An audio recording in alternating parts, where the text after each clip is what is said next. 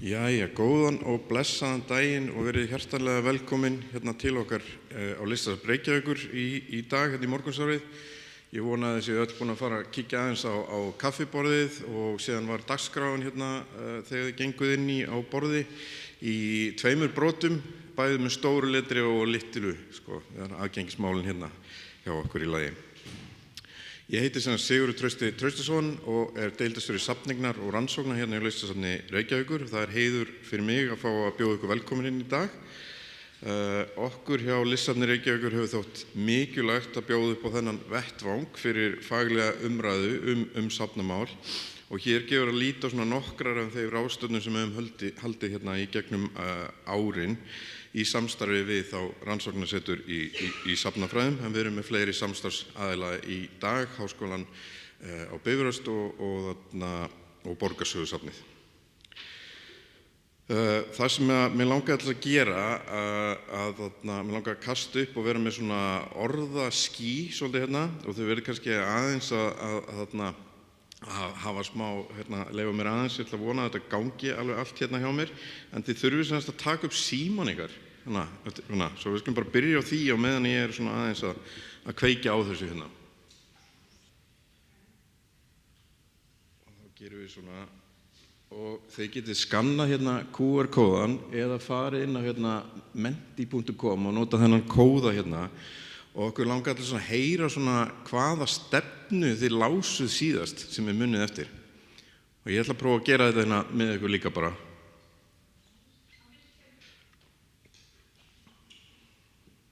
En okkur langar að kasta þessu svolítið fram bara til þess að sýna svolítið fram á þessa stóru súpu sem þessar stefnur eru og hve margar það geta verið. Þið sjáu að það eru alls konar svör hérna. Og við ætlum svo sannarlega að kasta okkur í djúpulaugina í dag og kafa svolítið ofan í þessi mál og það verður mjög spennandi erindi hérna framundan. Það er komið 35 svör hérna núna. Ég held að við séum bara að fara að loka þessu. Það er ein spurning í viðbót sem okkur langar að kasta fram varðandi þetta. En við geymum þetta og kannski köstum þessu svona út á samfélagsmiðlunum okkar eftir ráðstefnuna eða seinna í dag. En hvaða stefnu metur þú mikilvægasta fyrir þína stofnun eða þitt starf? Ef þið kastið fram svona eina, hugliðið þetta aðeins. En þetta er áfram þetta sem við vildum svona vera að velta fyrir okkur og það eru þetta þessar stefnur sem eru ákveðið leiðarljós hjá söfnunum og það er gaman að sjá svona hvað þið setið fram hérna sem svona mikilvægustu atriðin og það er hérna til dæmis tvisvar hérna lög opinber fjármál og síðan fjármálaáætlun sem oft gefur skýra stefnu í hópsöfnunum. En ég ætla ekki að hafa þetta mikið lengra hérna hjá mér. Ég ætla bara að fá að bjóða ykkur bara aftur hjartanlega velkomin. Það verður mjög skemmtilegt í dag. Erling Jóhannesson ætlar að vera hér fundarstjóri og ég ætla bara að gefa honum hérna orðið og ég ætla að vera honum svona til halds og trausts hérna í tæknimálunum í dag. Og bara endilega ef það eru einhverjar spurningar svona yfir daginn þá getið þið komið og pikkað í mig, en endilega bara gjörðu svo vel, Erling.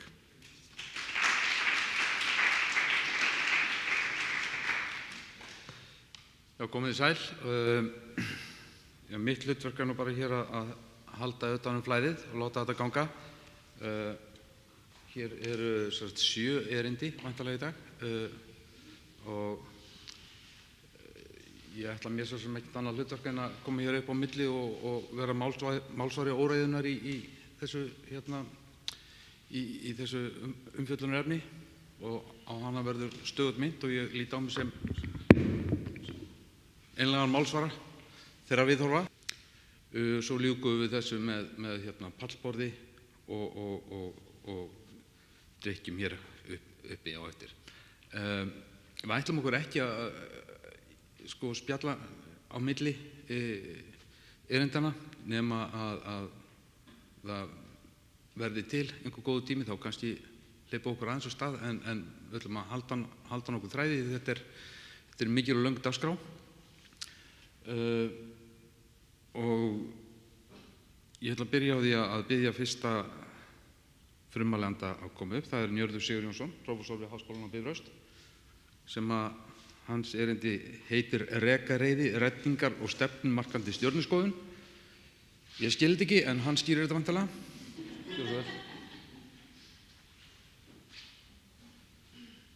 Takk fyrir.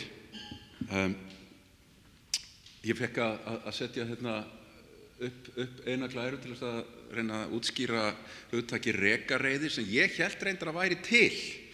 En kemur í ljós að það hafði aðeins verið notað í 2 greinum eftir Stefán Snævar snemma á 20. öldinni, annars vegar í DVF 2002 og svo aftur í Skírni 2009 og þetta var bara setið hjá mér, þetta hugtak. Þetta sem sagt nafnorð það að láta reka á reiðanum og nýyrði og þess vegna fannst mér rétt bara að láta minna á það hvaðan þetta væri komið.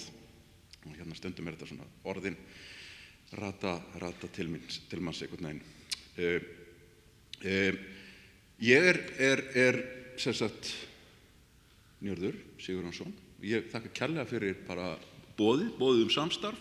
Við erum á Háskólanum á Bifröst með meistaranám í menningarstjórnun eins og þau kannski mörg vitið.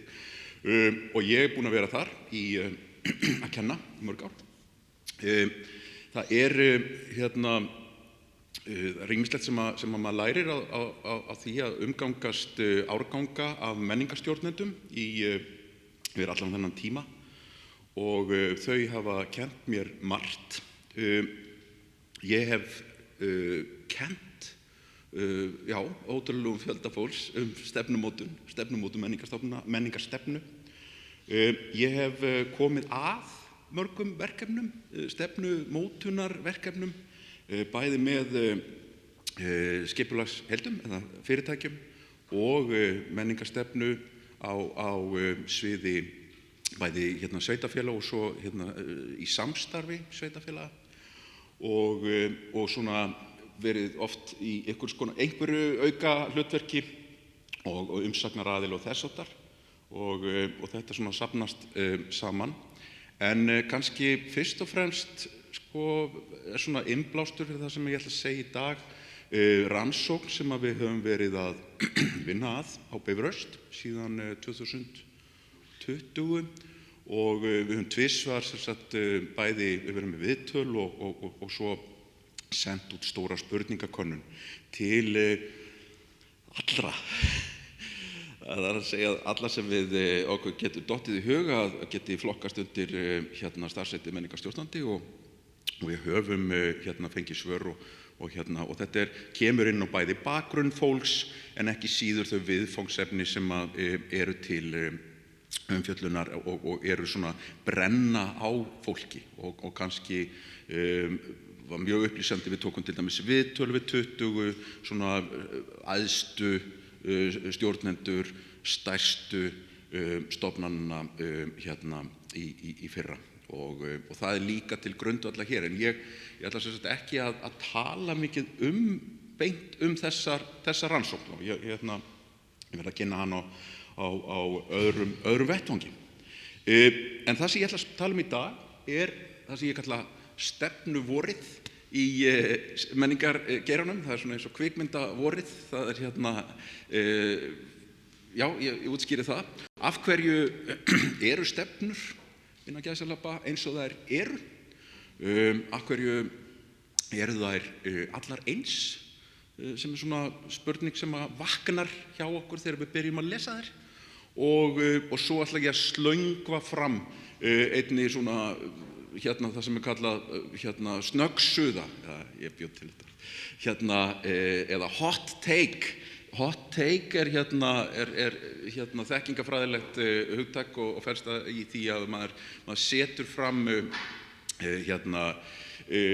skoðun að lítt athuguðu máli. Ég var nú ekki búinn að fara almennilega í það hvernig þetta hugtak er almennilega hugsað en þetta var svona það sem ég hafði hugsað mér að setja fram og af því að ég hef í raun og veru ekki rannsakað það hvort að það sé rétt hjá mér. Þetta er þá tilgáta sem ég ætla að deila með ykkur á eftir.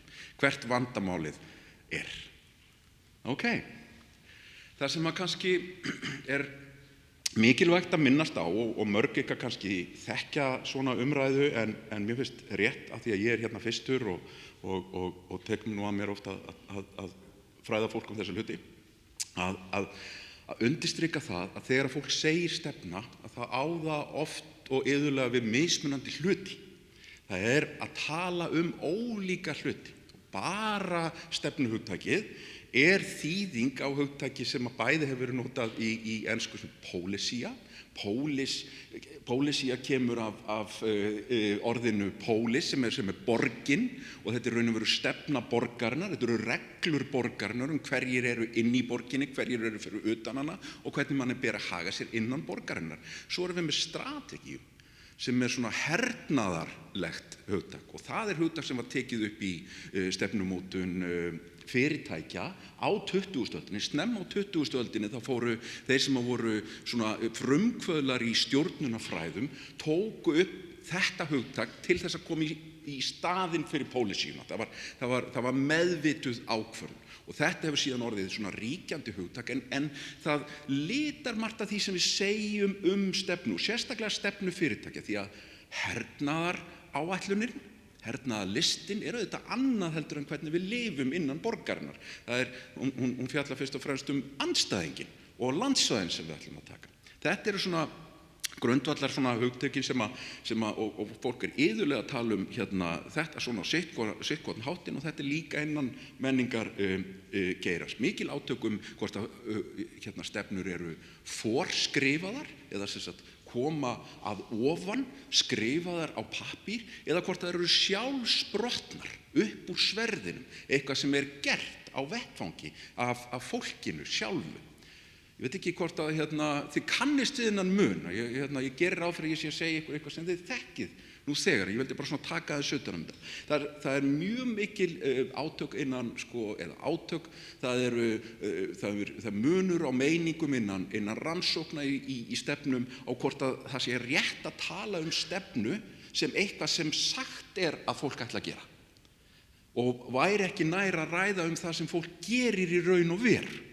Og þá í raun og veru bara okkar hlutverk sem erum að læra af og skoða stefnu, að horfa eftir sólsetur, eins og uglan hennar Mínur förum á flug eftir sólsetur og sjáum það sem gerst hefur, frekar heldur en að hugsa það sem að fólk segist ætla að gera. Þegar í raun og veru þá ekki hægt að segja að það sé stefnu. Sumir líta þannig á að þetta sé fyrst og fremst ferli átaka, og það sé bæði við framkvæmd og við vinnu við stefnuna, en ekki síður á milli mismunandi stefnu og mismunandi aðila á markaði, átök. Aðrir líta á þetta sem samkomulag. Þá mjög svona ólíkar meiningar, og þetta sjáum við af stefnunum sem við skoðum þegar við erum að skoða stefnur bæði fyrirtækja og innan menningargeira. Þess að sumt af þessu eins konar svona sýn, einföld, skýr sýn á veruleikann eða hvernig hann lítur út, en aðrir líta ekki á stefnu sem pappírsins virði nema hún sé detaileruð eða útlistuð áætlun framkvæmdir, og þar sé búið að setja upp ábyrgðir, fjármögnun og framkvæmdir. Þannig að þetta eru mjög ólík plögg. Íslenska stefnu vorið hófst árið 2001 með stefnu Reykjavíkurborgar, með stefnu Hafnar í Hornafirði, og síðan var með mikil deigla á Austurlandi, menningarstefna Austurlands, en þetta gerist í kringum, og þetta nú svona kenning, þeir geta haft á þessu skoðun, en þetta gerist í kringum menningarborgar árið, og þá miklu vinnu sem að fer fram við umsóknina og samanburð á okkur, eða það sem við skulum segja Reykjavíkurborg, og öðrum borgum. Þetta verður svona í þessari deiglu að þurfa að fylla út umsóknarblöðin og setja sig inn í þann hugsunarhátt sem þarna var til staðar, verður til þessi kúltúr. Ég ætla aðeins að ræða þetta frekar á eftir. Það er og síðan á þessu tímabili þá verður gríðarleg aukning í útgáfu stefnuskjala í menningargeiranum, og þetta svona ferli líka bara almennrar skynsamisvæðingar, rationaliseringar,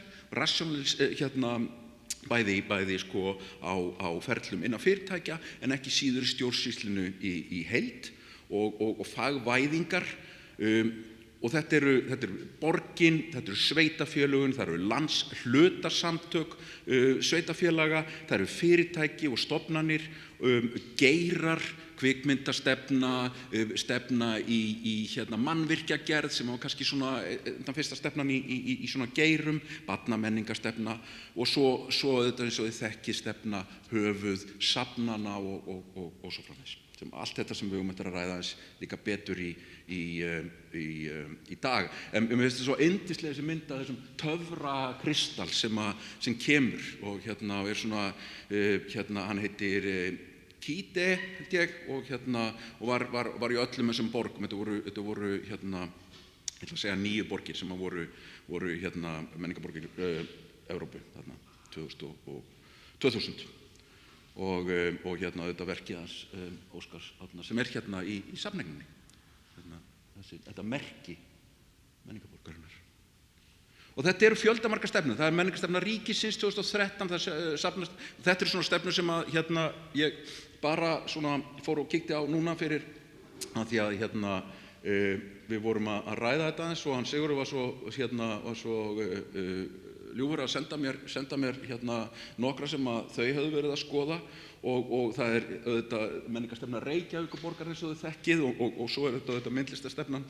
Það eru síðan sko stefnur safnana og stofnanana sjálfra sem að eru síðan tengjast þessu öllu saman og ég kannski minn svona upphafspunktur þar á stefnum safnana sjálfra og fyrirtækjana, stofnanana og þarna til dæmis stefna Borgarsögusafns. Ég sá að Guðbrandur var að einbeita sér einhverju öðru þannig að þú getur fylgst með núna og þar eru sko undir líka þetta eru 13 stefnur sem eru á síðunni sko. Og þar þetta söfnunarstefna, það grisjunarstefna, það varðveislustefna, það minjavörslustefna, rannsóknarstefna, fræðslustefna, sýningarstefna, viðburðarstefna, þjónustustefna, mannauðsstefna, markaðs- og kynningarstefna, umhverfisstefna. Og hann 13 af því að það síðan yfirstefnan sem ekki talin þarna upp heldur þarna á bakvið, þarna stefna Borgarsögu. Þannig að þetta dálítið mikið. Og þarna áttum við ykkur líka á því að þarna verið að tala ólíka hluti. Þetta ekki allt samskonar skjöl. Sumt eru stuttar yfirlýsingar hvernig skuli haga sér á einhverjum ákveðnum málaflokki, annað útlistara og kannski meira í takt við það sem að ég talaði áðan stefnu sem svona útfærða áætlun. Þetta vandamál? Vandamál að stefnurnar skuli vera svona margar, bæði að ofan og svo innan og þvers og kröss. Ég var einhvern tímann að skoða þetta og ég komst á nokkrum svona reyndi og stundum þegar ég að reyna að útskýra þetta þá finnst mér mikilvægt að undirstrika það að stefnur stofnana að mestu leyti eins og vísa til sömu gilda og markmiða. Það lögð áhersla á fagmennsku í starfi, varðveislu menningararfs, aðgengi, samfélagslegt hlutverk, menntun og miðlun, samstarf við hlutaðeigendur, samtal við fræðafólk, bæði innanlands og utan og svo framvegis. Þetta eru svona nokkri svona þættir. Ég lét prófa að láta gervigreindarforrit skrifa einu svona stefnu fyrir mig á þess að segja nokkuð hvað þetta væri. Þetta var bara svona almenn stefna fyrir menningarstofnun og þessir þættir komu fram þar líka. Þannig að það hægt að nýta sér tæknina ef að fólk vill gera þetta eins og þetta hjá öðrum. Þetta eru oft svona 10-20 blaðsíðna skjöl, þetta er ekki efnismikið, það mikið af myndum, það eru kannski 4-8 áhersluatriði, yfirlitsmynd sem lítur sumstaðar út eins og svona píramídi eða svona grísk hof líka sem eru notuð og þetta eru óræðamyndir síðan á milli, ýmist af starfsfólki við störf, börnum eða góðum gestum í heimsókn og svo svona almennir formálar forstöðumanna sem all nokkur samhljómur með. Þeir eru nánast eins, þessir formúlar. Síðan koma svona leiðarljós, áhersluatriði eða markmið sem myndu ekki flokkast eða sem sagt vera samþykkt sem markmið í nemendaverkefni eða þetta í fagi eða sem sagt þar sem við erum að tala stefnu en þau eru kölluð það og eru það þetta og þetta er svona almennt orðuð svona setningar sem orð þess að svigrúm sé til þess að túlka og aðlaga sem þau allri venjulegri starfsemi menningarstofnana í samtímanum. Þetta verður svona í raun og veru hægt að færa þau á milli. Og orðalagið er svo óljóst að jaðrar við loðið og merkingunni haldið meðvitað svo opinni að fáir ættu að flækjast í því verkefni að fylgja boðskapnum. Og það verður í raun og veru þá að lokum erfitt að hanga einhvern á því að fylgja ekki þessari stefnu. Enda það væri gaman að heyra því ef einhver hefur verið hangaður að fylgja ekki stefnunni. Ég tek sem dæmi safnastefnu, samræmda safnastefnu á sviði myndlistar. Við erum hér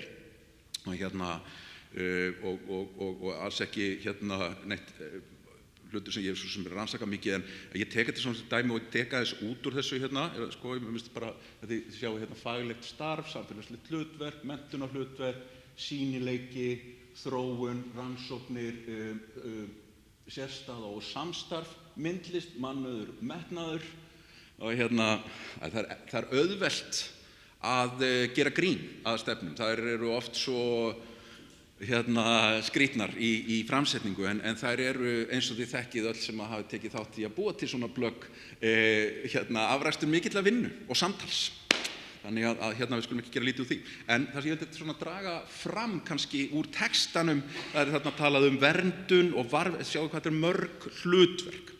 Og það er eitt sem að líka svona kannski einkennir þessar stefnu og kannski ein ástæðan fyrir því að þær eru komnar fram og þykja mikilvægar er að hlutverkin eru orðin svo mörg. Við byggjum okkar menningarstofnanir og menningarlíf á þessu módeli Norðurlandanna sem er svona velferðarmódel þar sem að lýðræðislegt hlutverk þessara stofnana er mjög ríkt. Og það er að segja að það hefur mjög skýrt samfélagslegt hlutverk sem að við síðan endur útskýrum og notum hugtök ný og ný sem aðgengi og inngilding verandi svona hugtöki sem við erum að nota mikið í dag. En þarna er svo margt undir. Það er verndun og varðveisla, efla gildi myndlistar í landinu, það er samfélagslegt hlutverk, stuðla að virkri þátttöku, vekja fólk til umhugsunar, það er fagmennska en líka fjölbreytni. Það er jafnrétti, það er aðgengi og það er að auka skilning og víðsýni.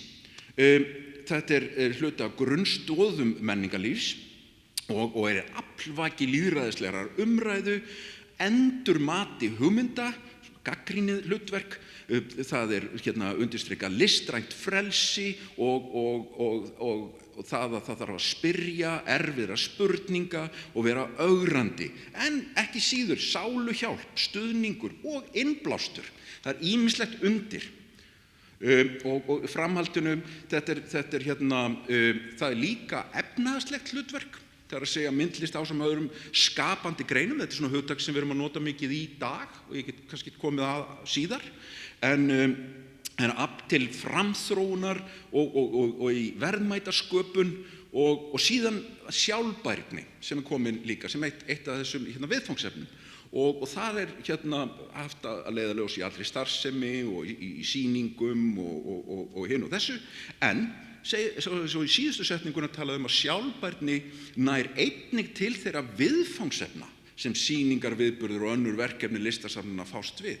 Það er svona eins og við að fara inn í sýningarstefnuna, hugtaki sjálfbærni, sem er auðvitað áhugavert því að það er pólitískt hugtak.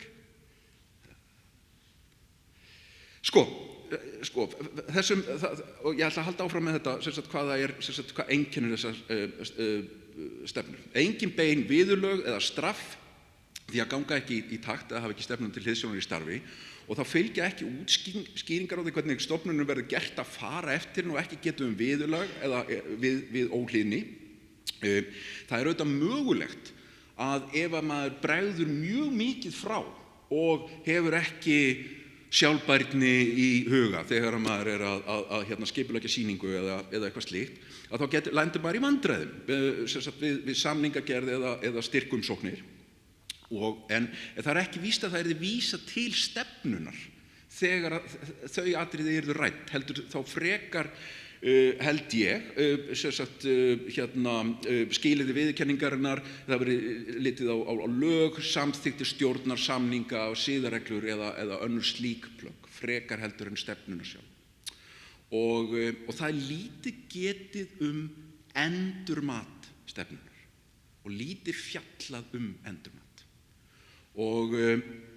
eða endurskoðun. Og þetta í það minnsta fer sú vinna ekki fram fyrir opnum tjöldum. Og ég ætla bara svona að undirstrika hvað ég á við með endurmati. Sko, mörg ykkar kannski kannast við þennan svona stefnu hring, þetta nú skjalið frá 2013, þú ætlar að tala þetta líka.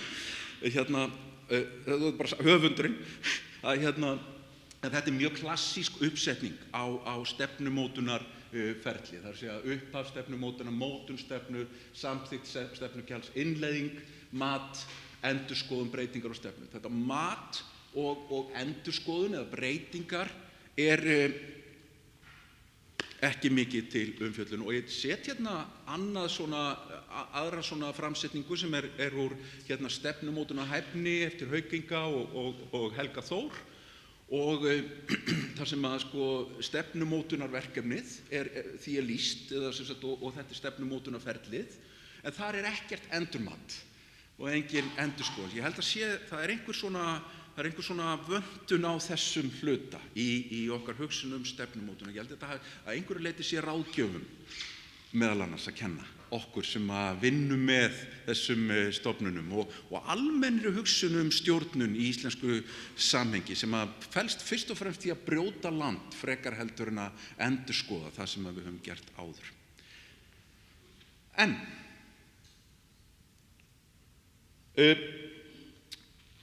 til hvers eru þessar stefnur? Hver ástæðan fyrir þessu stefnuvori?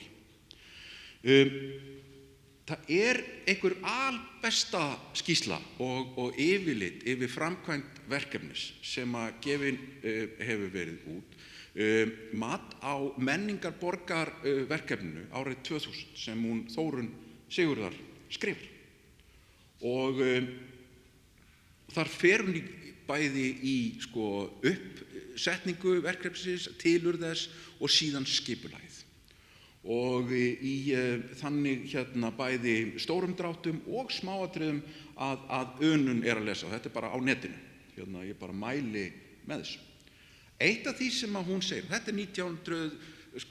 90 og hún kemur á verkefnu 7 held ég. Og 97, 98 þessi svona verið að fastsetja skipulagið í kringum þetta og þá lýsir hún því að það kemur fram í umfjöllun, og þarna vitna ég í Þórunni, þetta á blaðsíðu 18 í þessu skjali.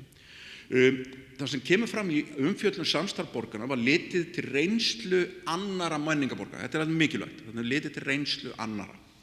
Og gaumgæfilega skoðun hvaða stjórnfyrirkomulag þær notuðu, ekki síst borgir á hinum Norðurlöndunum, eins og hjá Dönum, eins og sagt þetta bara í nýjustu stefnuskjölum, eins og umsögn sameiningu sviðslistastofnana, þá talað að þetta sé gert svona hjá Dönum. Þannig að þetta viðkvæði í íslenskri menningarstefnu og allt gott það sig.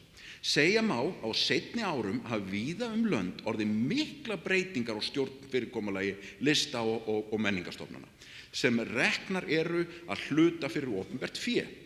Gæðastjórnun eða faglegt framkvæmdavald hefur tekið við af pólitísku fulltrúavaldi.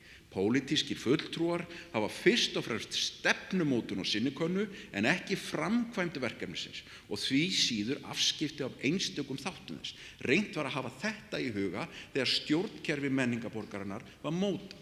Að aðskilja stefnuna frá framkvæmdinni, þar að segja að aðskilja þessa hópa og það sem hún heldur áfram með að útskýra, að gera stjórnendanum kleift að vinna út frá stefnu án þess að vera háð sviptingum eða, það er erfitt að nota ekki mjög neikvæð orð hérna, duttlungum skulum við segja, eða sleifarlægi, eða handabakavinnu, eða einhverju sem að hún lýsir mjög vel. Með faglegu framkvæmdavaldi átt við að verkefnið hugsað sem ein heild.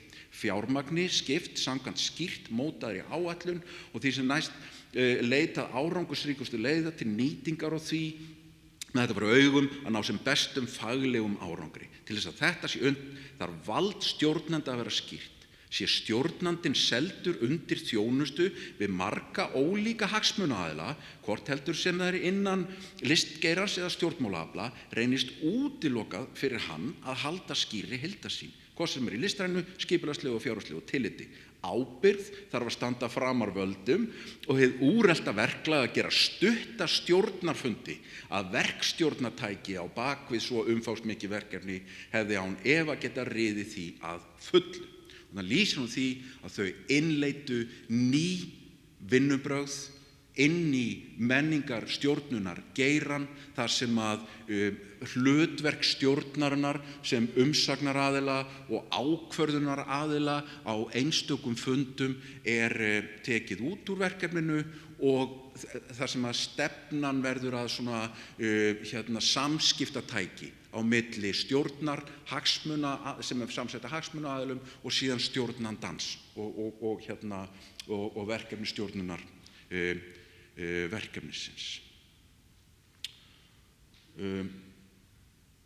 Og ef að ég tek saman aðeins þetta bara, ég ætla bara svona áður en að ég fer yfir í næsta vers, að ef við skilgreinum þá bara stefnumótun áfram, ferli þar sem að markmið, leiðir og árangur eru skilgreindar og settar fram með það markmið að móta framtíð skipulagsheildarinnar. Þetta svona eins konar kjölfesta og undirstaða skynsemisvæðingar eða rationaliseringar. Ég nota stundum svona orð sem hljóma neikvætt en eru jákvæð í grunninn.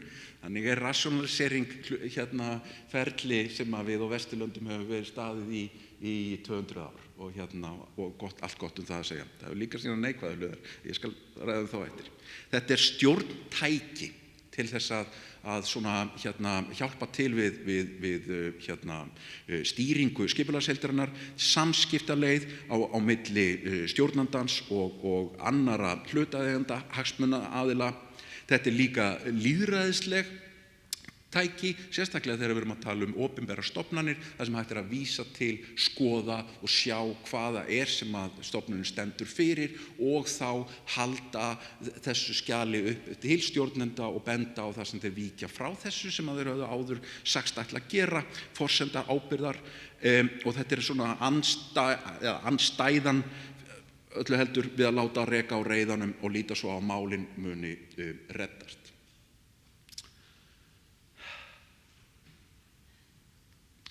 Aðrar ástæður stefnumótunar. Nú erum við búin að lýsa þessu hvað svona rationalt í þessu og hvernig þetta virkar. Því hefur verið lýst að þetta eins konar ritual eða helgi athöfn, hringur sem að lýsir og heldur utan starfsemi stofnunar. Þetta á nokkra ára fresti og þið eitthvað sem hafi verið hluti af stjórnendateymum sem koma saman á hótelum í Borgarfirði eða hvaða sem að við gerum, að þið þekki þetta ritual þar sem við förum í gegnum ákveðna svona ferla og notum svona tákn eins og gula miða og ýmislegt svona sem að afmarkar þessar athafnir. Og svo þetta skjalið sjálft sem stöðugt kemur eða reglulega kemur fram. Þetta svona leið til þess að höndla vandamál, taka á vandamálum. Þið sjáu að við erum komin með 12 stefnur ýmis mál og það nefnilega bætist við. Það er komin stefna við skulum segja það sé reglur notkun samfélagsmiðla á Borgarsögusafni, þar sem að það er verið að reyna að taka utan mál sem koma og því komið fyrir í svona stefnumótunar og stefnu umræðu farvegi. við erum líka að tikka í box.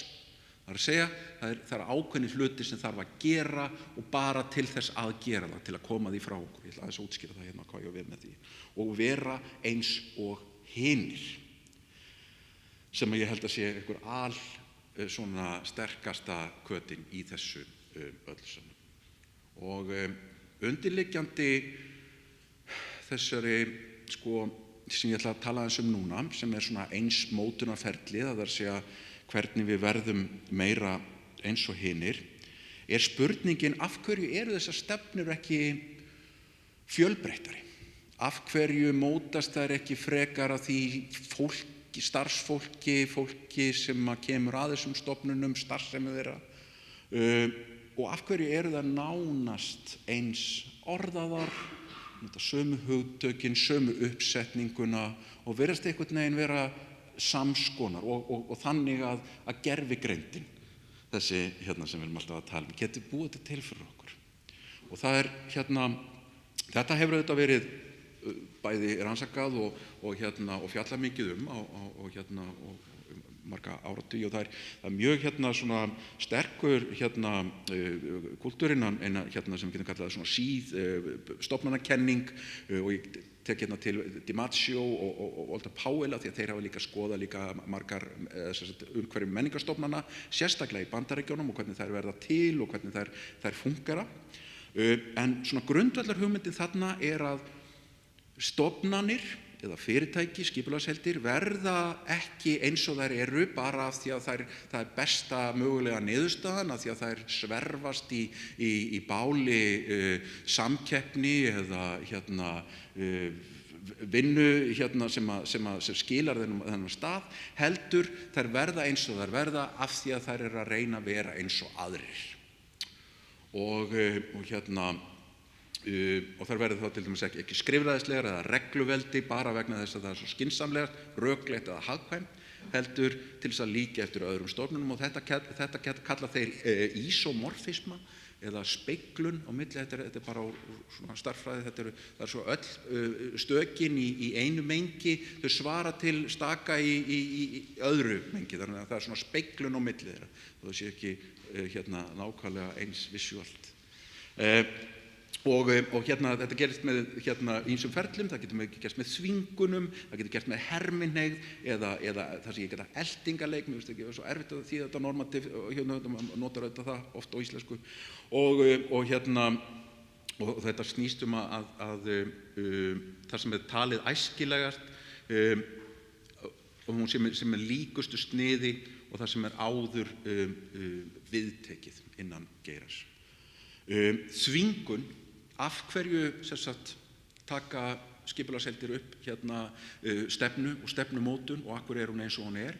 Jú, það eru ýmis lög sem að segja til hvernig starfseminu skuli hátta. Það getur verið í lögum stofnunina að hún skuli setja sér stefnu og hafa það. Það eru skýr viðmið svona útkomu sem að geta komið fram til dæmis í þjónustusamningi. Það eru þjónustusamningur á milli ráðuneytis og stofnunar og hérna talar aðeins betur þetta líka á eftir í hvernig þetta virkar í opinbera kerfinu. En það er þessi sterka tenging á milli stofnunarinnar sem felst í því að spyrja hver er stefnan ykkar í þessu. Það eru reglur safnaráðs það að það skuli liggja fyrir söfnunarstefna, úreldingarstefna, förgunarstefna og hvað þetta heitir allt saman, miðlunarstefna og það er þessi skilyrði æðri stofnunar að hlutirnir skuli vera með þessum hætti. Og þannig er okkur í raun og veru þvingað við erum þvinguð til þess að líta út eins og aðrir. Bara fyrirtækjaskrá er slíkt þvingunar úrræði. Við sjáum þegar að stofna fyrirtæki, þá þurfum við að vera með framkvæmdastjóra. Það sem bara stendur hver er í forsvari fyrir þetta. Segjum að við varum anarkískur hópur fólks sem hefði ekki trú á slíkum hlutum. Við erum píratafyrirtæki og það bara gengur ekki. Þá getum við ekki skráð litla fyrirtæki okkar því að við göngum ekki inn í regluverk fyrirtækjaskrár. Þannig virka svona ýmsir prósessar þannig að við verðum öll eins. Herminnið við óvissu ástand, þetta aðeins annan. Þegar við vitum, þetta hljómar dálítið illa, við vitum ekki alveg hvað við erum að gera, þá reynum við að gera eins og aðrir. Það er að segja, þegar við getum ekki almennilega mælta, bara svona eins og þetta erindi hérna. Ég veit ekki hvort að ég er nákvæmlega að ná einhverjum árangri hérna, eða gera eitthvað rétt, eða hvort að þið fáið eitthvað út úr þessu. En þess vegna reyni ég að gera þetta bara eins og aðrir halda erindi, skiljiði. Og þið eru líka, við hefum bara sett saman þessa hérna litlu stofu hérna. Nú vitum við það að, við hefum vitað það í 100 ára að þetta er ekki besta leiðin til samskipta eða til þess að búa til nýja þekkingu eða bara almennt að hafa það hérna gott í þekkingar umhverfi. En samt endurtökum við alltaf þetta fyrirlestraform, bara því að það er það sem að hinir gera. Og að því við vitum ekki alveg hvað kom út úr þessu. Þetta sparar líka tíma og fyrirhöfn í leita lausnum. Við bara gerum þetta eins og þessi aðili er að gera, aðalinn, stóra safnið sem við heimsóttum í fyrra. Og þetta er líklegra eftir því sem að áhættan eykst, eða það er að segja að það er meiri óvissa í rekstri. Þetta er nefnilega, þetta fer aðeins að gegn því sem almennt er sagt regluveldisvæðingu fyrirtækja, að við höldum því oft fram að eftir því sem umhverfið er stöðugra, því meiri líkur séu á því að séu regluveldisbundin, skrifræðisleg, bjúrókratísk. En þetta er ekki síður í nýsköpun, í listum, rekstri sveitarfélaga.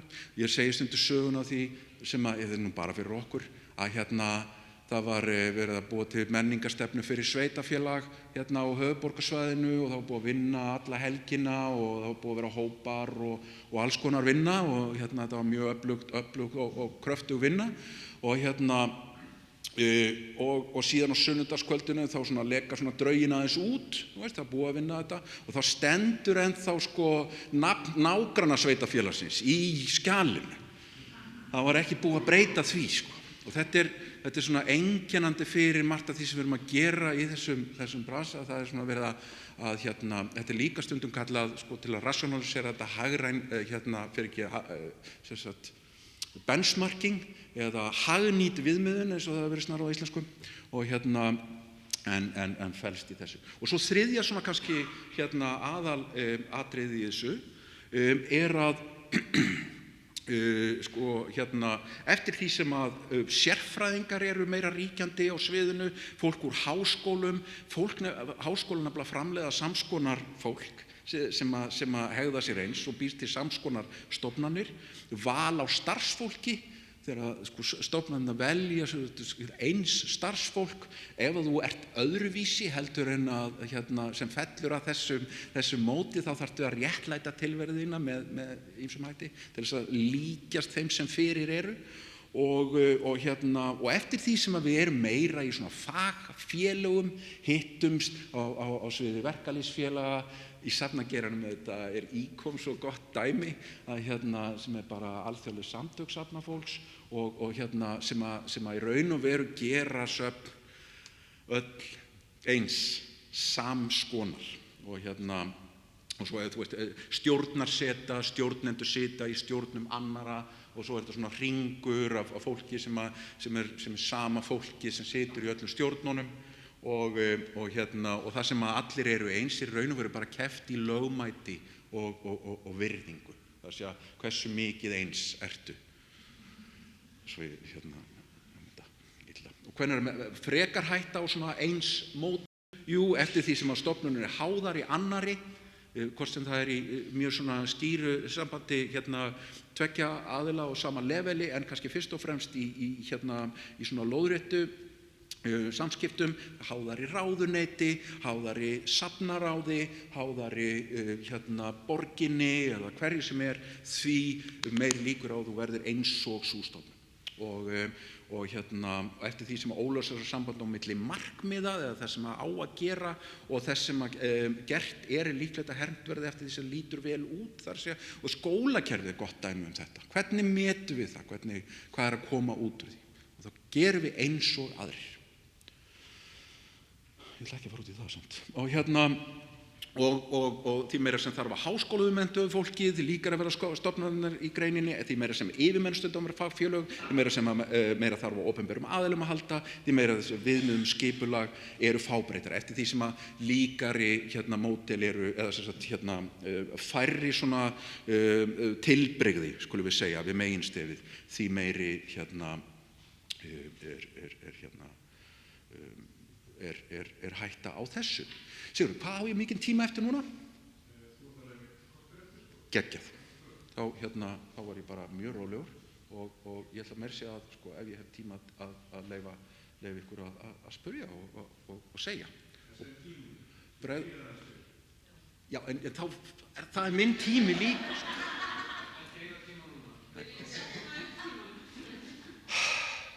Hvað er það sem að einkennir stefnumótun í íslenska menningarnum? Jú, það er hefð, og þarna vitna ég aftur í Þórunni þegar ég var mjög inspireraður af hennar texta og hennar og svona frumkvöðlastarfi í þessu, að hún segir meðal annars hefði fyrir því hér á landi að fáar hendur vinni viðamikið verk og oft sameinast 2 til 3 störf hjá einum og sama starfsmanninum, og þannig er hún að tala stjórnendur ekki síst. Það við þekkjum það að innan lítilla og minni safna, til dæmis að við kannum tala um það, að þar sinnir fólk öllum störfum og það er sama fólki sem skrifar stefnuna og þrífur klósettin. Samkvæmt okkar rannsóknum á Bifröst, og því sem við höfum verið að skoða, eru stjórnendur bjartsýnt, skapandi og úrræðagott fólk, þetta hljómar sérkennilega kannski, og sem kunna að redda hlutum við þröngan kost. Það er þannig sem þau lýsa sínu hlutverki og því sem þau gera.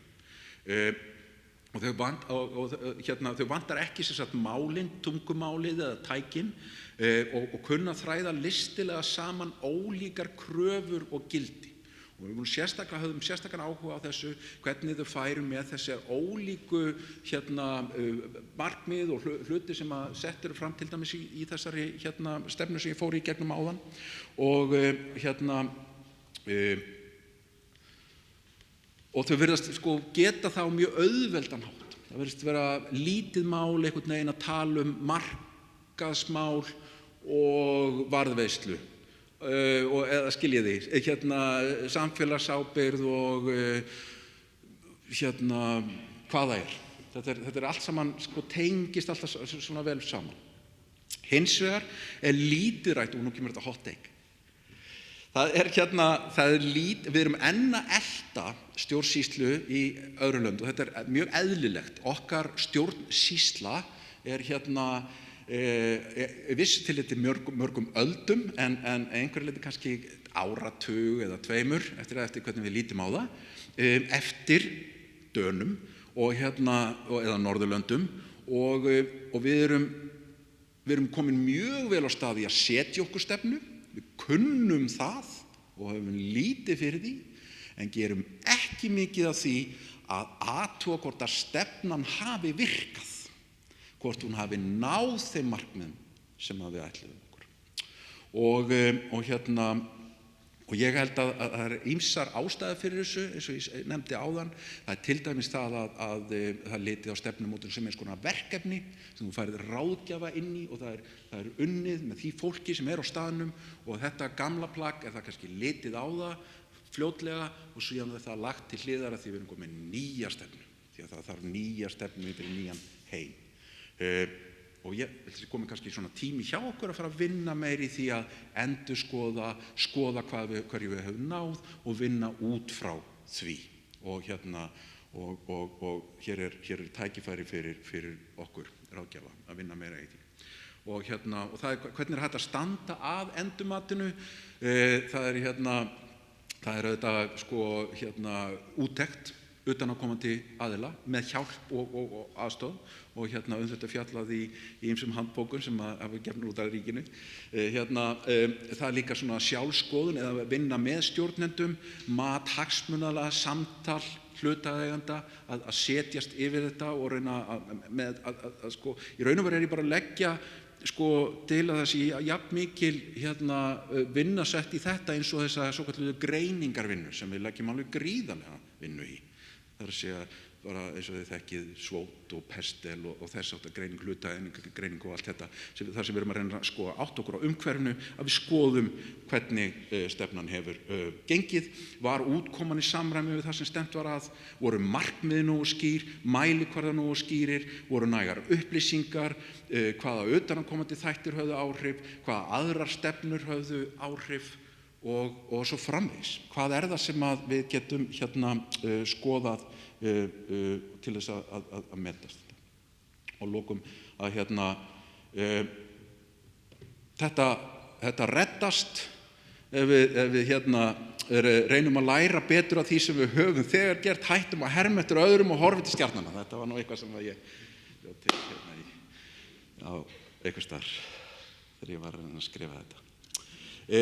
Það kannski að því að það er alveg kortir eftir að nei, ég ætla ekki að tala um þetta. Ég ætla að leyfa ykkur að hafa á þessu skoðun og spurja. Takk fyrir.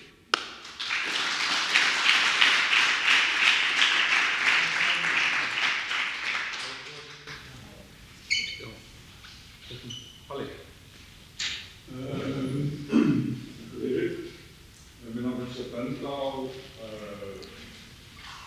viðbót við þessa tölu sem að líka fyrst og fremst til því að það verður upp í kringum 1990.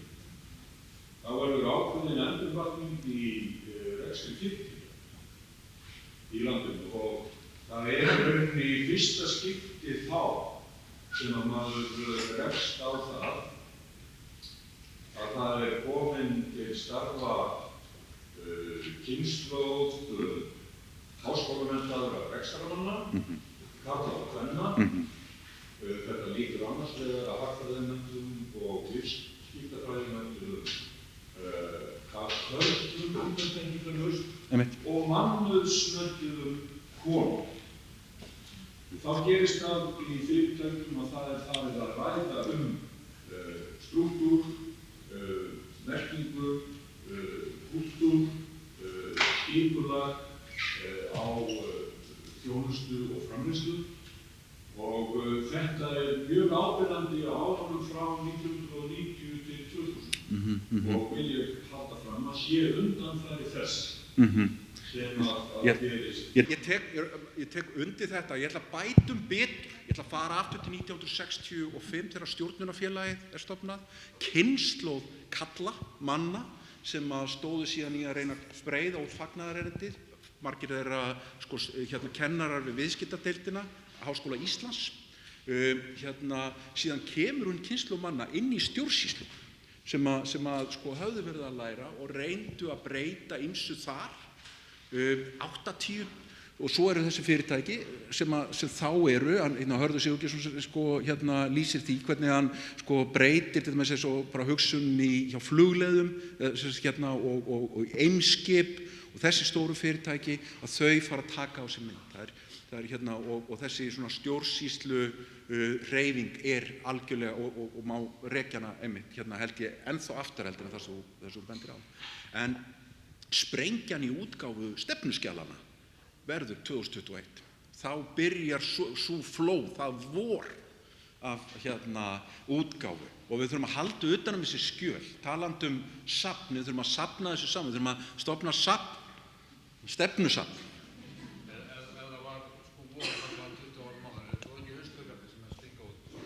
Bara, nú að koma sumar. Það að koma sumar í stefnumótinu. En það ég var aðeins að vera ósammála með að þetta sé handólinn fyrirkomulag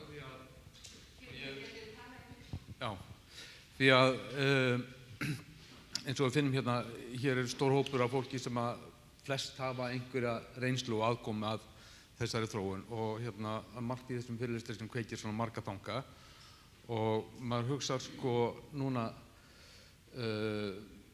svona þetta 20 ára tímabil sem undir í þessum fyrirlestri það töluverð þróun. Höfum við þroskast? Já. Ég spyr. Já, algjörlega. Sjáum bara hvernig rationaliseringarferlið að stækka og við erum að fylgja þessum stefnum betur, þær að verða betri og ítarlegri og bara fagvæðing geirans svo ótrúlega mikil. Ég meina bara svo ég horfum bara í spegil, menningarstjórnunarnámi á Bifröst byrjaði 2004, 20 árum síðan bara hefur bara verið að útskrifast fólk með þessa ákveðnu menntun sem eru hér bara í dag eru með þessa menntun og það fólk kemur líka utan og allt verður þetta til þess að fagvæða feltið, þennan geira. Þegar ég segi þetta nefnilega ekki annarkvort, þetta allt ómögulegt eða þetta allt gott, skiljið. Það ekki góðar kvíjar að vinna með til þess að greina hlutin. Og en við þurfum að átta okkur á því að svona þetta og reyna að átta okkur á því af hverju hlutirnir eru með þeim hætti sem þeir eru. Gægla. Já, ég einn af þeim sem var í borgarmálapólitíkinni þegar þetta var tekið upp. Akkúrat. Og mér finnst eitt af því sem að þú minnist ekki á, Nei. það eru tímasettar aðgerðaráætlanir. Einmitt. Þær fylgdu þessu allavega í upphafi og átt að vera tímasettar aðgerðaráætlanir. Akkúrat. Og það átt að vera að gera rannsóknir á því að 7% fleiri færi á listasafn Reykjavíkur 10 árum seinna eða whatever. Einmitt. Og þannig að það í mínum huga í rauninni hluti að endurskoðun að horfa á það þegar búið að ná Akkúrat, og grundvöllur þess að það sé í raun og veru hægt að meta það hvort að árangri hefur náð, að það sé þá búið að skilgreina hver árangurinn á að vera, annað en bara mjög lofti eða loftkennt hugtök. Og þarna borgin langt á undan ráðuneytinu. Ég sjáið að stefna borgarinnar þarna 2001 og á Höfn í Hornafirði og síðan skildar ráðuneytið samtök sveitafélaga á landsvæðum og stofnar í raun og veru nýtt stjórnsýslustig sem ekki hefur verið til á Íslandi og ekki til en var stofnað þannig kringum þetta samtök sveitafélaga á ákveðnum svæðum til þess að setja fram menningarstefnu, engar sérstaklega aðgerðaráætlun í því, en borgin langt á undan með aðgerðaráætlun. Síðan þegar ráðuneyti mennta- og menningarmála setur fram stefnuna frá 2013 sem þið þekki vel, þá hún algjörlega án nokkurra mælikvarða og útfærslu og mjög á æðra sviðinu, skulum við segja. Hún loðin, einmitt og býður upp á margvíslega túlkun og það ekki fyrir henni í endurskoðun stefnuna sem við fyrra kjörtímabil síðustu fráfarandi ríkisstjórnar að það reynt að fara í endurskoðun á þeirri stefnu og út úr því kemur aðgerðaráætlun sem þá í raun og veru framþróun eða útfærsla á þeirri hugmynd. Þannig að ríkis eða menningarmála ráðuneyti sem við þekkjum í dag, það dálítið á eftir og það bara eðlilegt. Það gerist ekki allt á sama tíma. Þannig en þið sjáu þróunina. Já, gott. Ég vil stoppa núna og við ætlum að halda áfram. Takk fyrir mig. Já, þessum mjög verið. Og þið geymið alla þanga hjá okkur og við höldum umræðinum áfram þegar allir hafa talað. Næstur á mælendaskrá Héðinn Unnsteinsson, stefnumótunar sérfræðingur, umhverfi og aðferðir opinberrar stefnumótunar.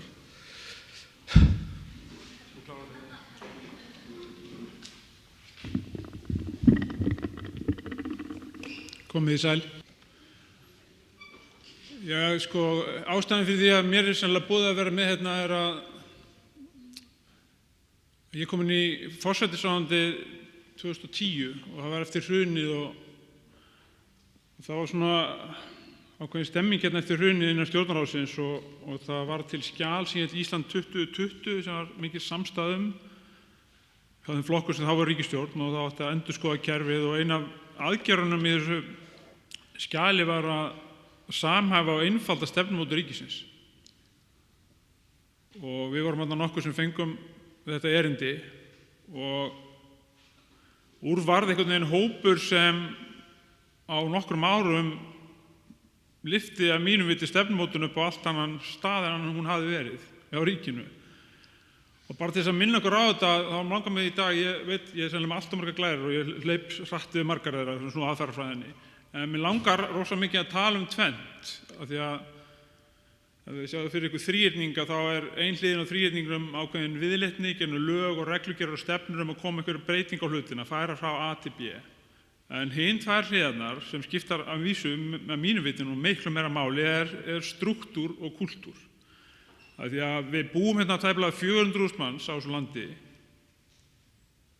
Við erum með 244 opinberar skipulagsheildir. Við erum með 12 ráðuneyti og 12 ráðherra sem spila á einum fótboltavelli en hver og einn með einn bolta. Hér ekki fjölskipað stjórnvald. Hvert ráðuneyti stjórnvald. Þannig að talandi samvinnu. Við erum með 64 sveitarfélög og 160 ríkisstofnanir og 8 landshlutasamtök. Og allir þessir aðilar að móta stefnur. Og allir þessir aðilar koma til hinna og segja, við viljum að þið tekið tillit til stefnunum okkar.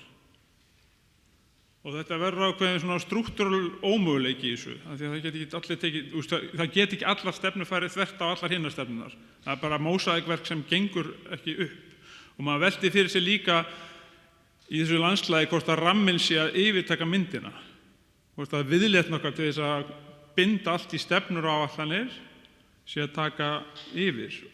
Og svo það sem við spurðum okkur líka þegar við sitjum þarna inn í forsætisráðuneytinu í samvinnu við fjármálaráðuneyti og önnur ráðuneyti, þarna 2010-11, hvað eiga þessar stefnur að gera? Eiga að gera eitthvað? Eða eru það bara þannig til þess að vera? Uppfullar þessum fræga viðtengihætti, stefnt verði að, huga verði að, tryggt verði að, verði þeim vilji. Eða eiga að gera eitthvað? Og ef það eiga að gera eitthvað, að þá þarf að fylgja þeim fjármagn. Og þá förum við að tala um það einu stefnu sem við einhverju máli skipt hérna á þessu landi, og það eru fjárlögin. Ef það að leiða fjármagn, að þá þurfa það að vera tengdar fjármagni. Þannig að í þessu andrúmslofti hefst einhvern veginn svona, einhver sköpun. Þar sem innan stjórnarráðsins, sem svona refkvörf líka í sjálfu sér. En það var til ákveðin dýnamík, pólitíkin var opin, kerfið var einhvern veginn opið, með þess að fjármálaráðuneytið var opið til þess að breyta. Og við spurðum okkur þessar spurningar í rannsókn sem við gerðum síðar og skrifuðum sem ég kem aðeins inn á eftir. Viljum við fara fyrirheitaleiðina eða framkvæmdaleiðina? Eru stefnur framkvæmdaskjöl sem fylgja aðgerðaráætlunum tímasettar með fjármagnstengdum aðgerðum eða ekki? Og við fórum markvisst að vinna að þessu, að stefnur væru framkvæmdamiðaðar. Og til þess að vinna þessu þá gerðum við þessa rannsókn, publiseruðum hana, við skrifuðum handbækur, við fórum til Bretlands, heimsóttum ráðuneytin í Bretlandi, stofnuðum stefnur á stjórnarráðsins, af því að það var líka kúltúrinn að hægri hendi vissi ekki hvað svo vinstri var að gera. Samgönguáætlun, löggæsluáætlun, heilbrigðisáætlun, allar að fækka umferðarslysum. En það vissi ekki að hvora annarri. Þannig að í þessu litla landi þá eru að mínu viti einfaldlega allt og margar skipulagsheildir og illa tengdar af því að þær eru allar meira og minna lóðréttar. Ég minni mig stundum á orð David Graeber, mannfræðings sem lést nú fyrir 2 árum það að hinn faldi sannleikur heimsins væri sá að heimurinn er eitthvað sem við búum til og getum auðveldlega búið til öðruvísi. Því að það var á þessum nótum sem að þessar breytingar fóru að eiga sér stað innan stjórnarráðsins. Já, svo held áfram. Þegar fékk þetta einnig þá fyrir að skoða þessar menningarstefnur. Ég hef ekki mikið kynnt mér því að, eins og ég segi, það eru margar aðrar stefnur á borði stjórnvalda heldur en bara menningarstefnunar, en ég leit yfir þar og það kemur það sama í ljós og í öllum öðrum stefnum. Það eru bundnar lögum, safnalögunum og það talað gildi og sameiginlega sýn og að samhafa og stefni sömu átt og efla vöxt og vera leiðarvísir og þar fram til götunum. Þetta er sama og Njörður var að koma inn á hérna áðan. En svo fór ég að skoða bara peningana, því ég fór að skoða kíkja á bara eins og embættismenn gera, lög opinber fjármál, hvað fjármagn að fara í hann að geira og það kemur í ljós að samkvæmt lögum opinber fjármál eru menningarstofnanir að fá rétt rúma 8 milljarða og svo ákvað ég að kíkja aðeins lengra niður og hvað markmið verður sett vegna þess að lögum opinber fjármál voru þegar þau koma 2015 og þá verða þau til þess að það er gerð tilraun til þess að tengja saman sem ég sagði áðan áherslur, fjármagn og árangur. En það er gert innan ákveðins ramma, þannig að það mátti bara vera 3 markmið og hérna er til dæmis eitt af þessum markmiðum 3 sem er verið að telja gestin á söfnin og það er verið að miða við þetta. En þessi arfur sem við tölum að við höfum fengið og við fengum hann í arf frá Dönum, stefnumótunararfinn og það er minni áhersla á almenna stefnumótun og hlutlæga áætlanagerð. Við höfum ekkert verið í því að búa til miklu stefnur og áætlanir, ekki fyrir á síðustu bara 20 árum. Og við erum enn að læra og í því ferli. Hér hefur verið meiri áhersla eins og þið þekkið á pólitískt vægi og mikil áhersla á fyrirgreiðslu og þar fram eftir götunum. Og þetta endurspeglast líka bara þegar maður skoðar stefnumótun, orðið og hugtakið, hvað kemur mikið fyrir í íslenskri umræðu, þá er það aukist bara allverulega með árunum. Og það er ekki eins og við séum að reyna þetta í fyrsta sinn að nota stefnur og áætlanir sem einhver skjöl og plögg til að tengja fjármagn og ná árangri vegna þess að þetta hefur verið reynt áður. Ég meina, hér var stofnun sem hét Framkvæmdastofnun ríkisins sem brotnaði svo niður í Þjóðhagsstofnun og Byggðastofnun á sínum tíma og hún var að sinna áætlanagerð og þarna unnu ungi menn og settu saman áætlanir Stefán Ólafsson og Sigurður Snævar og fleiri en forstjórnir fóru út landi og komu svo tilbaka með gulmiðana, Sverrir Hermannsson og Tómas Árnason og farið var eftir gulmiðunum, skilur við. Það var ekki mikið verið að horfa á stefnurnar og áætlanir sem stofnun var að vinna. En hvað aðferðafræðina varðar þá fórum við voðalega mikið eftir þessu þegar við byrjuðum inn í stjórnarráðinu að tengja að fara þessa framkvæmdaleið og það var ákveðin staða og markmið var að ná ákveðnum árangri sem byggðist að ná ákveðinni framtíðarsýn og svo var notuð markmið og mælikvarðar. Harvard segir það að stefnumótunarferli sameini sköpunargáfu og festu, snúist að velja milli mismunandi leiða, en upplifunin þegar ég kemur í stjórnarráðið var þessi, að viðbragðsstig ráðuneytanna var svona, það var bara horft niður og við vorum í viðbragðinu og það var vettvangur dagsins, svo að fara í stefnumótunarstigið en leið því var lauk að þá bara tók viðbragðsstigið við aftur. Og hver þekkir það ekki að það er unnar endalausar stefnur áætlanir en það er ekki mikið verið að fara eftir þeim. Það var á þessum nótum sem einhvern veginn andinn var, hvernig getum við óskupunum fengið hvað þessi plögg eigi að vera? Eiga það að vera aðgerðaráætlanir eiga að fylgja þeim aðgerðaráætlanir eða hvað? Og þá bara líka veltum við fyrir okkur líka með menningunni. Er menning fyrir stefnumótun og áætlanagerð á Íslandi? Þjóð sem bara redda sér og vertíðabundin og er ekki vönd í eins og kynverjar eða þjóðverjar að setja sér langtíma plön og langtíma áætlun og hvað það heldur að fara eftir þeim. Vegna þess að upplifinu var einhvern veginn svo að plöggin eru til staðar en það er ekki verið að fara eftir þeim og það er ótengt fjármunum og þegar við skoðum, eins og við kemur hérna inn á eftir, skoðum áætlanagerð ríkisins að þá blasti við að það var ein áætlun sem var tengt fjármunum og funkaraði einhverju vit og það var samgönguáætlun. Og það er svolítið ennþá þannig í dag og þetta var til dæmis að þessum 3 áætlunum en við einhvern veginn gerum út af þessu að policy is what policy does. Stefna er það sem stefna gerir og á þessu nótum var farið á stað og við byrjuðum greinaskrif, ég og Pétur Berg sem situr hérna í salnum og fleiri aðilar og þetta stefnu vorinnar stjórnarráðsins hófst einhvern veginn að mínu viti svona upp á 2010 í kjölfar Ísland 2020 og stefnurnar voru allar svona, þetta var það sama. Framtíðarsýn, áherslu, meginmarkmið, leiðir og aðgerðir. Þetta var það sem við settum inn í handbækurnar og fórum að boða hennan boðskap. En stefnurnar birtust náttúrulega víða, birtust lögum og reglum og þingsályktunum, samningum, stjórnarsáttmálum og málsamningum og fleiru.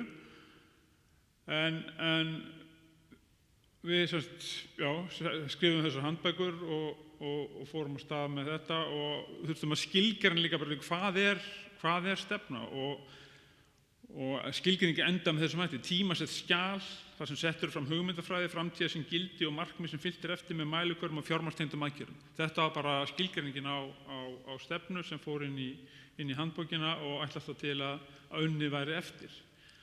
Rannsóknin kom svo skömmu seinna 2012 og þá voru teknar 109 stefnur og áætlanir sem lesnar voru yfir og greindar út frá 18 punkta greiningarskablóni. Því við vorum forvitnir það hvað og þetta var óheimil vinna og á endanum þetta náttúrulega huglægt mat og huglægri kríteríu eins og allt lífið það er engin hlutlægni í eðli sínu. 1 kíló í hendi mér kann að vera ólík upplag en 1 kíló í hendina á Erling. Þannig að vinna var huglæg og mati var huglægt, en á endanum komumst við að þessari niðurstöðu að 109 að þær sögðu hvað þær ætlaði að gera. Það gerði ekki þess að sögðu. Það voru ekki tengd af fjármagni, vantaði kostnaðarmat, voru ekki samhæfðar og skortir árangursmat og endurskoðun. Og þetta var 2012. Síðan þá hefur eitthvað þróast áfram. Það var staðið fyrir námskeiðahaldi innan Stjórnarráðsins og það er búið að gera rannsóknir á þekkingu og getu starfsmanna Stjórnarráðsins í stefnumótun og hún hefur farið batnandi og þannig að það hefur framþróun hefur orðið. Og svo kemur lof og þetta var blauti draumur alla embættismanna. Heyrðu, nú koma lög um opinber fjármál. Og þau komu til vegna þess að Alþjóðagjaldeyrissjóðurinn kom 2011 og sagði, heyrðu, þessi fjárreiðulög ykkar bara í tómu rugli. Þið verða að búa til ný lög til að halda utan fjárlögin. Þannig að þá fór í gang vinna sem stóð yfir í 4 ár að skrifa lög um opinber fjármál. Ég man alltaf eftir ég spurði Steingrímur J eftir að lögin eru samþykkt hvað það ekki ánægði með þessi lög. Af því að þarna var í fyrsta sinn verið að, eins og ég segi, tilraun til þess að tengja saman stefnu og árangur og fjármagn. Og þá kemur það einhvern veginn ljós að pólitíkin var, ég segi ekki alveg út af þekju, en svolítið út af þekju um það hvað þetta geti haft í för með sér. Af því að lögin eru skrifið af hömfröðum kerfisins. Fyrir ykkur sem hafi horft á þennan sígildu þætti Yes Minister. Og hömfröðar kerfisins höfðu útbúið þarna rosa flott lög með ákvæðum og í þessum lögum lagabundið stefnumótunina. Og það sem gerðist í raun og veru var það að það var gerð tilraun, af því við vorum með 120 stefnur áætlanir, ríkið. Og við greindum 109 þeirra, en þær voru þarna heilbrigðisáætlun, löggæsluáætlun, samgöngu og allar þær. Við vorum með þær. En svo gerð tilraun að tengja fjármagn, stefnu og árangur og lögbinda stefnumótun fyrir ákveðin málefnasvið, og það eru 34 málefnasvið og það á með allt ríkið, sem nota bene, við erum með 1700 milljarða á ári í opinber útgjöld og þetta er eina land í Evrópu sem er 73% þeirri fjárhæð á ríkinu, flestir eru með 50 og 27 hjá sveitarfélögunum. Þannig að hér er verið að lögbinda stefnumótun í 34 málefnasvið og stefnum fyrir málaflokka, þannig að við erum komið með tvöfalt kerfi og það er ennþá dag í dag þannig að það er svona tvöfalt kerfi. Og þetta var einhvern veginn draumurinn að tengja þetta saman og þetta hengi allt saman í þessu að heimsmarkmiðin, stefna ríkisstjórnar, málefnasviðin, málaflokkarnir og svo koma 160 stofnanir og ríkisaðilar og þeir eru allir krafðir stefnu ríkisaðilar til 3 ára. Þannig að það eru málefnasviðstefnur, málaflokkastefnur og stefnu ríkisaðilar til 3 ára. Þetta átti að vera nýja módelið, þetta átti að vera það sem keyrði fjárlögin áfram, þetta átti að vera til þess að stefnur leiddu fjármagn. Hefur það gerst? Nei, það hefur ekki gerst. Þegar fjármálaáætlun fer fyrir þingið að 1/3 eru peningar og 2/3 eru málefnasviðstefnurnar. Ég hef ekki séð 1 þingmann hingað til að taka þeim máls undir þeim liða sem snýr að greinargerðinni sem snýr að málefnasviðstefnunum. Það er bara engin áhugi á stefnumótun hjá mörgum í þinginu. Við erum enn á vettvangi dagsins, að mínu viti. En þetta átti að hanga allt svona saman og hér í þessu sílói áttu allt heima lagafrumvörpin, sértækar áætlanir, sértækar stefnur, hvítbækurnar, framkvæmdaáætlanir og þingsályktanir í stefnum málefnasviðs. Og hugmyndin var svona functional og rationalist eins og Njörður komir inn á, að það átti að taka ákveðna stöðu og ákveðið aðgerð átti að breyta þessari stöðu, til dæmis eins og með fjölgun hjúkrunarheimila, málaflokkur 25.1 að markmið 2 að fjölga þeim þetta. Með öðrum orðum að rationalisera allt sem snýr að rekstri ríkisins upp á þessar 1300 milljarða, tengja fjármagnin við það og sýna fram á hvernig stefna og fjármagn gengi saman. Og svo bætist inn í þetta breytingar sem urðu og stefnumótun ríkisins var það að grænbók og hvítbókavinnan kemur inn. Og nú er það orðið þannig eins og þið þekkið að grænbókin kemur fyrir samráðsgátt, svo kemur hvítbókin fyrir samráðsgátt, svo kemur stefnan fyrir samráðsgátt. Þetta er óbærslega mikið og þungt ferli en það tikkar í öllu box að hleypa okkur að hérna íbúum þessa lands til þess að kommentera á grænbækur og hvítbækur og stefnur í samráðsgáttinni.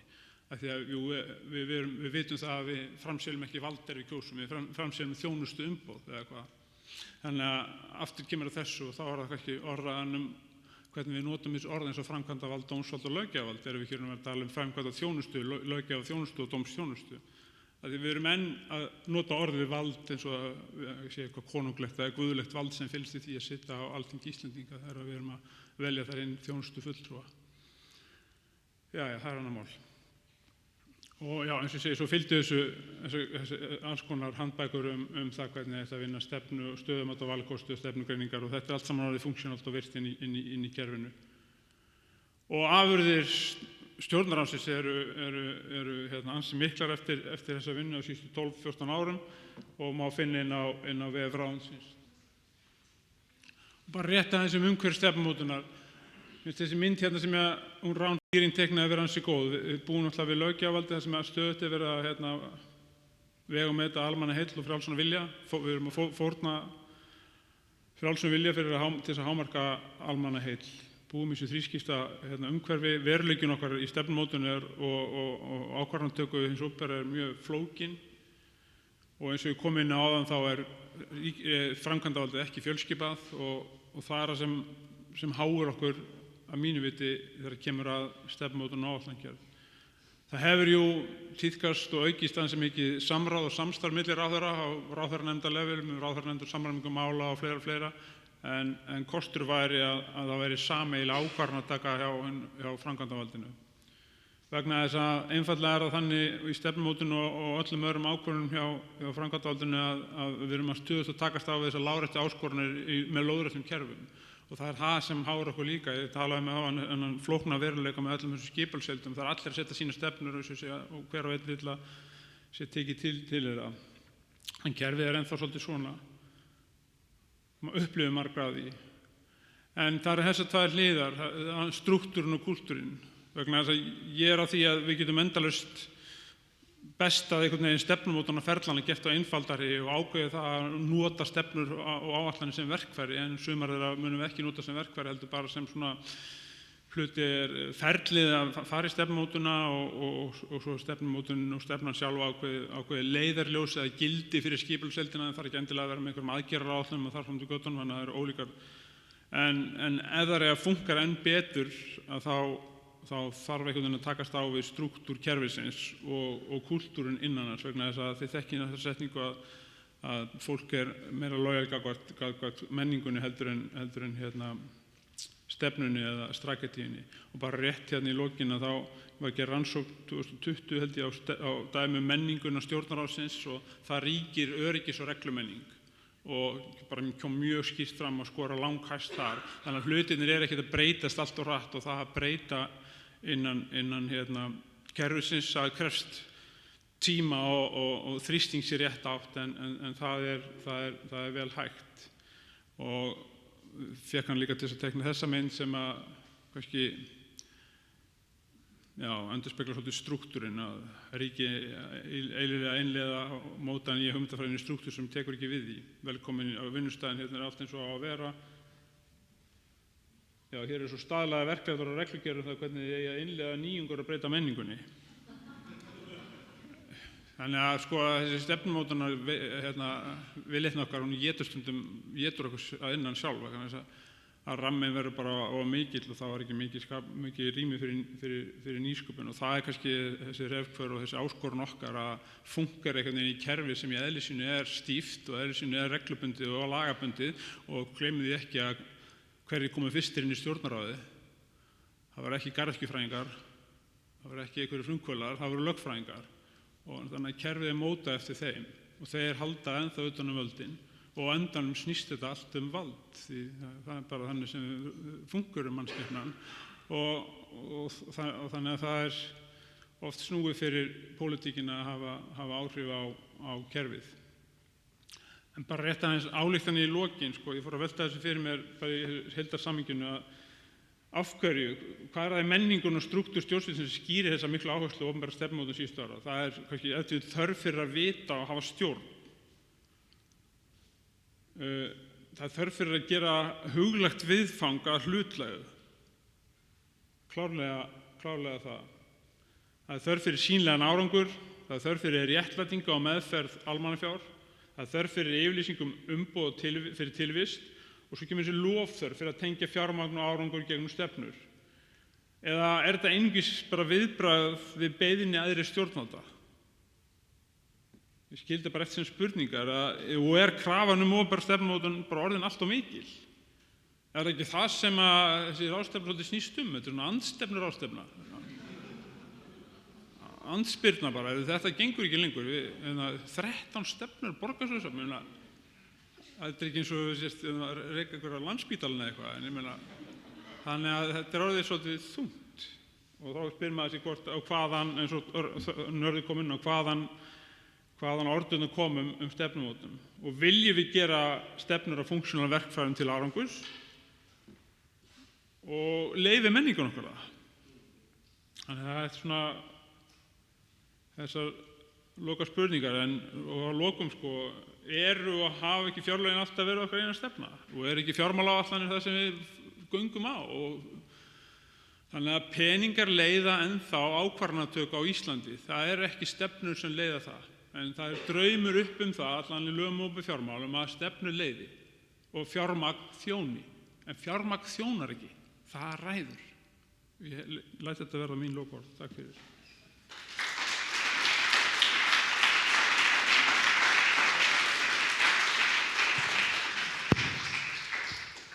Héðinn, aðeins að vera með okkur. Ég veit ekki hvort ég að segja áhugavert eða depressing, Þetta er það er ekki djúpt á þessum undirteksta hjá þér að þetta hafi hreinlega mistekist. Nei, það er ekkert mistekist, það er bara gerist hægar en margir vildu vona. Eða þú ert að tala lofið þá eða? Já, eða bara þetta stefnumótunar kúltúr og hvernig hann hefur tekið yfir og afleiðingar þess á umhverfið. Já. Ég meina árangurinn, eins og segir, árangurinn enginn, fjármagn hefur ekki aukist. Jú, árangurinn alltaf einhver, ég meina, við erum orðnir færar í að gera stefnur áætlanir og gott. Það blasir við, þessar handbækurnar og guidelines og allt þetta sem er til og við erum mun færar í því en það er ekkert endilega að nýtast okkur eins og það gætu nýst okkur vegna þess að við erum bara í viðbragðssamfélagi. Þetta er viðbragðssamfélag sem gengur á fréttatímum og klukkutíma frest til að halda okkur í einhverju helvítis viðbragði sem enginn þarf að vera í.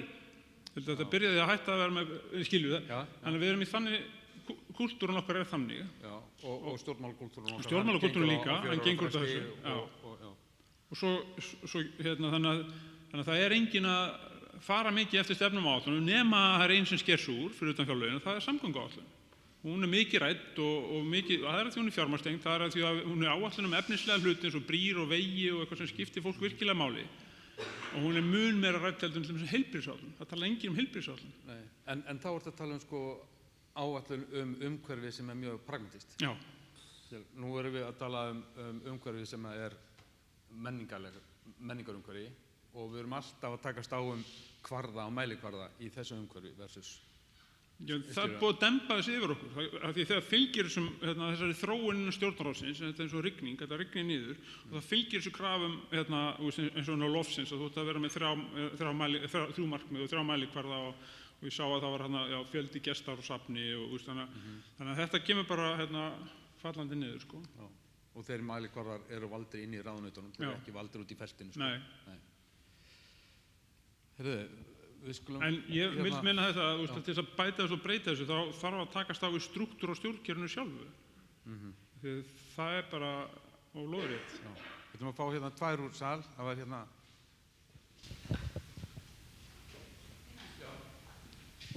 Takk fyrir. Ég vinn í menningar- og viðskiptaráðuneytinu sem er mjög stefnuglætt ráðuneyti og þetta sem hún sagði með lögin opinber fjármál, þetta er mjög rétt. Og bara kannski svona fyrir hópinn að þá bara við vorum að ræða þetta á skrifstofufundi bara í síðustu viku með mælikvarðana að við erum með fjölmargar stefnur og hvernig talaði saman og hvað og það má alveg gagnrýna hvernig þær hafi sett á orðalagið loðið og allt það En svo fáum við þessi fyrirmæli, fjármálaáætlun, og þar eru stefnunar og ég man ekki hvað mörg málefnasvið og menningarráðuneyti með vissulega mjög margar stofnanir undir og svo þurfum við að velja. Ég held að séu 3 eða 5 sem fara inn í fjárlögin. Og bara peningar tala og þeir þurfa að vera mælanlegir og það gestafjöldi og innkoman á söfnin og skráningar í rafrænar skráningar. Og svo þegar það gerð tilraun til að taka þessa mælikvarða út, þá það hvað heitir hún, fjárlaganefndin og Alþingi sem af hverju þetta tekið út? Þetta eitthvað dularfullt, kom ekki gestir, eru þið hætt að skrá rafrænt? Og þannig að við, þetta og við bara svona að við erum mjög meðvituð þetta og erum í raun kannski að leita leiða hvernig hægt að implementera betur. En þetta kemur í gegnum fjárlögin, þessa opinberu og fjárlagagerðina og þar á undan fjármálaáætlun, en við sitjum uppi með og bara hvernig lætur maður þetta tala saman. Og já, þannig að þessi mælikvarðar og hvað þetta gert, þetta já, en mér finnst þetta góð kynning og þakka kærlega fyrir hana. Guðni?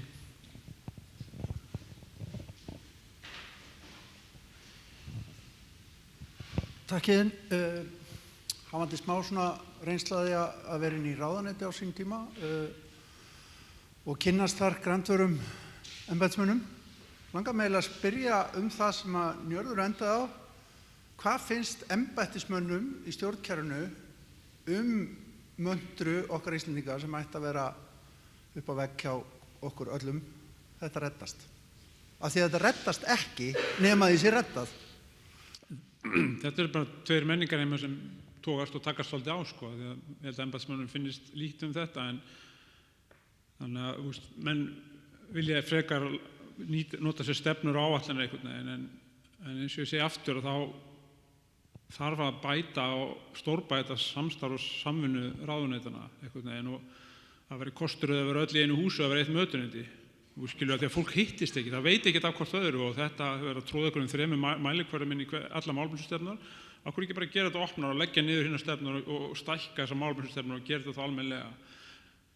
Þannig að, en embættismönnum finnst ekki, þeir eru ekkert á því að hlutinni bara reddist, sem þeir náttúrulega gera oftast, en þeir vilja halda í við þetta, því þetta eru þeirra valdatæki.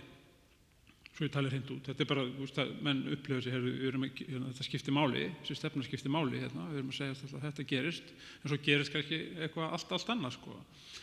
En bara það að sitja eins og í forsætisráðuneytinu og reyna að ná yfirsýn, af því það er hlutverk forsætisráðuneytisins að hafa yfirsýn og fasilitera og koordinera innan kerfisins, að það bara gat verið oft mjög erfitt af því að menn fór bara sínum fram og ég er með síðustu myndina sem þessi fótboltavöllur og það eru 12 fótboltar á þessu velli, það er ekki 1 bolti, það eru 12 boltar og hver og einn gerir bara sitt og hann kemur með það fyrir ríkisstjórn og hann er ekkert að leita samþykkis eða eitthvað samtal, nei, hann er bara að segja hinum, ég ætla að gera þetta, ok, gott í þér.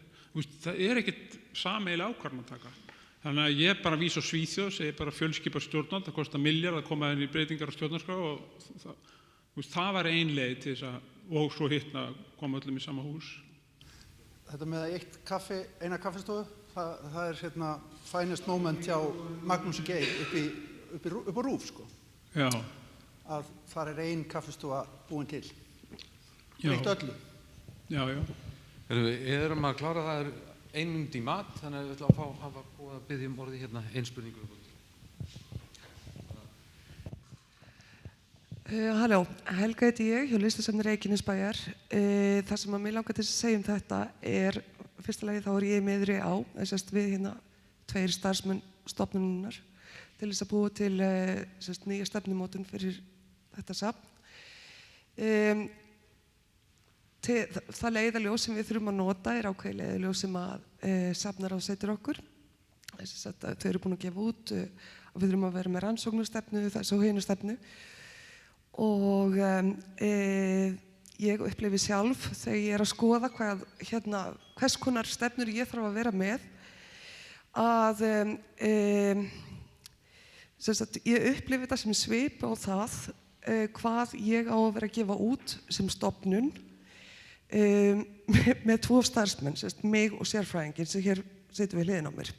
Hversu marga klukkutíma við höfum á ári til þess að gera rannsóknir, til þess að setja endurmenntun, til þess að búa til nýja stefnu hverju ári, til þess að og svo framvegis. Þannig að ég upplifi þetta sem ákveðið stjórntæki á stjórnlausan metnað menningarstjórnenda, vegna þess að við gerum allt fyrir enga peninga. En það sem við gerum, við setjum líf okkar undir og svefn líka til þess að ná þessu. Þannig að ég ekki sammála þetta hafi engin áhrif. Þetta hefur vissilega áhrif á svona litlar menningarstofnanir sem eru vissilega að reyna að framfylgja þessu stefnum án þess að hafa fjármagn til. Ég hef ekki að segja að þetta hafi engin áhrif, ég er bara að segja að það almennt sé að þá væri þetta að fá þessar stefnur allar einhvern veginn til að vera samhæfðari og fúnkera betur ef að strúktúrnum breytt. Af því að það eru virknið þeirra háð þessum strúktúr sem við búum við. Af því að það eru hópar af fólki út alla jarðir að gera svipaða hluti og veit ekki hvor öðrum. Þannig að oft hjálpar það með strúktúrbreytingarnar. Ok, það komin matatími. Halli laður mikið á hjarta. Við sjáum það núna bara á síðustu dögum að lögum opinbera fjármál standast ekki. Það að keyra enda við gegn fjáraukalög til þess að það sé hægt að ná reikningum saman. Þarf ég virkilega mikrofón? Það nú í fyrsta lagi þannig að sá partur af dæminu hann ekki að ganga upp, sannanlega. Við erum að sjá líka innan þingsins að nefndin sem að sér frágang fjárlagana, hún að haga sér með nákvæmlega sama hættinum og hún hagaði sér 1960. Þar ganga bara í gegn pólitísk spillingarefni og mennur í hrossakaupum. Þannig að við sitjum uppi með alveg frámunulega fornt og forheimskað kerfi því miður og ekki var þessi fyrirlestur til þess að gleðja mann. Þá skulum við vona sér eitthvað gott að borða bara, svo að...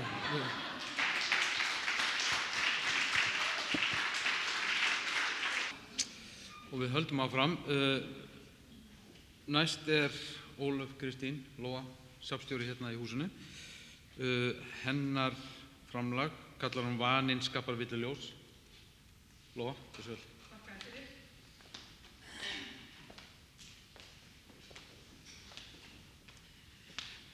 Mér langar að byrja á því að þakka ykkur fyrir komuna og nefna að því Sigurður taldi bara þessar góðu ráðstefnur sem við höfum haldið. Það hafa ekki alltaf verið svona fjölsóttar. Þannig að við erum voðalega glöð og ánægð með þann áhuga sem að þessi viðfangsefni sýndur. En ég hér sem forstöðumaður í safni í eigu sveitarfélags. Ég búin að vera safnstjóri hér í Listasafni Reykjavíkur frá 2015 og var áður safnstjóri í Hafnarborg og á báðum stöðum fann knýjandi þörf til að búa til stefnu. En við sem safn í eigu sveitarfélags þurfum að horfa til ýmissa stefna og stefna sem Reykjavíkurborg hefur sett starfsemi sína og öllum starfseiningum borgarinnar ber að horfa til og eru nánast verkfæri í daglegu starfi. Reykjavíkurborg hefur líka sett sér menningarstefnu sem hefur víðtæk markmið þegar litið til þess hvernig borg Reykjavík á að vera og hvað skuli hafa leiðarljós í menningarmálum borgarinnar. Í gildandi menningarstefnu Reykjavíkurborgar sem samþykkt var árið 2021 og ber yfirskriftina Listir og menning í Reykjavík 2030 lögð áhersla á aðgengi að menningu og listum, víðtæka þátttöku og að borgin skuli vera frjór jarðvegur fyrir skapandi einstaklinga og listamenn. Listasafn Reykjavíkur augljóslega að mínu mati mikilvægt tannhjól í þeirri vegferð og ber að taka tillit til stefnunar og stuðla að því að markmið hennar náist.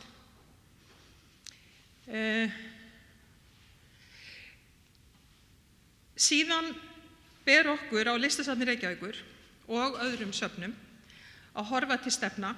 Mér finnst alltaf erfitt að nota orðið stefna í fleirtölu, en það bara þannig, ég að tala í fleirtölu núna. Sem settar af ríkisvaldinu og eru hluti af lagaumhverfi safnsins.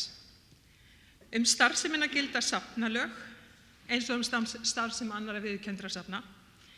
Í því samhengi langar mig að nefna að í safnalögum er vísað í siðareglur ICOM sem voru nefndar hér áðan.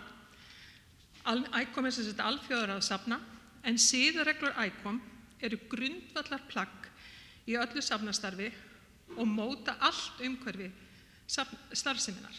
Siðareglurnar eru í raun okkar Hippókratesar eiður safnamanna.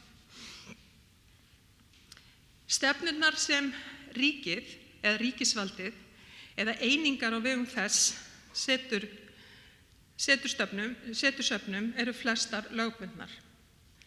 Mennta- og menningarmálaráðherra hefur samþykkt stefnumörkun safnastarf árið 2021 og er það lögbundið verkefni safnaráðs að vinna slíka stefnu í samstarfi við höfuðsöfnin og í tilfelli Listasafns Reykjavíkur er höfuðsöfnið Listasafn Íslands.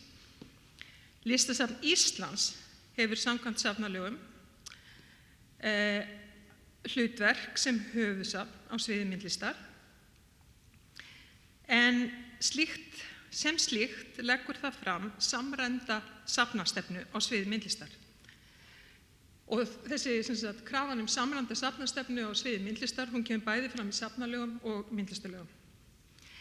Lögin kveða á þetta, en ég þekki ekki til árangursmælinga og velti fyrir mér hvaða verkfæri séu fyrir hendi til að stefnan nái markmiðum sínum.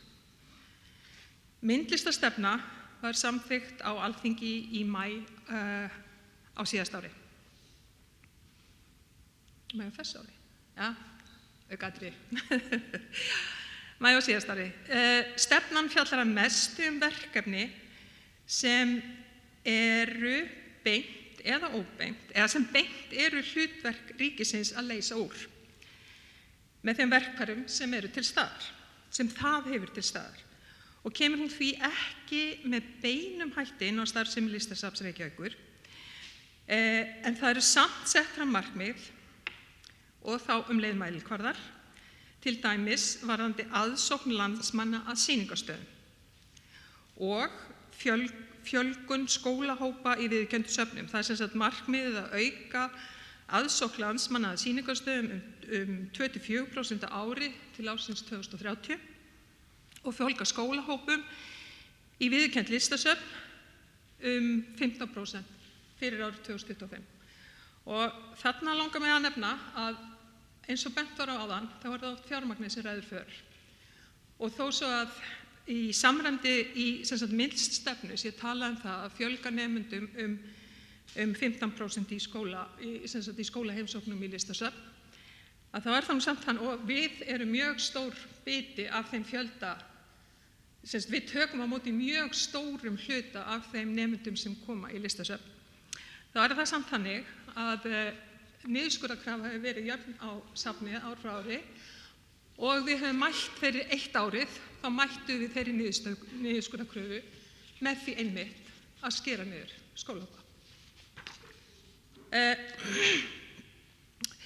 Þið sjáðu að Listasafn Reykjavíkur, að við á Listasafni Reykjavíkur þyrftum að vera meðvituð ótal marga vegvísa, bæði hjá ríki og borg.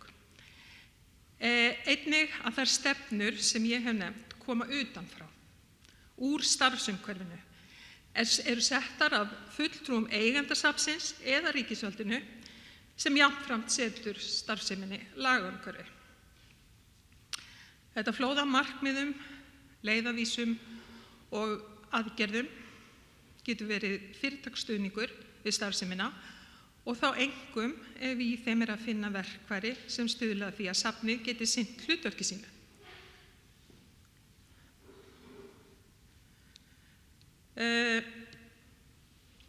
Sem í tilfelli Listasafns Reykjavíkur er hluti af samþykktum safnsins sem voru síðast endurskoðaðar 2013 og samþykktar af borgarráði, en þar kemur fram hvers vegna safnið er rekið og hvaða verkefnum það eigi að sinna.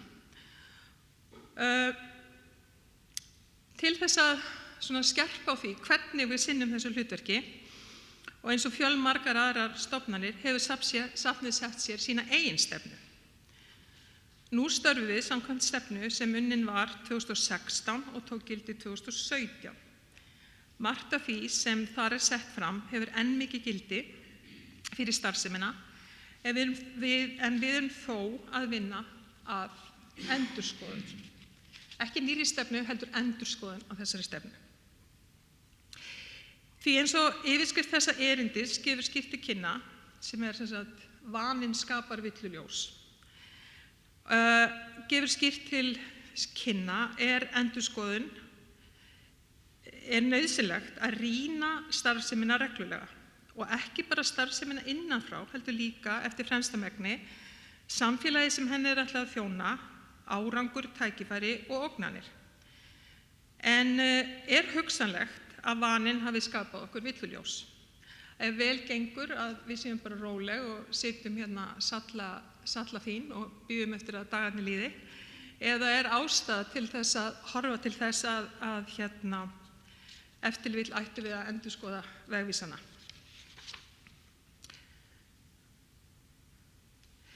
Vinnan við gerð stefnunnar 2016 var umfangsmikil. Rýnt var í gögn, kannanir skoðaðar og niðurstöður sem kannana voru skoðaðar, tölfræði skoðuð og mat lagt á ætluð tækifæri og hugsanlegar ógnanir. Við heldum vinnustofur starfsmanna, vinnustofur með breiðum hópi einstaklinga úr starfsumhverfi safnsins, þar sem við heyrðum fjölbreyttar raddir, oft alls ekki samhljóða. En raddir sem endurspegluðu væntingar til safnsins á þessum tíma. Niðurstaðan var stefnan, markmið og aðgerðaráætlun sem við höfum unnið eftir síðan, mjög samviskusamlega og heimsótt reglulega. Kjarni stefnunar snýr að gestinum og hlutverki safnsins sem upplýsandi vettvangs. Og ég ætla ekki að fara neitt mjög nákvæmlega í innihald stefnunar eða markmiði eða þessa aðgerðaráætlun og hvernig hefur skilað okkur, en endurskoðunin sem við vinnum að núna hefur tekið nokkuð tíma og kannski höfum við ekki forgangsraðinni nógu mikið. En hún einkum fólgin, ekki síst fólgin í því að skoða hvað af því sem við settum okkur sem markmið 2017 hefur náðst. Og þá á ég ekki við að markmið eins og að bæta þjónustu eða fjölbreytni miðlunar sem nær til nýrra hópa í samfélaginu séu verkefni sem segja má að sé lokið.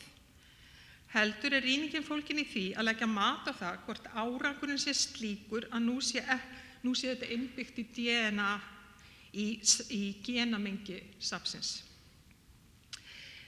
Það sem eitt sinn var markmið nú orðið hluti af því hver við erum, hvernig við nálgumst verkefni og hvernig við tölum við samfélagið. Endurskoðun stefnunar felur þannig í sér að finna ný tækifæri til að stuðla að því að safnið sinni hlutverki sínu. Og mæti þá leið þeirri öru samfélagsþróun sem eiga sér stað. Mér langar í þessu samhengi að nefna að árið 2016 þegar við vorum að vinna þessari stefnu, þá markmið öflug miðlun, það felur í sér alls konar aðgerðir sem lúta því að ná til fjölbreyttra hópa. Þá var ekki notað orðið inngilding.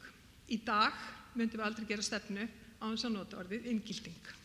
Svona breytast hlutinni hratt. Við erum kannski stundum að tala sama hlutin, en það búið að endurskilgreina og setja í nýtt samhengi. Það bað enginn okkur á Listasafni Reykjavíkur að setja okkur stefnu. Hún tilkomin sem verkfæri til úrbóta eða þróun á innra starfi. Verkfæri sem stjórn safnsins hefur samþykkt og ætti þar af leiðandi að styðja safnið í því að ná markmiðum sínum. Og styðja safnið í því að beina fjármagni í þær nýjungar sem við erum að óska eftir og uppfylla óskir eða stefnumið markmið stefnunar og styðja breytta nýtingu fjármagns. Að þessu sögðu skal hafa í huga að innan menningar- og ferðamálasviðs Reykjavíkurborgar 2016 var rík menning fyrir því að setja sér markmið og mæla árangur. Og og hér hafa verið gera tengingar við Þórunni Sigurðardóttur og menningarborgar árið 2000 og sviðsstjóri á þessum tíma alin upp í því umhverfi. Þannig að hún í rauninni kemur þessari menningu til okkar.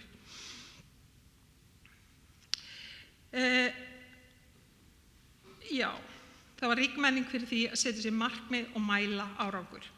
Stefna Listasafns Reykjavíkur var sett í því umhverfi og í samræmi við þágildandi menningarstefnu Reykjavíkurborgar sem hét Menningar mannréttindi og var sett árið 2014. Nú starfar safnið á nýju sviði, menningar- og íþróttasviði. þar sem unnið er að því að ná markmiðum nýrrar menningarstefnu Reykjavíkurborgar frá 2021. Þannig að þið heyrið að við endurskoðun stefnu safnsins þarf að huga að nýrri menningarstefnu, markmiðum hennar og þá jafnframt endurskoða mælikvarða. Og það skal líka sagt hér að bæði við og Borgarstjórasafn, svo ég tala nú fyrir þeirra hönd líka, við erum alin upp í því umhverfi að nota hið svokallaða balance scorecard, vera með lykiltölur, vera með árangursmælingu, telja. Við getum kannski ekki mælt innihald með þessari talningu, en þetta er allavega eitthvað verkfæri sem við höfum. Og þó svo stundum upplifir maður sé eins og steingerving þegar maður er að tala um þetta og nota þetta, af því að það virðist vera sem aðrar einingar Reykjavíkurborgar nota þetta ekki eins mikið og við sem alin erum uppsennst á þessu gamla menningar- og ferðamálasviði. Í gegnum árin hafa stjórnendur Listasafns Reykjavíkur reglulega unnið að því að setja safninu stefnu. Aðferðafræðin hefur verið margvísleg og í raun er það ekki fyrir en eftir aldamót, eins og gefur að skilja út frá því sem sagt hefur verið hérna áður, að stefnan er formgerð undir yfirskriftinni stefna. Ýmist með þátttöku valinna starfsmanna, ráðgjafa eða eins og 2016 blöndu af þessu auk þess að víta samráð við samfélagssafnsins, þá sem eiga beinna hagsmuna að gæta auk yfirstjórnar og kjörinna fulltrúa sem þá er leið fulltrúar almennings.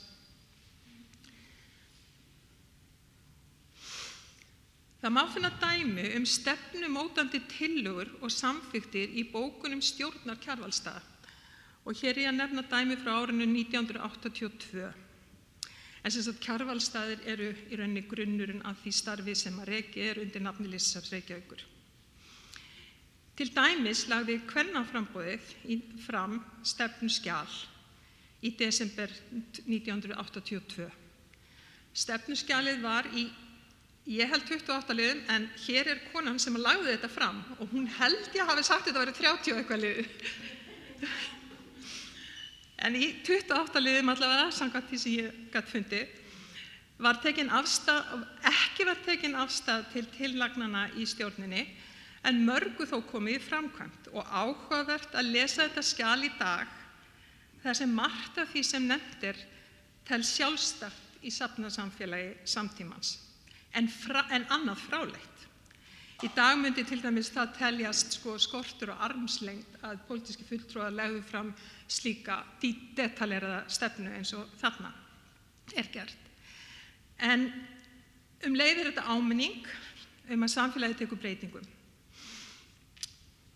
Og ég vil, af því að þetta með þessa stefnuvinnu, að undir nafninu stefna, að þegar maður les fyrstu sýningarskrána sem var gefin út á Kjarvalsstöðum, þá er inngangur þar skrifaður af borgarstjórnum í Reykjavík. Sá inngangur er mjög sterk stefnuyfirlýsing, þó hún heit ekki stefna. Þá er þetta bara þeir sem eru að reka og standa fyrir starfseminni hafa einhverja trú á því að hún er að virka á einhvern ákveðinn hátt og að beita einhverjum aðferðum til þess og setja það fram á þann hátt sem að þeim tíma hentaði. Með þessari lauslegu kortlagningu á stefnuumhverfi Listasafns Reykjavíkur langar mig alls ekki að gera lítið úr því að það geti verið mikilvægt fyrir alla mögulega aðila að hafa stefnu starfsemi safnsins, eins konar stjörnukort sem hægt er að spá í og vitna til dæmis þegar skrifaðar eru styrkumsóknir. Ýmsar stefnur Reykjavíkurborgar þjóna safninu vel og stuðla að því að við náum markmiðum okkar og sinnum hlutverki safnsins með beinum eða óbeinum hætti. Það er þannig gagnlegt fyrir safnið að Reykjavíkurborg hafi til dæmis mannauðsstefnu, innkaupastefnu, umhverfisstefnu, mannréttindastefnu, menningarstefnu, lýðræðisstefnu. Allt getur þetta gagnast okkur.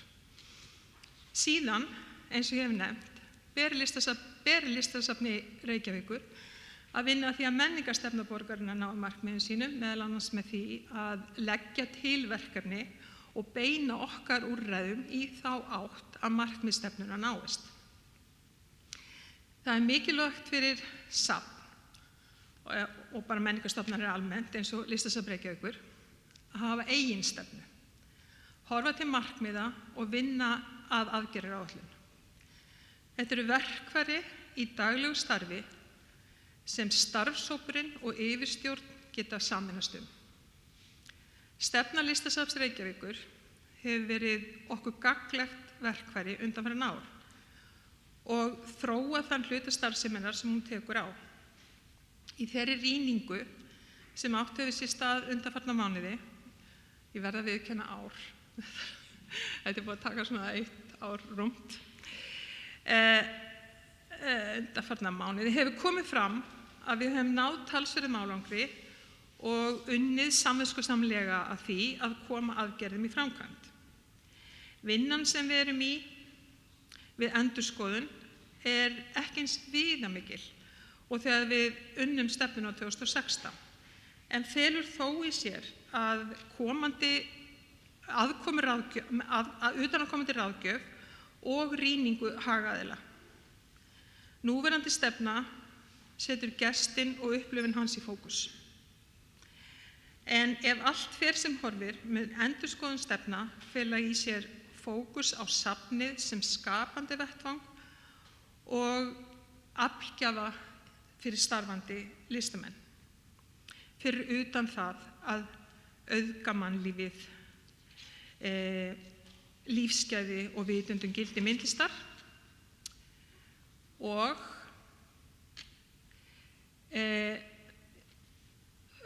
horfa til markmiða eins og að bæta inngildingu og sjálfbærni í starfinu. En það sem ég langar mest að deila með ykkur er að ég tel gagnlegt að hafa stefnu fyrir einingar eins og Listasafn Reykjavíkur, en þó mikilvægara að vinna stefnu. Því að í vinnunni felst rýning á því hvernig unnið er að því að sinna hlutverki safnsins og rýning á því hvernig væntingar til safnsins taka breytingum í takt við þróun samfélagsins. Kallaðir eru til ólíkir aðilar úr starfsumhverfi safnsins og gögn rýnd. Oftar en ekki leiðir slík vinna til endurskoðunar á vinnubrögðum og nýrri nálgun við hlutverk safnsins. Vel er ef vananum er ögrað og vegvísirinn rýndur. Mér langar að bæta mörgu við, en hvar erum við stödd á tíma?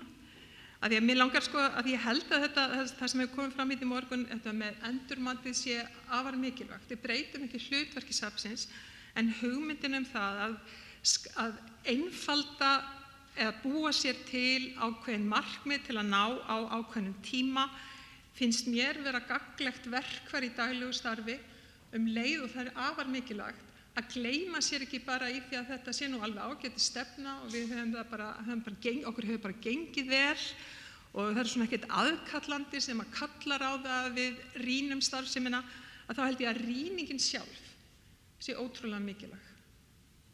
Sé mikilvægt innlegg inn í það að viðhalda heilbrigði stofnunarinnar. Ég get líka deilt með ykkur að ég var safnstjóri í Hafnarborg og þegar ég byrjaði að vinna þar 2008 þá hafði verið sami safnstjórinn í 25 ár og byggt upp gríðarlega metnaðarfullt og flott starf og stofnunin stóð á mjög styrkum stóðum. En það sem að blasti við að því ég fekk í hendur með stefnuskjal sem hafi verið unnið einhvern tímann svona 1997 eitthvað svoleiðis. Og þegar maður las það stefnuskjal þá var augljóst að þessi stefna, markmið hennar var að samfæra eigendur safnsins að safnið ætti að vera til og það hefði tilveru rétt. En þegar ég kemur það 2008 þá er alveg augljóst að Hafnarborg á að vera til og Hafnarborg skiptir máli og þá var komið að ég hugsa hvernig á hún að vera til, hvað á hún að gera. Þannig að þá fórum við í nákvæmlega sömu vinnu og sem skilaði okkur mjög góðum vegvísi allavega svona næstu árin og ég veit að þau eru stöðugt að vinna því að skoða það og rýna. Mér fannst líka, það var eitt sem kom fram í það var að tala um strúktúr og kúltúr.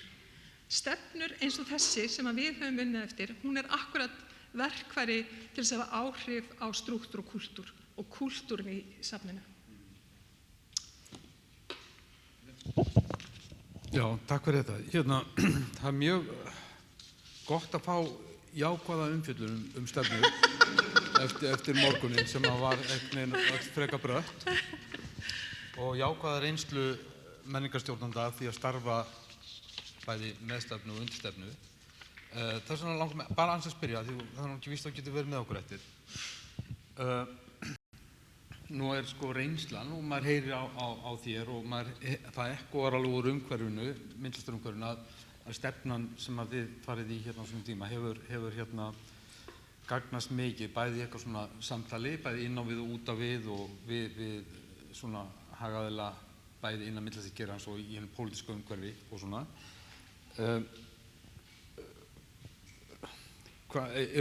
Af hverju farið þið ekki bara aftur í stefnumótun?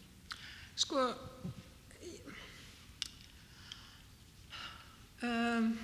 við erum í rauninni aftur í stefnumótun, en við erum í rauninni, sko, þetta er ekki svo flókið fyrirbæri að reka listasafn. Ég meina, við erum ákveðið hlutverk sem okkur er gert að sinna. Við förum í þessi stefnumótun og hún var mjög djúp og mikil og tók langan tíma og var alveg ótrúlega gefandi og einhvern veginn held ég að hafi svona búið til ákveðin svona samfélagsskilning á starfseminni hjá þeim sem tóku þátt og þeir voru bara þó nokkuð margir. Og við erum í rauninni að endurskoða þessa stefnu á svolítið svipaðan hátt en bara svona minni. Í rauninni aðeins svona, við erum ekki endilega að svona sjá fyrir okkur að breyta meginmarkmiðið mjög mikið, en svona verkefnunum sem við þurfum að horfa til. Og kannski er það grundvallar stefnubreyting að sko telja sjálfum sér trú um það að nú sé það orðið hluti af DNA safnsins að vera með góða þjónustu og fjölbreytta miðlun og ná til ólíkra hópa og hafa unnið mikið í allri textavinnu. Þetta er bara svona hlutir sem að eru hluti af þessari aðgerðaáætlun. Að það sé orðið bara partur af okkur og við þess vegna þurfum við að finna okkur eitthvað svona nýtt úrbótaverkefni og það sé í rauninni ný stefnumótunarvinna. Ég bara kann ekki að hér eru einhverjir fræðingar sem kunna að útskýra það. Kannski erum við bara í nýri stefnumótun. En getur það verið líka upplifun sko hérna því að hérna er aðeins svona jákvæð upplifun af alls konar stefnumótunum að þið finnið ykkur bara hvíla til dæmis í sko stefnumótunum eins og við hefur ekki eitthvað bara menningarstefnunni, bara svona jafnréttisstefnu, mannréttindastefnu borgarinnar, stili, þú veist. Það kann að vera sko, en ég hef náttúrulega bara þvílíkt ástarhatur samband við allar þessar stefnur sko. Ég bara, þú veist, þetta heyri mér stundum í kaftímanum. Ég held að við eigum það öll sameiginlegt að vera í mjög flóknu sambandi við þessar stefnur, En það er samt svona, þú veist, eins og þessar stefnur sem ég var að tala um á vegum Reykjavíkurborgar, þetta er allt svolítið verkfæri bara. Þú veist, þetta er ekki eitthvað svona að hugga samfélagið. Þetta er bara, hvernig gerum við hlutina, sko? Þú veist, bara hvernig kaupum við inn? Þú veist, hvernig opnum við starfsemina meira? Þú veist, það er ekki, það er mjög konkrétt. Já, mjög. Konkrétt, já. Eitthvað sem þið viljið Gerla. Já, það er svolítið skrítið að sjá, ég sendi þér þetta einhvern tíðan fyrir sjápunktana mína hana. Þetta var hana,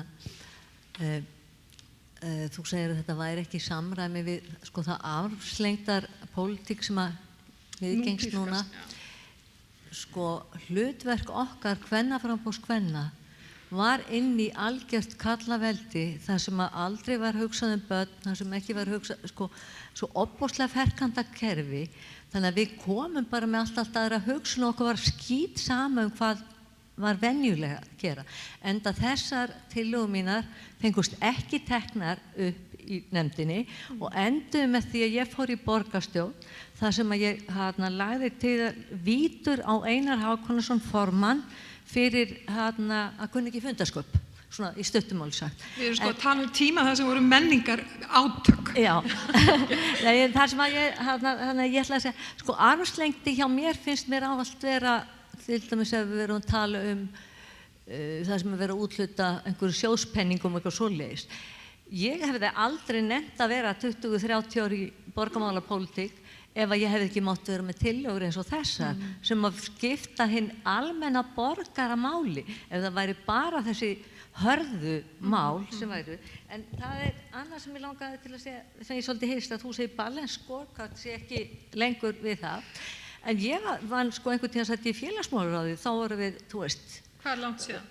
Það er svona upp úr aldamótum. Já, þetta líður svo hratt. Já. Tímarnir breytast. Mér finnst þetta eigi ekki að breytast því það skiptir máli hvort fólk er ánægt sem að þarf á félagsþjónustuna að halda. Þannig að ég held að við þurfum bara að Ég skal ekki fullyrða þetta, sko. En ég hef svona alltaf tilfinningunni þegar við Guðbrandur byrjum, hvað er fjöldi skólahópa og viðburði fyrir börn og fjölskyldur og eitthvað þetta, að þá erum við bara við erum bara hrópandi, en við erum bara búin að safna, það er búið að safnast upp þvílíkt magn af mælikvörðum, þú veist, þvílíkar mælingar, að ég bara tími ekki að hætta.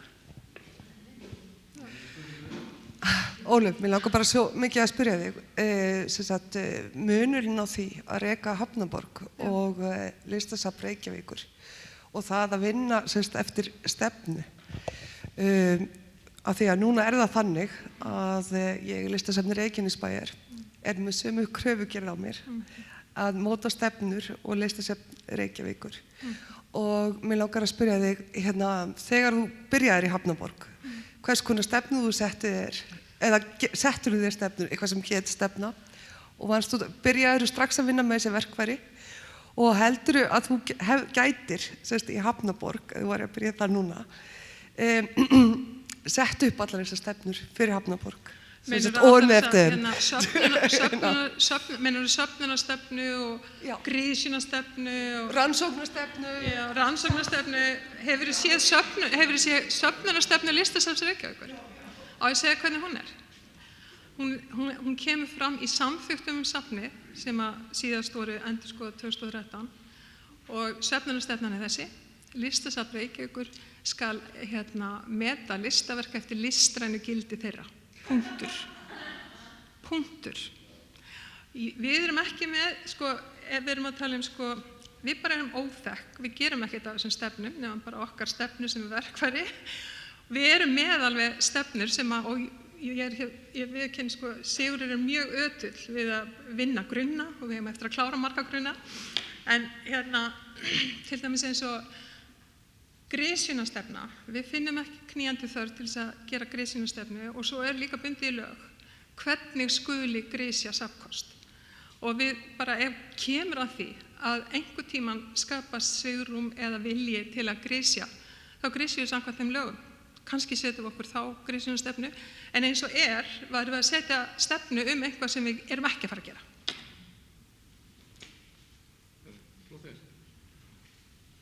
Eitthvað fleira.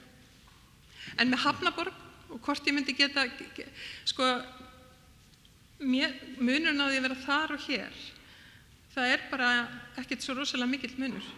Það er bara sömu lögmálin og það að til dæmis bara horfa á þessa stefnu sem að ég fekk í hendurnar þegar ég byrjaði í Hafnarborg, hún var bara talandi dæmi það hvað safnastarf á Íslandi hefur þróast mikið og hvað ég vil meina jákvæðni gagnvart listasöfnum hefur aukist og gildið þeirra í samfélaginu er alveg miklu meira heldur en þegar Pétur var að byrja að berjast fyrir því að búa til Hafnarborg og einhvern veginn að sannfæra mennum að það ætti að vera til menningarmiðstöð.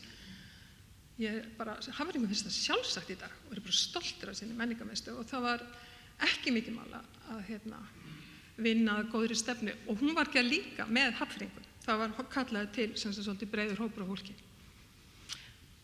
Takk bara fyrir mig.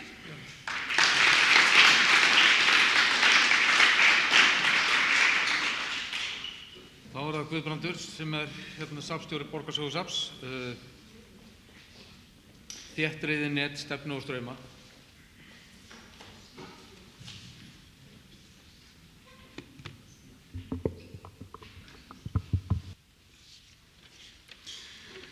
Já, gaman að vera hérna í dag og þetta verið áhugaverð erindi það sem að vera og verið fróðlegt síðan umræðan í kjölfarið. Nú, við á Borgarsögusafni erum komin aðeins lengra en listefni í þessari vinnu vegna þess að við ný og uppfærð stefna okkar leit dagsins ljós fyrir ári og verið þegar farin að vinna eftir henni eins langt og það nær sem mun koma inn á hér á eftir.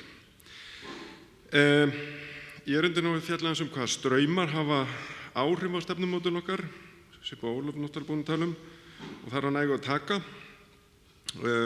Og við gerð þessari stefnu tókum við, og eldri stefnur enda sem þessi byggir á, tókum við mið af stefnum, lögum, reglum og fleira. Þannig að maður segja að útkoman sé ekki endilega línuleg stefna, heldur þetta nokkurs konar þéttriði net af stefnum sem tengjast á einn eða annan hátt.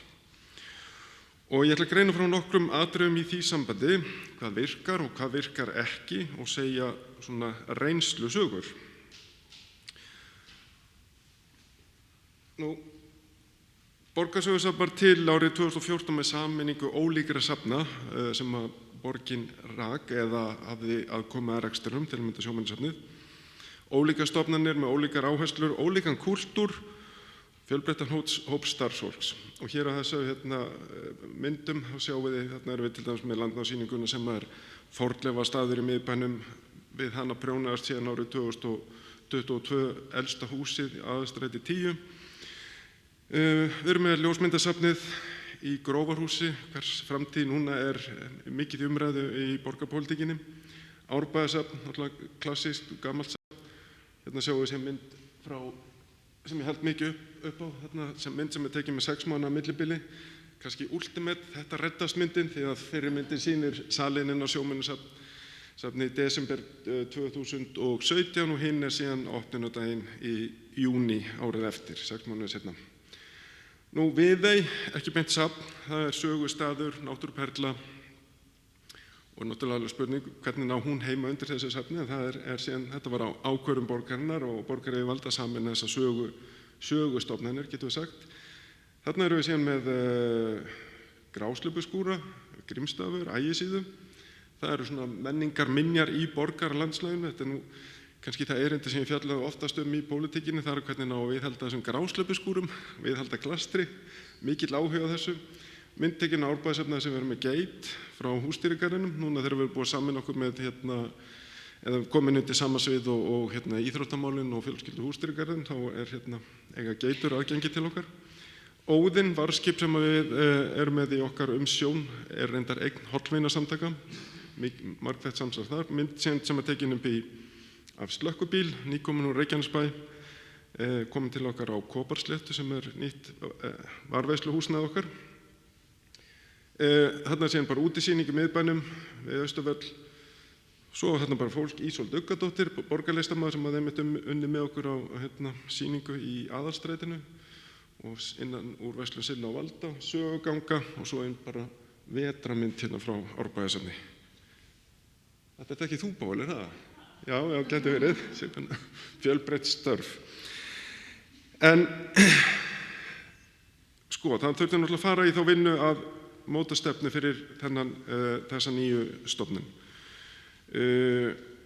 Ólíkir staðir, ólíkur kúltúr og allt það. Þannig að ég myndi segja að stefnumótuna vinnan, ekki gátu að vera stefnulaus, eða hvað. Ég fekk reynda þá tilfinningu í morgun eftir fyrri erindin, en alls ekki. Vinna við þessa stefnumótun upphaflega var grundvölluð á fýsileikakönnun fyrir sameininguna. Það var farið mikla rýningu á bara rekstrinum og starfsemin og áherslum og allt það. Þannig að gera fýsileikakönnun fyrir sameininguna og mikil vinna þá með starfsfólki þessar ólíku stofnana og ráðgjöfum. Þannig að það var svona ákveðin grunnur í því sambandi. Nú, svo var það auðvitað bara svo mikilvæg þáttur var að stilla saman strengi þessa starfshóps. Nokkurs konar hópefli. Hrista hópinn saman, samtali við samfélagið, kynningar mjög víða, rýnifundir, alls konar fólk að koma inn og segja sínu skoðanir og spurja og við spurðum og þau spurðu okkur. Þannig að útkoman síðan sameiginlegur skilningur hugtök og áherslur og það mætti kannski segja, ég held að Njörður hafi talað það, kannski stefnan nokkuð konar fundagerð, niðurstaða fundana. Í versta falli hún innanhúsplagg.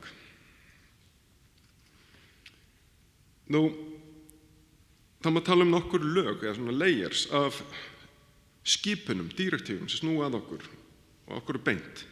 Stefnur, lög, samþykktir, önnur bjúrokrasía sem við verðum að beygja okkar starf undir. Eðlilega. Samþykktirnar nokkuð konar stjórnarskrársafnsins. Samþykkt í borgarráði líkt og aðrar stofnanir hafa. Það þarf að vísa uppfæra, það svona ýmislegt þar sem orðið úrelt, til dæmis þegar aðalstræti 10 bætist við og orðalag jafnvel, eins og segir á ljósmyndasafni Reykjavíkur skal sýna ljósmyndir. Já. En það gott að það á hreinu. Safnalögin, þau auðvitað hafa mikil áhrif á okkar starf, eðlilega. Ég var nú einmitt að velta fyrir mig hvort að það sé ekki komið tíma að þau verði einhvern veginn endurskoðuð, veit einhver til þess að það sé í skoðun? Nei, það allavega ekki svona milli ríkisstjórna, lögum menningarminjar og minjastofnun og það náttúrulega vísað í þessi lög í samþykktum fyrir safnið. Svo reyndar áhugavert, við vorum að ræða það bara í hádegisliðinu að áherslur pólitíkusa sem kannski ekki með mjög langa arma, að þær geta náttúrulega komið fram mjög sterkt, til dæmis varandi minjavörslu, menningarminja málaflokkin hjá ríkinu þegar hann var færður úr fagráðuneyti í forsætisráðuneytið sem auðvitað svona kannski mjög ófyrirséð og ekki samkvæmt stefnum. Hvað sat eftir? Jú, allan fekk Þjóðminjasafnið nýtt og gott varðveisluhús. En nóg það. Svo við þarna með samþykktir ICOM og það svo Ólöf Kristín sagði það mjög sérstætt að samþykktir félagssamtaka sé vísa þau í lögum og kollegur okkar sem komu frá Norðurlöndum, þau voru bara gapandi yfir því verið að tala ICOM samþykktirnar í lögum Íslands. Ja, gott og vel, það hefur þjónað okkur ágætlega. Það var auðvitað verið mjög áhugavert að fylgjast með þeim vindum sem að blésu, ég held að með alveg orða þannig, í uppfærslu á skilgreiningum ICOM á safni. Það var bara horfið til ófriðar, menn voru svona uppteknir að því að ræða hvað safnið væru samfélagslega góð, það var bara ófriður í félaginu. En allan að þetta mótar svona okkur og okkar sýn, við erum kannski mjög, eins og Njörður myndi segja, homogenisk hvað það varðar, fólk sem tilheyrir ICOM eða tekur þátt í ICOM-starfi allan heim. Og það auðvitað mjög sérstætt að koma á ráðstefnur úti og kemur fólk alls staðar á heimum frá Suðaustur-Asíu og Suður-Afríku og Bandaríkjunum og bara alls staðar. Það sömu elementir hjá öllum í hugsunargangi. Auðvitað samt áherslumunur. Menningarstefna Reykjavíkur, hún aðgerðatengd núna og þar af leiðandi hún mjög fyrirferðarmikil hjá okkur. Við þurfum þá að teki boxinn og setja einhverja aðgerða á dagskrá. Ég var ánægður með gömlu menningarstefnuna út frá bæjardyrum Borgarskúðasafns. Sumt í nýju menningarstefnunni snýr okkur og annað síður. Það til dæmis varði varðveislu og menningu og aðgengi og menningu í hverfunum og lykilorðið sem hefur verið mjög fyrirferðarmikið og var nú mikið rætt að það inngilding, inclusion. Það voru margir sem þekkt þetta orð ekkert áður en ég held að þessi orðið okkur mjög tamt núna. Ferðamálastefna Reykjavíkur, nýja og gamla var náttúrulega miklu betur, þá vorum við menningar og ferðamálasvið og vorum við mjög nánum tengslum við ferðaþjónustuna og það þjónaði okkar hagsmunum mjög vel, ekki síst ekonomískt. Stefna minjastofnunar, stefna á Þjóðminjasafnsins sem náttúrulega okkar höfuðsafn, líkt og Listasafn Íslands fyrir Listasafn Reykjavíkur. Minjastofnun sem náttúrulega kannski starfar á öðrum vettvangi, það ákveðin þættir þar sem við eigum sameiginlegir varðandi bara minjavörsluna og þá í borgarlandinu og mikið samtal og við lítum á sem systurstofnun okkar. Svo mikill áhersluþungi á mannréttindastefnu Reykjavíkur, hefur verið allavega síðasta kjörtímabil. Græna planið, því ýtt að okkur. Það kemur meðal annars fram í innkaupum og svoleiðis og þessi pillu sem ég fekk frá Ólöfu, hvað með græna planið að brenta út þessa bæklingin. Það er rétt, en það var upplagið ekki stórt. En Reykjavík er gríðarlega stefnumiðað umhverfi sem að geta alveg verið gott. Einhvern veginn heyrði ég mér sem verið til hjá Reykjavíkurborg stefna stefnur, en ég fann hann ekki á netinu. Nú, svo er það auðvitað einhver svona súpermarkmið, heimsmarkmið Sameinuðu þjóðanna. Það eru auðvitað einhver atriði þar sem við getum pikkað út og reynt að fylgja, láta vera okkur svona leiðaljós. Og svo má spyrja hverjir eru sem kalla eftir þessu. Það eru auðvitað aðilar þá eins og, náttúrulega þetta tala um þetta í samþykktum okkar, og svo eru það auðvitað aðilar sem að gefa okkur hið viðurkennda hlutverk, opinbert safn, það er að segja safnaráð. Og ég held að kannski fyrir stórar stofnanir eins og Borgarsögusafn að þá er þetta náttúrulega kannski ekkert klafi okkur. Þetta er kannski bara, já, náttúrulega margi sem kom að þessu, en ég get alveg trú að þetta sé yfirþyrmandi fyrir jafnvel þá minni stofnanir. En þetta er allavega bara dæmi þau svona þessa áhrifavalda sem höfðu áhrif á stefnumótunarvinnun okkar. Við erum síðan núna við þessa endurskoðun fyrirtæki sem heitir Stratagem, og þar voru bara nokkur skref. Það var bara greiningin, sjálf stefnumótunin og síðan innleiðingin. Og það er náttúrulega það sem að Þórður Sverrisson sem að fylgdi okkur í gegnum þetta, hann heyrir reglulega í mér og spyr innleiðinguna, hvaða aðgerðir eru komnar á dagskrá og slíkt. Og það er náttúrulega mjög gagnlegt því að það er náttúrulega, eins og hann lagði ríka á að slá, að þá getur sem sagt svo auðvelt að stefna fara hún í skúfu. Og kannski gerum það á vissan hátt, en ég held að sé samt sem ára ekki þetta vanmeta ákveðna þætti sem að bara verða einhvern veginn svona sjálfsæðir hjá okkur í hugsun. Nú, hlutverkið er sjálfsög bara mjög einfalt, og það kemur meðal annars fram þessi basic atriði, bara safna, skrá og varðveita og rannsaka, og það er einhvað sem ég held að maður kannski umturnar ekki alveg. Þetta kemur fram í samþykktunum. En síðan er það hinn hlutin að miðla sögu og menningararfi á lifandi hátt, skapa tengingu og áhugaverða upplifun af gestunum. Þetta er kannski aðeins innblásnara, aðeins svona gildishlaðnari hugtök. Og þetta er tiltölulega nýtt. Ég heyrði að Ólöf Kristín nefndi líka orðið upplifun, og það er náttúrulega eitt sem að við höfum, var kannski svona megin áhersla hjá okkur í stefnumótin núna, svona ákveðið leiðarstef, upplifun. Það var ekki til dæmis mikið það í eldri stefnum og slíkt. Og hvað felst þá í því? Hvað er upplifun? Hvernig mælum við hana? Það er kannski svolítið snúnara fyrir okkur. En auðvitað er þetta svona þá heildar yfirbræðið. Það hefur nú verið rætt aðeins balance scorecard sem að við erum nú bara dyggir aðdáendur. Stefnumiðað árangursmat, og þetta var gríðarlega vel unnið á sín tíma og ég sakna þess sannarlega. En við höfum ekki alveg kastað fyrir róða, við erum með ákveðin element, ekki síst bara svona samhengisins og söguna vegna. En það voru samt ákveðin þættir það sem gerði það verkum að fólki fannst að vera sko, þegar var sett markmið, varðandi gestafjölda og slíkt, að þá sem sagt var það svona svolítið klafi á starfinu. Við þurfum að ná þessum gestafjölda. Það var svo sem ekki viðurlög, en það var auðvitað náttúrulega vissulega, jú, í fjárhagsáætlunum og það. En það var til þess nefnt í því sambandi að þetta var orðið svona að fara að skipta máli þegar að fara að reikna út gestafjölda, eða sem sagt kostnaður rekstur stofnunar PR gest. Þá átti maður náttúrulega auðvitað móka eins og flestum, og Skjalasafn Reykjavíkur það tilheyrir okkar sviði, þá fór þetta þessi átak í þeim efnum. En það segir kannski ekki endilega gæði annarra þáttastarfseminnar. Nú, ég þarf að, hvað líður tímanum? Jú. Þá þarf ég að slá í klárinn. Sko, erum við flækt í einhverju stefnuneti? Það er nú búið að hýja á Borgarsögusafn fyrir að vera með 13 stefnur. Við erum rétt að byrja. Þóra er að gera núna kröfu stafræna stefnu, það er bara mjög gagnlegt. En erum við flækt í einhverju stefnuneti það sem aðra stefnur og mismundi möskva stærð, móta starf okkar, bara mismundi miklar áherslur og mismundi þung í þeim, þegar aðrir er þetta móta áherslun fremur en grasrótin. Missum við fókus kannski?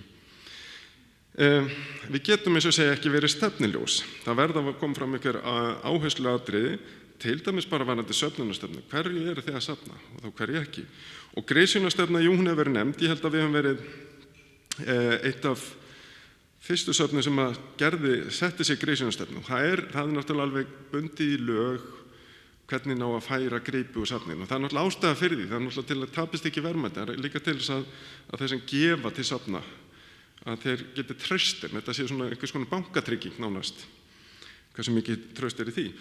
En við settum þessa grísjónastefnu og það er auðvitað mikil sögn í því að þegar var búið að sameina þessi söfn, þá sást náttúrulega bara að byrja það til alls konar af þessu árbæðsefnu, þetta eru sjómennsefn líka, að þá var alveg full ástæða til því að allt kostar þetta, kostar að varðveita og geyma og allt það og forverja og slíkt. Þannig að það er, þó ekki praktisera þetta náttúrulega mikið, en þá er ákveðin sögn í því að vera með grísjónastefnu og vera þá tilbúin að fara í það að fækka í safnkosti.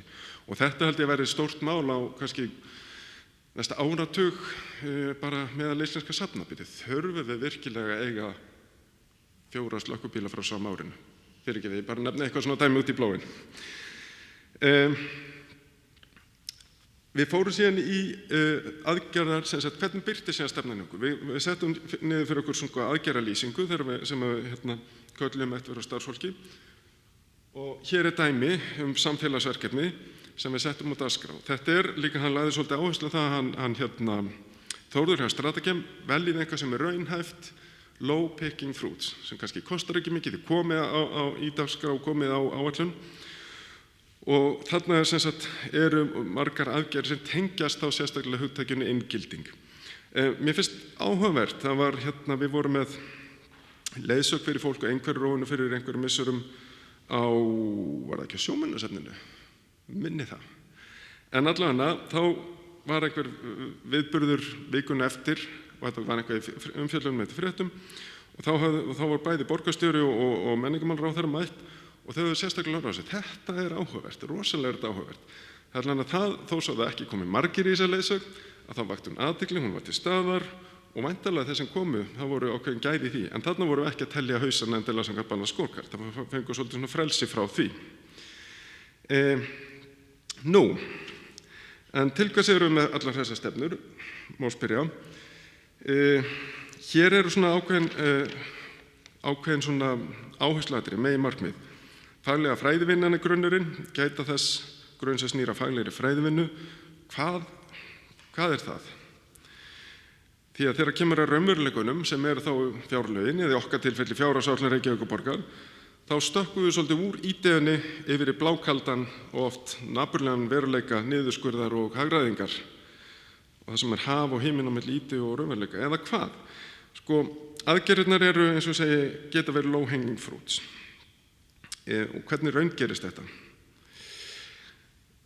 Faglega fræðavinnan er grunnurinn. Í þessu sambandi kemur svona reynslusögum að þá höfum við lagt áherslu á það og þurfti að berja svolítið fyrir því innan kerfis að við erum að setja fjármagn og sækja meira fjármagn til að mynda þegar við fengum varðveisluhúsnæði upp á Kóparsléttu.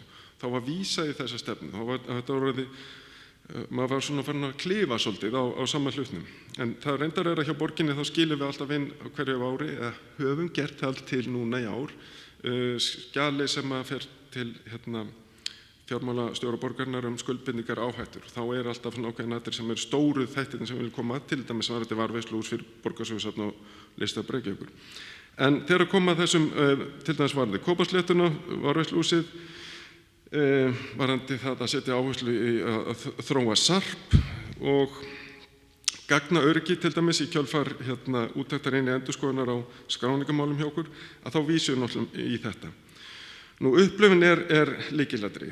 Og þetta var eitthvað sem stjórnmálamenn voru dálítið áhugasamir Ég ætla að nefna síðan dæmi núna sem að var það fyrir fjárhagsáætlun þessa árs. Að þá stóðum við frammi fyrir því að við höfum rekið kaffihús á Árbæjarshöfni sjálf árið 2022. Þar áður höfðu verið rekstraraðilar fengnir bara til að koma. En það hafði gengið illa og svo þannig við ákveðum það sjálf fyrir okkar budget í árið 2022 og það var töluvert niðurgreiðsla með kaffibollanum. Auðvitað náttúrulega margt sem við erum að greiða með útsvarspenningum sem að þjónum gestum. En þarna ákvað við að loka kaffihúsinu. Það mæltist illa fyrir. Það mæltist illa fyrir í pólitíkinni. Ég þurfti að skila greinargerð mótvægisaðgerð í því sambandi. Og það mæltist auðvitað illa fyrir hjá gestum. Og Og þarna, það er ekki sama upplifun að koma á Árbæjarsafn þegar kaffihús er lokað. Þarna erum við þetta bara að ganga alveg á skjön við okkar stefnu. Upplifun er lykilatriði og þið fá ekkert kaffi. Þetta er kannski banal, en þetta er samt sem áður svona svolítið takturinn. Nú, sérstaða einstakra sýningarstaða. Ég er búinn að nefna það að Borgarsögusafn er nokkuð svona heilmikið klippimynd. Við reynum að skerpa til þess á sérstöðu og ég fann gamalt skjal hann að svona hugmynd að vinna fyrir Árbæjarsafn þar sem var að tala sérstaklega að draga fram að það væri barnvænlegt, þetta væri barnasafnið. Svo hefur náttúrulega sérstöðu að vera útisafn og allt það. Núna loksins er komið í gang vinna sem að ég hafði kallað eftir lengi í borgarpólitíkinni. Það er framtíðarsýn fyrir Viðey. Ég var með gamalt skjal, mjög gott, mjög góð og vöndu vinna, framtíðarsýn fyrir Viðey og Eyjarnar á Sundunum frá árið 2001. Þegar ég var þurft að vera með einhver erindi sem snýr að Viðey, þá í framtíðarsýninni sem er aldarfjórðungsgömmul og svo hefði þetta ára mikla breytingar á umhverfi Viðeyjar, það var til þess hverfin sem er að byggja svona upp og fleira, þannig að nú farið þá vinnu að skerpa svolítið á framtíðarsýn Viðeyjar og karakter hennar, sérstöðu hennar. Nú, samtalið núverandi og framtíðargesti.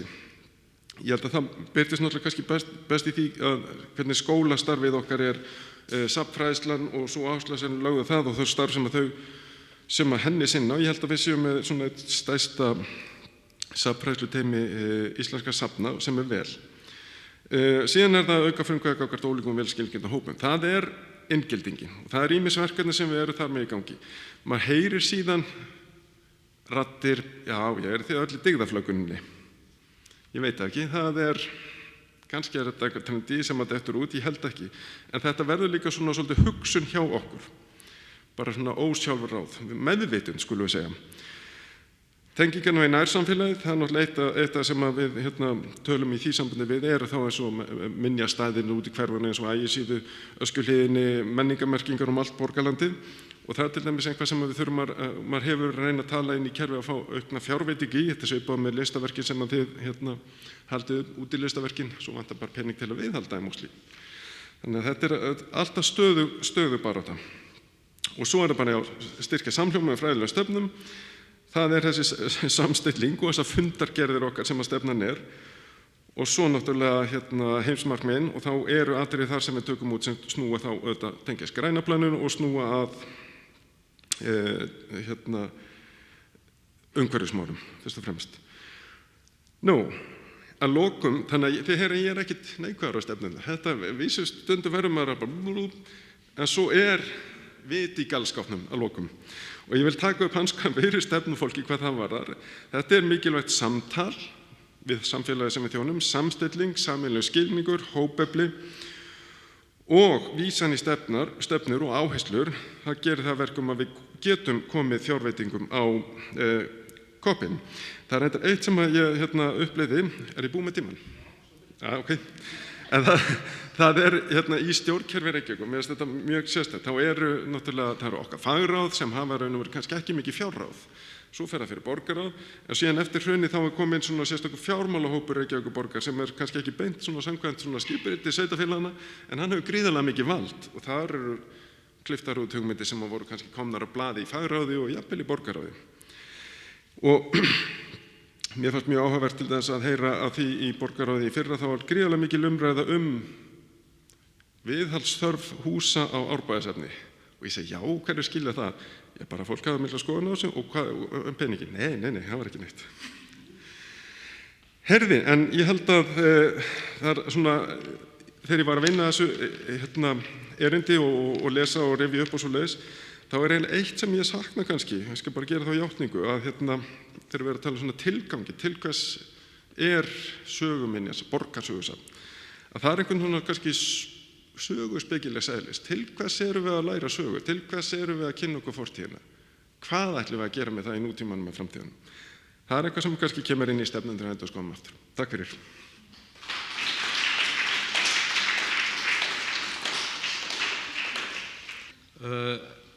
Næst Anita Elfsson frá Síldarminjasafninu.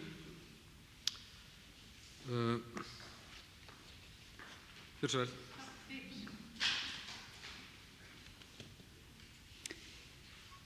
Jæja, góðan daginn. Til að byrja á því að þakka fyrir boðið að koma og ég kannski bara kemst ekki einu svona aftur heim, það svo gott veðrið eða þetta heldur. En hvað það?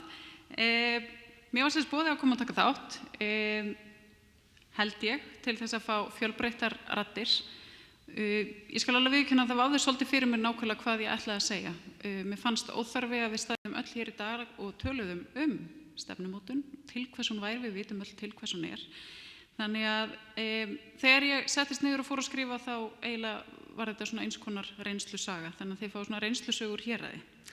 En safnastarf á Íslandi hefur tekið miklum breytingum undanfarin áratugi, söfn, setur, sýningar, þetta eru fjölmargir ólíkir staðir og fjölbreytilegir, en með viðurkenningaferli safnaráðs fyrir rúmum áratug voru söfn aðgreind enn frekar frá sýningum, safnvísum, setrum.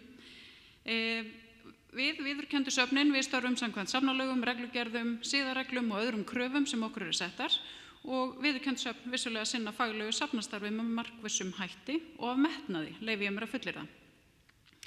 En gríðarlega margt hefur breyst á síðastliðnum 30 árum eða svo. Söfnum hefur fjölgað, safnafólki hefur fjölgað sem sérstakt fagnaðarefni að mínu mati, en auknar kröfur hafa jafnframt verið settar. Faglegt starf nú í fyrirrúmi og allstaðar lögð áhersla á söfnun, varðveislu, skráningu, rannsóknir og miðlun og þessu verkefnum þarf að sinna með markvissum og skipulögðum hætti. Og til þess þarf stefnumótun. En þegar ég hóf störf í safnageiranum þá var það fyrst og fremst söfnunarstefnan sem lögð var áhersla á. Hún var sterkasta plagg safnsins og vottur að söfnun og varðveislu væri seint, skipulega og markvisst. En bara á mínum tíma sem safnamanneskja hefur stefnum og áætlunum fjölgað allverulega. Og ekki endilega vegna þess að okkur safnafólkinu hefur þó tilfinnanlegur skortur á stefnum eða stefnumótin í starf okkar, heldur vegna þess að krafan kemur á ofan og henni þarf að framfylgja. Í viðurkenningaferlinu fyrir áratug síðan var til að mynda gerð krafa að söfn sem sóttust eftir viðurkenningu skiluðu neyðaráætlun. Slíka áætlun átti Síldarminjasafnið ekki, þannig að mér þótti nærtækast að leita til sveitarfélagsins til þess að fá einhvers konar fyrirmynd eða beinagrind til að byggja á, gera eins og hinir, eins og við ræddum, í morgun. En vitum en sveitarfélagi Fjallabyggð átti enga neyðaráætlun. En Síldarminjasafnið skildi eiga eina slíka, þannig að við skrifuðum okkar frá grunni án fyrirmyndar, skiluðum til safnaráðs, hlutum viðurkenningu, allir glaðir, en síðan þá hefur listinn heldur lengst og stefnum og áætlunum fjölgað. Og til að stikla á stóru þá höfum við á örfáum síðustu árum þurft að setja okkur fjölmarga nýja stefnur. Til viðbótar við söfnunarstefnu og neyðaráætlun þá hægt að nefna starfsstefnu til 4 ára, grisjunarstefnu, viðbragðsáætlun, varðveislustefnu, rannsóknarstefnu, fræðslustefnu, sýningarstefnu, umhverfisstefnu eða sjálfbærnistefnu, stafrænastefnu. Við getum sem sé lengið haldið áfram og við getum haldið áfram að tikka í boxin ef við viljum og reynda að vera jafndugleg og borgarsögusafn og fjölgað enn frekar. Viðburðarstefna, þjónustustefna, mannauðsstefna, kynningarstefna og svo framvegis. En svo þarf að tengja stefnurnar við markmiðin og æðri stefnur og markmið.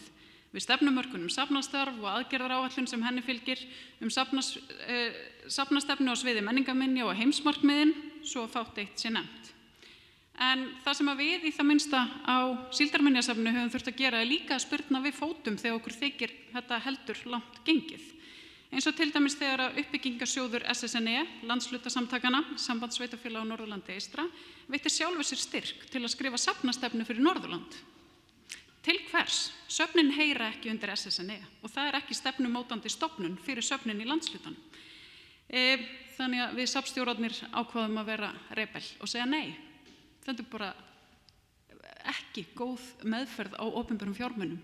Þessi stefna fer hún í skúffu, það fylgir henni engin, þannig bara til að skaffa einhverjum vinnu í einhver tíma. Annað dæmi get nefnt þegar að fólk úr menningargeiranum í Fjallabyggð var boðað til fundar í Ráðhúsi sveitarfélagsins fyrir nokkrum árum til samtals gerð nýrrar menningarstefnu fyrir sveitarfélagi. Afrakstur fundarins var sá að við gengum öll út, neituðum þáttöku, bentum stjórnendum sveitarfélagsins mjög vinsamlega á það að gildandi og gamla menningarstefnan, hún afskaplega fín, full af fögrum fyrirheitum sem ekki hefur verið framfylgt. En þegar að þeim hefur verið framfylgt sjálfsagt að marka nýja stefnu. Þannig ég held að sé bara svolítið í tísku að setja stefnur og til þess fæst stundum opinbert fjármagn og að þér virðist án gagnrýninnar hugsunar tilgang stefnunar eða gildi. Alls ekki alltaf, en stundum. En Njörður spurði okkur í morgun hvort að hring eða stefnumótunar væri vandamál. En ég spyr, þetta raunhæft og þetta nauðsynlegt? Tíma okkar best varið til eilífrar stefnumótunar? Þurfum við öll að finna upp hjólið, setjast niður í sífellu með autt blað og penna eða tóman tölvuskjáinn og lyklaborðið, velta vöngum, vinna rannsóknarvinnu, setja upp drög, funda með samstarfsfólki og mögulega öðrum og ótal mörgum vinnustundum síðar lítur ný stefna dagsins ljós. Nema kannski hjá þeim sem kjósa að nota gervigreindina, þeir þurfa ekki eða alveg jafn löngum tíma. En krafan almenna skriffinsku á söfnum hefur aukist verulega á undanförnum árum. Umsóknarskrif, skýrsluskrif, fréttaskrif, við þurfum auðvitað að segja frá því hvað við erum duglega og hvað við erum að gera. Áætlanagerð og stefnumótun og svona mætti halda áfram. Og ég hreinlega bara ekki sannfærð að tíma okkar sé best varið til þessara verkefna. En þetta auðvitað ekki svo einfalt að þetta sé annarkvort eða, með eða á móti, já eða nei. Ég án nokkuð vafa þeirra skoðunar að við þurfum að sinna starf okkar markvisst. Við þurfum að setja stofnunum og starfsfólki markmið og leiðaljós. Við þurfum að vita hvert við stefnum og hvernig við ætlum að komast þangað. En oft gæti tímanum verið betur varið til þess einmitt að vinna að markmiðunum sem við erum búin að setja okkur og sinna kjarnastarfsemi safnsins, vegna þess að öllum á ofgera. En sem sjálfseignarstofnun stendur Síldarminjasafnið á eigin fótum. Við erum sem sé hvorki í eigu ríkis eða sveitafélags og föllum því ekki undir stefnur eigenda okkar. Mér heyrist að söfnin hér í borginni, þau svona geti hnift í stefnur borgarinnar og fái þær svolítið á silfurfati. En við raun eigum okkur sjálf og það þýðir að við þurfum bæði að fylgja þeim stefnum sem viðurkennd söfn í landinu falla undir, en við þurfum líka að setja okkar eigin stefnur. Og það hefur sína kosti og galla. Sumar stefnur eðlilegt og nauðsynlegt að safnið sjálft móti með sérþekkingu starfsfólks að leiðarljósi, en aðrar, eins og kannski neyðaráætlanir og viðbragðsáætlanir, væri hins vegar afskaplega fínt að erfa frá eigendum. En aðrar væri að mínu viti fullkomlega rökrétt að safnaráðið eða höfuðsafn setti viðurkenndum söfnum sem gætu aðlagana lítillega að aðstæðum á hverjum stað. Ég sagði ykkur frá því áðan þegar við þurftum að setja ykkur neyðaráætlun og sveitafélagið átti hann ekki til. Það var fyrir ríflega 10 árum síðan, en núna árið 2024 höfum við verið að vinna að viðbragðsáætlun sem viðurkennd söfn í landinu þurfa að setja sér samkvæmt kröfum hins opinbera. Sveitafélagið Fjallabyggð heldur ekki svoleiðis áætlun. En við söfnin, við skulum öll gjöra svo vel og eiga eina slíka. Söfn við Eyjafjörð voru látin ríða á vaðið undir dyggri leiðsögn Natalie forvarðar. Allt með feldu, já. Ófáum vinnustundum höfum við safnstjóra nokkurra safna varið í að ræða tilgang áætlunarinnar, efnistök og gerð. Það einhver að koma.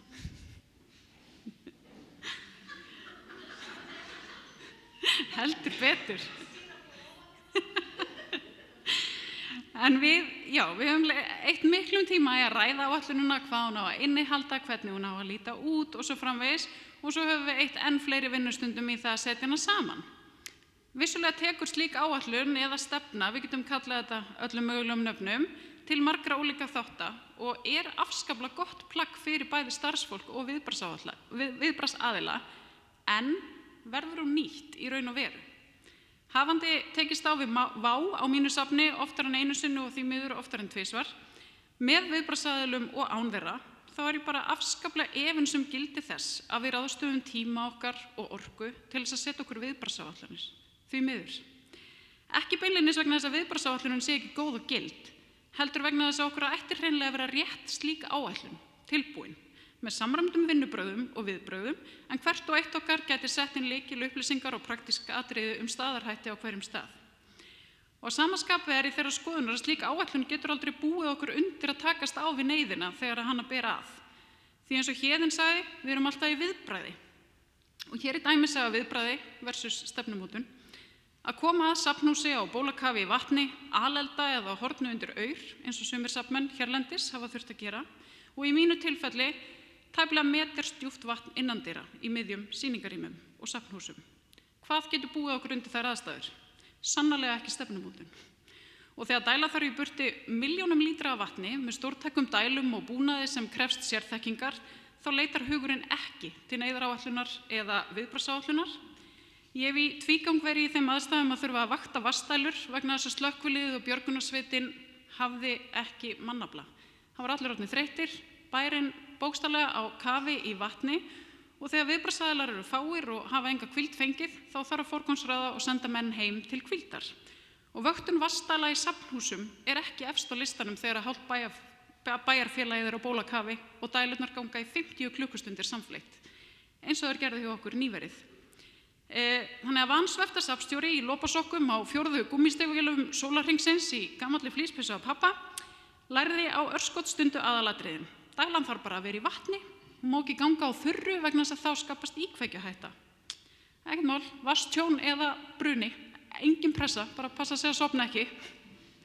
Hann hefði 50 tíma vakt með hjartað í buxunum, dælubíla og smærri dælur á fullum afköstum, dag eftir dag, nótt eftir nótt, blikkandi ljós og fjölmiðlar á línunni. Hvað gerir maður? Sannleikurinn sá, við flettum ekki upp í neyðar- og viðbragðsáætlun. Ég ætla bara að leyfa mér að fullyrða það, þó við eflaust bregðumst við með ólíkum hætti. Vegna þess að við treystum því að viðbragðsaðilarnir séu þjálfaðir í því viðbragði sem þeir veita. Auðvitað þurfa bæði ég og samstarfsfólki að þekkja safnhúsin inn og út, hvar eru vassintök, rafmagnstöflur, neyðarútgangar, hvaða lykilgripum viljum við bjarga úr aðstæðum og þar fram eftir götunum. Og við þurfum að geta leiðbeint viðbragðsaðilum og gert okkar besta til þess að lágmarka tjónið, sé þess nokkur kostur. En það svo sturlað að lenda í svona aðstæðum að ég trúi því að það sé í raun og veru ekkert sem undirbýr okkur fyrir það. Ekki nema mögulega safnafólk sem kannski í björgunarsveit eða slökkviliði og fer á margar æfingar og þjálfa til þess. En ég get sagt ykkur það í fullri hreinskilni að í þessum aðstæðum þegar að safnhúsin okkar hafa bókstaflega fyllst af vatni, þá hef ég ekki einu sinni litið í neyðaráætlun eða viðbragðsáætlun. Aðstæðurnar hafa hreinlega ekki boðið upp á það og þær hafa ekki náð yfir þá þætti sem í raun og veru eru krefjandi og við vitum ekki hvernig við að snúa okkur gagnvart. Vegna þess að eftirleikurinn það sem svo miklu flóknara og óútreiknanlegra en okkur órar fyrir. Engin lífsins áætlun eða stefna gat til dæmis búið okkur undir það að verka klóak, saur og salernispappír upp úr niðurföllum í sýningarrými. Vegna þess að fráveitukerfi bæjarins bilaði svo herfilega og yfirflæddi að skólpið kom inn frárennslislagnirnar og upp ræsin. Og hvað gera safnmenn þá? Sækja einnota hanska, þokkalega hreina óra síldarkrukku og handskóplas urnum í krukkuna af því að þú vilt hafa það skriflegt að þetta hafi í raun og veru verið það sem að þú varst að fást við. Vegna þess að raunin sú að síðan þarf að takast á við tryggingafélög, eigendur, náttúruhamfaratryggingu, ofanflóðasjóð eða hvern þann sem mögulega getur gengist við ábyrgð og bætt tjónið. Nú ekki nema þið verði jafn óheppin og við og enginn taki ábyrgð og enginn ábyrgist tjónið. Þá hreinlega situr maður uppi, ráðalaus, sár, svektur og reiður og skilur ekki alveg af hverju maður eyðir öllum tímanum í það að skrifa alls konar stefnur. En það sem að mínu áliti skortir í þessari hringiðu aukinnar fagmennsku eru verkfærin. Söfnum eru settar kröfur stefnumótun og áætlanagerð, eftirlit og fagmennsku, en kröfunum fylgja sjaldnast verkfæri og þeim fylgir ekki fjármagn. Fyrir vikið þá reynum við safnafólk að vera allt í öllu, við reynum að læra allt mögulegt og ómögulegt og verkefnalistinn lengist dag frá degi, jafnvel þó við hlaupum hraðar og vinnum meira. En við þurfum líka að leiða hugann að því að það ekki nóg að bara setja sér stefnu eins og hefur komið fram hér í dag, heldur þurfum að vinna samkvæmt henni, endurskoðana og uppfæra. Og þegar stefnurnar eru orðnar svo margar að fingur beggja handa duga ekki til að telja þær, þá erum við komin að því að þurfa að móta okkur stefnu stefnumótunina. Og þá setjum við eftir með spurninguna, er það rétt vegferð? Takk fyrir.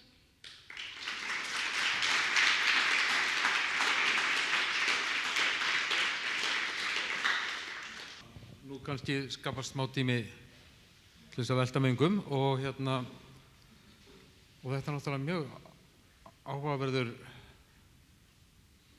Þú veist það sem ég svona dreg út úr þessu samskipti safnsins við sveitarfélagið. Og þú sagðir í upphafi að þið hefðu bókstaflega gengið út og ekki viljað ljá máls á neinni stefnumótun. Og svo endar fyrirlesturinn í náttúruhamförum. Eðlilega fer maður ekki upp í hillu þá að sækja aðgerðaráætlun og við erum bara út í meiri á. Þess vegna bara velti ég fyrir mér, þú veist, ef að samtalið, stefnurnar, markmiðum hefði verið skýr, hefði verið hægt að koma í veg fyrir svona ástand. Ef maður er búinn að búa til stefnur, þá hefur maður verkfæri, getur rétt til að fara með völdin og segja, heyrðu, þetta er fyrirsjáanlegt. Fattar hvað ég meina? Nú ætla ég að vera devil's advocate í þessu, skilur við. Af því að hérna, það sem að einhvern veginn. Stefnurnar eru þetta jafn fjölbreyttar og eru margar og það er sumar eiga kannski jafnvel ekki margt sameiginlegt, annað en það er hreinlega að vera stefnur. Söfnunarstefna og viðbragðsáætlun á ekki margt sameiginlegt sko í praxís, þó að hvoru tveggja falli undir starfsemi safnsins. Og ég held að þrátt fyrir góðan vilja komum við líklegast ekki í veg fyrir náttúruhamfarir, en þegar það gera síendurtekið þá er hægt að koma í veg fyrir að afleiðingarnar verði jafn slæmar, ítrekkað, vissulega. Og til þess þarf samtal áætlanagerð, stefnumótun fullkomlega sammála því. En það sem bara velkist fyrir mér er af hverju erum við öll að finna upp hjólið? Af hverju setjum við öll og eyðum tíma í að skrifa viðbragðsáætlun? Við eigum öll að bregðast eins við þegar að húsin fyllast af vatni. Af hverju fáum við þetta ekki bara tilbúið frá okkar yfirvaldi sem gerir okkur kröfu? Svo get ég sagt sett inn hvað rafmagnstöflurnar og vatnseintökin eru og hvaða gripum ég vil bjarga, eða gagnvart grisjunaráætlun eins og vorum að nefna. Það samkvæmt lögum er búið að ákveða hvernig við eigum að grisja safnkost, en samt eigum við öll að setja okkur stefnu um það. Af hverju fáum við hann ekki bara tilbúna? Reglurnar eru til. Þetta er síendurtekið stef núna, þú veist að reglurnar eru til, lögin eru til, af hverju þarf að setja aðgerður áætlun á tveggjumanna vinnustað inn í sveitarfélagið sem á að eiga blúprint að þessu öllu saman. En það sem kemur líka til dæmis fram með bæði hjá stjórnendum menningarstofnunar hér í Reykjavík, að þeirra menningarstefnur hafa gagnast þeim mjög í að tala upp bæði virði, skilning.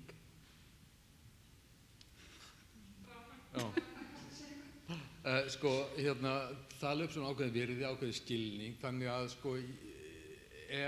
þannig að ég ætla að fullyrða að ef að það myndi gerast slys á safni á forræði ríkisins eða Reykjavíkurborgar, þá er það bara lögreglumál. Já. Skiljið? Þannig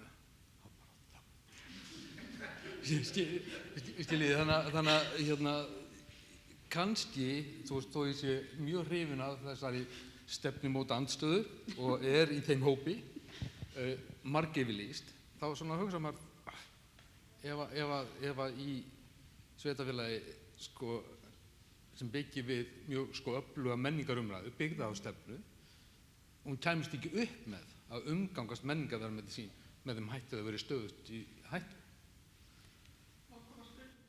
Já, endilega. En ég vil kannski bara ítreka það sem ég sagði áðan að þetta er ekki annarkvort eða, þetta er alveg svona flóki vegasalt sko. Nei, mér langar aðeins sko því þú varst að nefna okkur sko og það er til dæmis í menningarstefnu Reykjavíkurborgar og það meira sér held ég í samstarfssáttmála meirihlutans að það skuli búa vel að menningararfi Reykjavíkurborgar. Við höfum fengið örlitlar úrbætur í geymslumálum hjá okkur. En stóra málið er eftir og það er alveg sama þó að við kostnaðargreinum og gerum hnitmiðar áætlanir og setjum þetta og rökstyðum með menningarstefnunni og rökstyðum með samstarfssáttmálanum og rökstyðum með okkar eigin stefnu. Það gerist ekki neitt af því að peningarnir, þeir eru á það. Að sjálfsög, skilur það þarf að, ég meina þú stendur þarna með einhverja 200 foreldra í mikluðum skóla, hvað heldur þú farir að búa til listaverkageymslu? Já, en þú veist, við náttúrulega erum ráðið hér til þess að varðveita þessa hluti og til þess að koma upplýsingum þá á framfæri. En við vitum alveg, við erum í eigu sveitarfélags og við erum í þessu slag. Við erum að slást og ég meina, það var verið að tala niðurskurð hjá Reykjavíkurborg daginn, það var fyrir umræða fjárhagsáætlun borgarinnar og það var tekið dæmi niðurskurð og það var fækkun sýninga í Listasafni Reykjavíkur. Og þetta er bara, þeim finnst það bara smart. Skilur, ég er ekkert að kvarta undan því að fækkum eina að það er sýninga. Það skiptir ekki öllu máli í stóra samhenginu. En á sama tíma er ekki, verið að nefna hluti sem að kannski skipta miklu stærri hóp máli. Þannig að við liggjum vel við. Og þetta eru smápenningar í samhengi niðurskurðar hjá Reykjavíkurborg. Þetta eru aurar. En þeir hljóma vel þeir hljóma vel í fjölmiðlum og ég ekki viss að þó að væri hérna, ég meina það hefur alveg verið Vastjón hérna, það öllum saman. Löggan mætir ekkert. Já. Bakland sem kemur hjálpar okkur þegar tjónið orðið og slökkvismyndir farnir, þá koma menn frá Vestfjarðafélaginu og hjálpa okkur. Takk fyrir.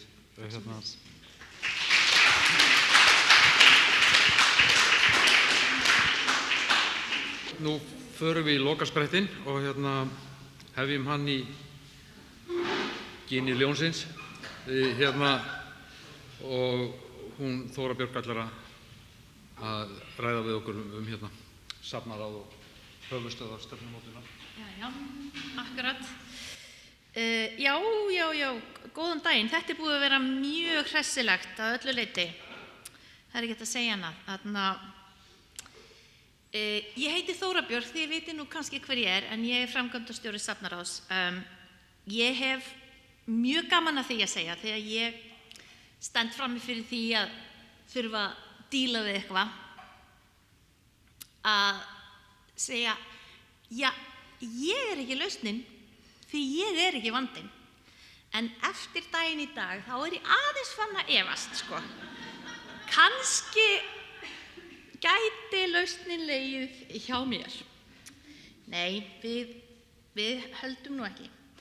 En ég kannski mun aðeins fara off course, þú veist, af stefnunni sem ég ætlaði að taka í dag í þessum ágæta fyrirlestri.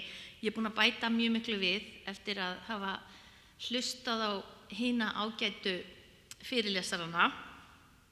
Þetta bara búin að vera ótrúlega áhugavert. En það hefur náttúrulega margt oft komið fram hér núna, það sem við erum svolítið að margtaka sama hlutin sem náttúrulega bara eðlilegt. Við erum náttúrulega í Safnaráði, við erum náttúrulega með okkar bifflíur, þessar tvær. Við erum náttúrulega alltaf að pæla úr hverju spretta þær lifa náttúrulega ekki í neinu tómi.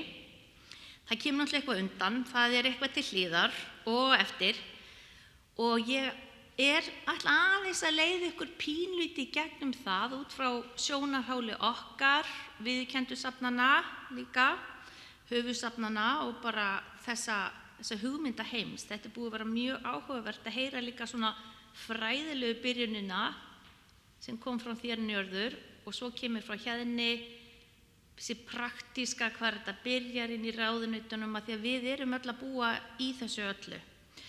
Og svo meira segja, sko, þú veist, hér og nú ég átta mig á því að það náttúrulega svo margt af öðru sem við erum að gera í Safnaráði sem náttúrulega stefnumótandi að því leyti að við erum að krefjast einhvers af einhverjum þriðja aðila, jafnvel. Og þetta náttúrulega viðurkenndu söfnin og eins og þið vitið öll að þá þetta rosalega fjölbreyttur hópur safna. Við erum með stóru söfnin eins og Borgarsögusafnið og Listasafn Reykjavíkur. Svo erum við pínulítið söfn sem ekki einu sinni með launað starfsfólk. Það eru 2 söfn sem ekki einu sinni með launað starfsfólk. Og svo önnur söfn sem eru kannski með 50%, einhvern í 50% starfshlutfalli. Og við í krafti safnalagana og hvernig þau þá eru sömu kröfur á alla þessa aðila. Og það getur verið kannski flókið. Þið verið að passa, ef ég fyrir bara að íta á þessa tölvu, því að vera að íta þessu, þá skulum við þau mig poti mig. En hvert stefnum við í safnastarfi? Eins og þið vitið, þá bara stefnumótun hún á í grunninn að fela í sér að skilgreina hvar þú ert í dag og hvert þú vilt fara í framtíðinni. Hún á að hjálpa að greina markmiðin eða hún á að vera út að skrifa ferlið á að hjálpa að greina markmiðin og miðla og forgangsraða og skilgreina skammtíma og langtíma markmið. Og ég sem viðskiptafræðingur hef haft mjög gaman að öllu þessu ferli stefnumótun og söfn. Þetta eitt af þeim tækifærum, ég hef nú reyndar alveg fjölmörg tækifæri að sameina menntun mína sem viðskiptafræðingur og safnafræðingur saman í starfin sem ég í. En þetta eitt af þeim tækifærum þar sem ég get tekið einfalda námið mitt sem viðskiptafræðin og reyna að tala við flókna hlutan af mínu námi sem safnafræðin, af því að viðskiptafræðin þú getur svolítið þreifa á henni þó hún sé hugvísindagrein, en safnafræðin náttúrulega bara öll svona í stjörnunum svolítið, eða ekki? Já, og þá kemur náttúrulega bara af hverju erum við að þessu. Við þurfum að vinna eftir safnalögum. Safnaráð til þess að vinna eftir safnalögum. Við eigum að vinna stefnumörkun safnastarf í samvinnu við höfuðsöfnin og í samvinnu, sem þá send til ráðherra til samþykktar. Þannig aðeins talað greinargerðina sjálfa, því að það ekki nóg alltaf þegar maður reynir að rýna í lög, það svona ágætisregla, þegar maður reynir að rýna í lög þá oft mjög gott að lesa greinargerðir með lögunum. Það ekki skemmtilegt, þetta mjög leiðilegt, en það getur skýrt oft hugsunin á bakvið. Og svo náttúrulega kemur að því eins og núna safnalögin, þau skrifið 2011, 2010, 2011, taka gildi 2013 og við vitum alveg að í dag ýmislegt í safnalögum sem við þyrftum að laga og endurmeta, og hér áðan sátu sérfræðingar úr ráðuneytinu, ég sé þau nú reyndar ekki lengur, en það alveg, þetta alveg búið að vera mikið pot frá okkar hendi að reyna kannski að skoða þau betur. En söfn vinna eftir ótal lögum, það sem minnst á þessa eilífu stefnuþörf og hver skal sinna hverri stefnugerð, forvinna okkar, sem sagt, safnaráðs að vinna að stefnumörkunum safnastarf, byrjaði ekkert löngu eftir að þessi safnalög núverandi tóku gildi sem við köllum náttúrulega nýju safnalögin, af því að þau eru frá 2011, gömlu safnalögin frá 2001. Á þeim tíma var þeirri vinnu lauk ekki. Það var mikil undirbúningsvinna þar gerð, þarna í upphafi, þarna í 2013 og 2014, og svo þegar blómatími stefnugerðarinnar hófst, eins og við erum búin að fara svolítið út í, þá fór safnaráð að huga vinnunni að alvöru. Í stefnumörkunar skjalinu sjálfu hér, sem þetta hérna, þá segir að stefnumörkun safnastarf muni nýtast safnagæranum, ráðuneytum, stjórnsýslu ríkis og sveitarfélaga, safnaráði, höfuðsöfnum og öllum söfnum, bæði viðurkenndum sem og annarri safnastarfsemi, en ekki síst eigendum safna. Og það bara alveg, spurningin hvort það nýtist ekki bara leikskólum og Landspítalanum líka bara miðað við þetta allt.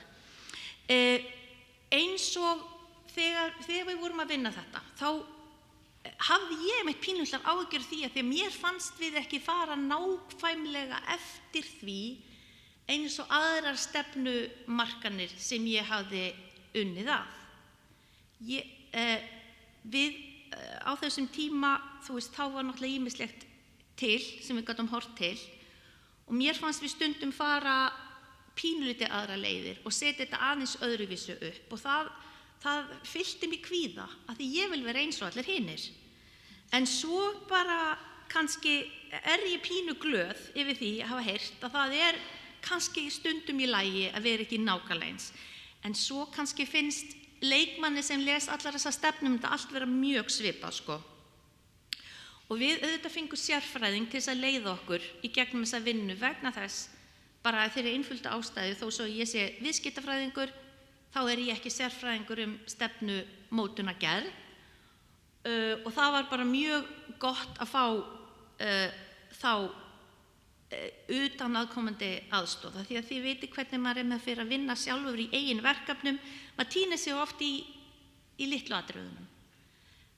Þarna var okkur hjálpað að halda svona svolítið sjó og kúrs, fljóta pínlítið ofan á.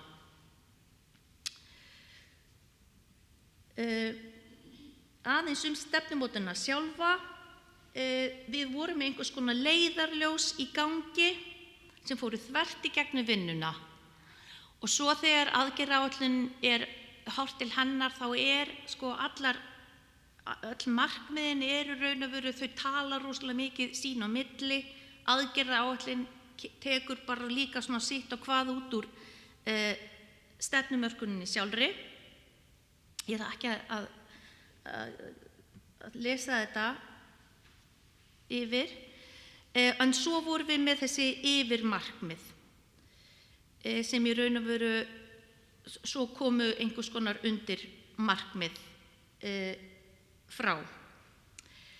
Hún var gefin út 2021 og hún var náttúrulega unnin í samstarfi höfuðsafnanna 3, sem sagt þetta verkefni, lögbundi verkefni safnaráðs og höfuðsafnanna 3.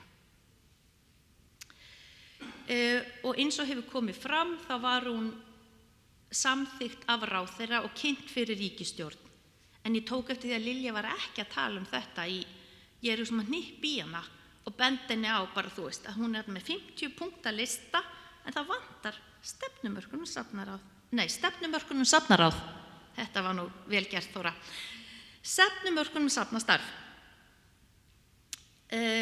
Og það náttúrulega mjög áhugavert að á sama tíma og við vorum að vinna þetta 2021 sem var svona mesta vinnan fór fram hérna lok 2020 og 2021 að því að þið verið að tala stefnuvorið, stefnuvorið, þá held ég að 2021 hafi verið bara stuðverslunamanna helgin á stefnuvorinu vegna þess að á þessum tíma var ég að vinna í 3 stefnum. Ég var hérna í menningarsóknarhópnum, aðgerðaáætluninni og líka sem var fyrir ráðuneytið, náttúrulega okkar stefnu og svo langtíma varðveislu stefnan frá Minjastofnun. Svo kemur að aðgerðaáætluninni sjálfri að því það náttúrulega þurfti klárlega að fylgja eftir. Þú veist, það verður að fylgja eftir, það þýðir ekkert að vera með stefnumörkun án þess að vera með aðgerðaáætlun.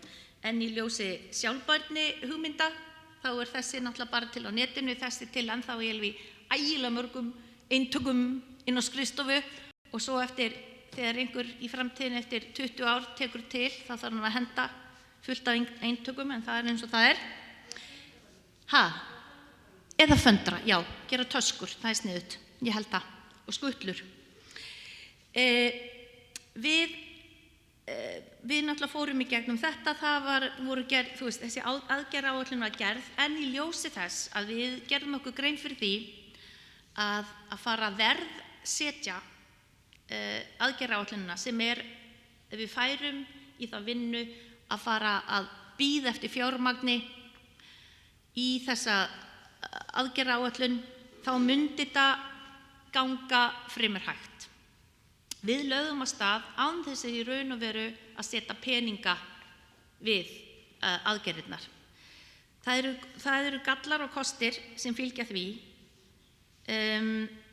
Við vorum líka að hugsa að þessi fyrsta aðgerðaáætlun væri ekki mjög langan tíma. Hún á að gelda til 2026 og í raun og veru, við tókum líka það ákvörðun, við vorum í raun og veru að setja aðgerðaáætlun fullt af atriðum sem söfn eru nú þegar að vinna við. Bæði til þess að hvetja þau áfram og líka aðeins til að máta okkur inn í allar þessar hugmyndir. Hvað í raun og veru mun virka, hvert við raun og veru að fara.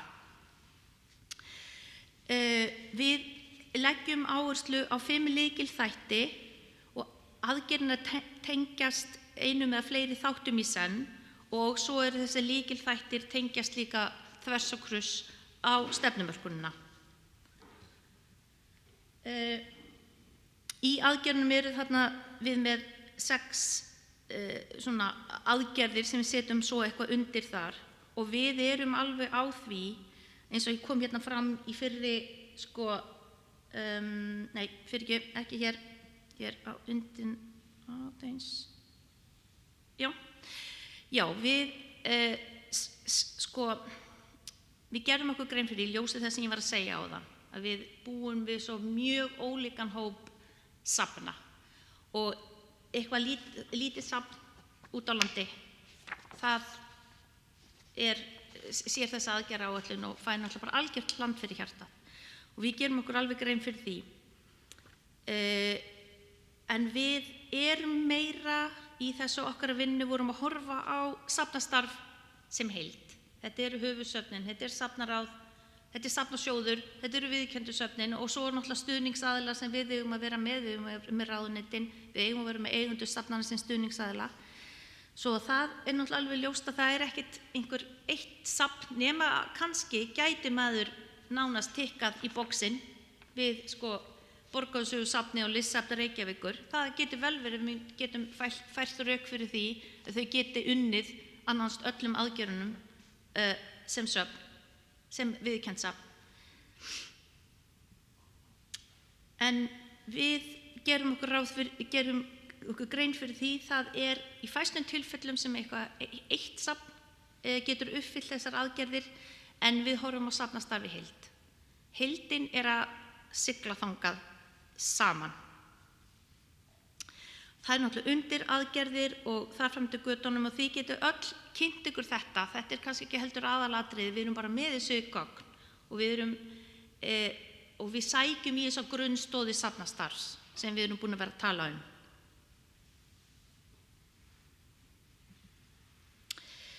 En við erum ekki í einhvers konar við erum ekki eitthvað einland við safnaráð. Okkar helsti samstarfsaðili eru höfuðsöfnin.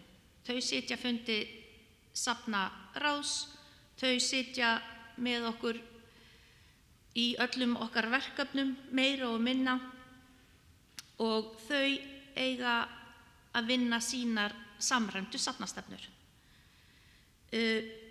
Í frumvarpi með safnalögum sem ég var að tala við og greinagerðinni er lögð áhersla á þá hlutverk höfuðsafna að vera ráðgefandi og stefnumótandi afl og vinna samræmdi safnastefnu hvert á sínu sérsviði.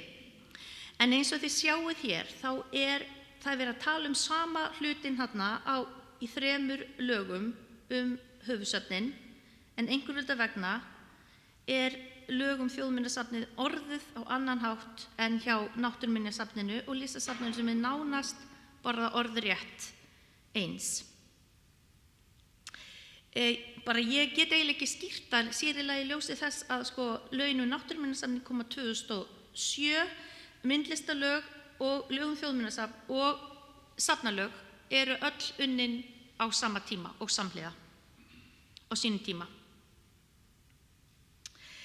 Og varðandi stefnurnar sjálfar að þá er þjóðminjastefnan er búin að gefa út sína 3. samræmdu safnastefnu á sviði þjóðminja eða menningarminja. Listasafn Íslands þeirra kom út þá 2021, ég held að það sé nú bara alveg rétt, og þeirra stefna er gefin út bara á vefnum eins og við sjáum þarna, þetta var svona eins og kirkjufall fannst mér þarna fjallið,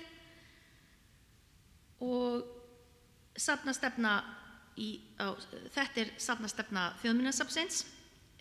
Náttúruminjasafni hefur verið að vinna sinni stefnu í nokkur ár en þau hafa ekki gefið þetta enn út svo frama sem ég veit.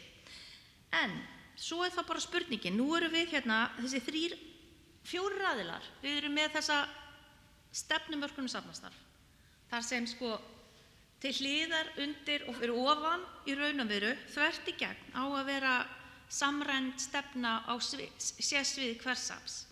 Þegar við vorum að vinna þessu saman árið 2021, þá vorum við eiginlega búin að tala okkur inn á það að þetta er náttúrulega bara eitthvað plagg sem við eigum að vinna saman. Það átti bara að vinna samhliða. Þá bara vera ein stefnumörkun safnastarf sem við vinnum öll saman.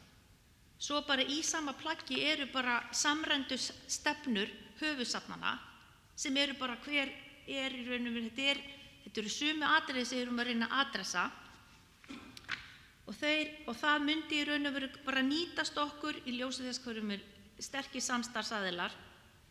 Þetta var allavega hugmynd okkar árið 2021 og ég vona að það verði, þegar við þurfum að fara að endurskoða þessi mál, að það verði enn uppi við verum ennþá bara þar, af því að þetta er í raun og ekkert annað sem það bara svona skynsamleg nýting á bara fjármagni og tíma og ýmsu. En svo kemur náttúrulega kannski annað fólk, hvað veit maður, þegar síðar verður. En það náttúrulega fullt af stefnum sem stefna söfnum í rétta átt.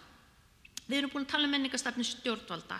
Við erum búin að tala um menningarsóknina sem upphaflega var byrjuð að vinna sem nýja menningarstefnu og svo komumst við að því að menningarstefna frá 2013 var bara ágætasta plagg en það væri kannski aðgerðaáætlun myndi nýtast betur.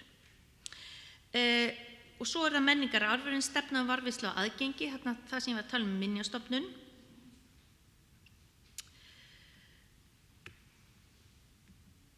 En svo það kannski síðast en ekki síst, eins og við höfum talað um, þá það heimsmarkmið Sameinuðu þjóðanna um sjálfbæra þróun sem kannski hin stóra stefna sem öll ríkisaðilar eiga að vinna að í sameiginlega.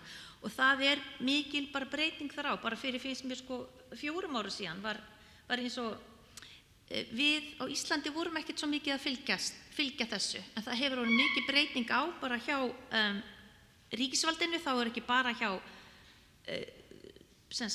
ríkisstjórninni og ráðuneytum heldur bara hjá sveitarfélögum líka.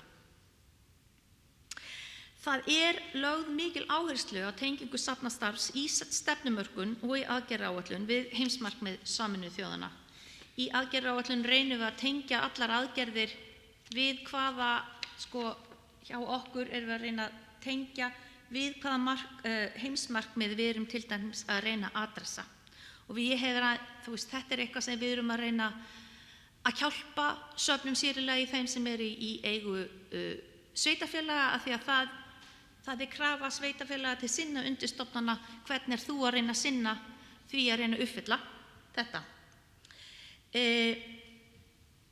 Þetta kemur söfnum við kannski á þann hátt að við bara áttum okkur á því að atburður síðustu ára í heiminum, loftslagsvá, kórónuveira og nýr pólitískur raunveruleiki hafa aukið misrétti í heiminum og það ekki að minnka.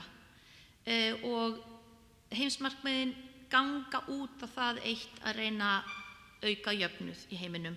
Og ég held að við sem störfum á söfnum, við gerum okkur alveg grein fyrir því að þetta söfn geta verið mikið jöfnunartæki. Þetta tækifæri fyrir bara alla að afla sér upplýsinga og njóta lista og bara staðreynda. Og það sem öll eru velkomin. En hvað fylgir svo hverju? Ég bara veit ekki, hverju eigum við að fylgja hérna? Og á þetta allt eru náttúrulega siðareglur ICOM sem hefði þurft að hoppa þarna inn líka. Svo má ekki gleyma heldur að viðurkennd söfn eru svo líka að vinna eftir stofnskrám sínum sem heita annarkoð stofnskrár, skipulagsskrár, reglur, samþykktir og það fylgir einhverjum sérstökum sniðmáti sem við setjum. Og þar kemur ýmislegt fram, hvað á að gera ef að safnið lagt niður og það fram til götunum. En auðvitað svo dag frá degi til eins og við hjá Safnaráði, við lúsleysum alltaf fjármálaáætlunina og við reynum að athuga hvort erum við ekki að fara eftir henni, við til dæmis úthlutun úr safnasjóði. Erum við ekki að fara eftir þeim þegar við erum að gefa út svona plögg. En það sem þessi 2 plögg eru nokkuð víðfeðm og taka á öllum þáttum safnastarfs, þá finnum við alltaf einhvern hátt samhljóma með áætluninni. En það náttúrulega alveg spurning, erum við þá bara að koma aftan frá, skilurðu? Við byrjum að gera það sem okkur gerum og svo reynum við bara að tína það sem hentar. Það svolítið erfitt að segja en ég held að stundum sé svarið já. Svo náttúrulega hið ægilega skemmtilega stefnumörku viðurkennda safna sem kemur fram í safnalögum og það eru höfuðsöfn sem eiga að kalla eftir stefnumörkum viðurkenndra safna á 4 ára fresti.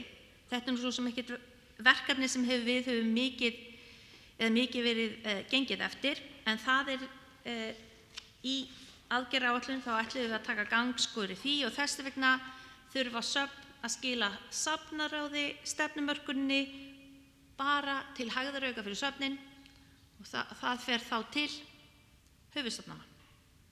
Við erum bara svona stoppstöð á leiðinni. En í stefnumörkunum kemur náttúrulega fram aðgerðaáætlunu hvað á nú að vera í þessari stefnumörkun. Þetta náttúrulega búið að vera, ég mjög ánægð til dæmis með stefnu Borgsögusafnsins að því að mér finnst þau hafa tekið þetta bara nákvæmlega eins og við höfum hugsað. En safnalögin, þetta einhvern veginn orðið hið mikla stefnusafn Íslands, þetta eru söfnum stefnur og þar kemur meðal annars, það allavega að adressa þessi mál eru adressu. Það stafrænsstefna, söfnunarstefna, grísunarstefna, varðveislu áætlun, rannsóknarstefna, fræðslustefna, símenntunarstefna. Ég held ég hafi ekki gleymt neinu sem bókstaflega bara talað hér. En svo náttúrulega áttu ykkur því það ekkert verið að biðja listræna stefnu, það ekki verið að biðja sýningarstefnu vegna þess að við þurfum líka að kunna okkur magamál.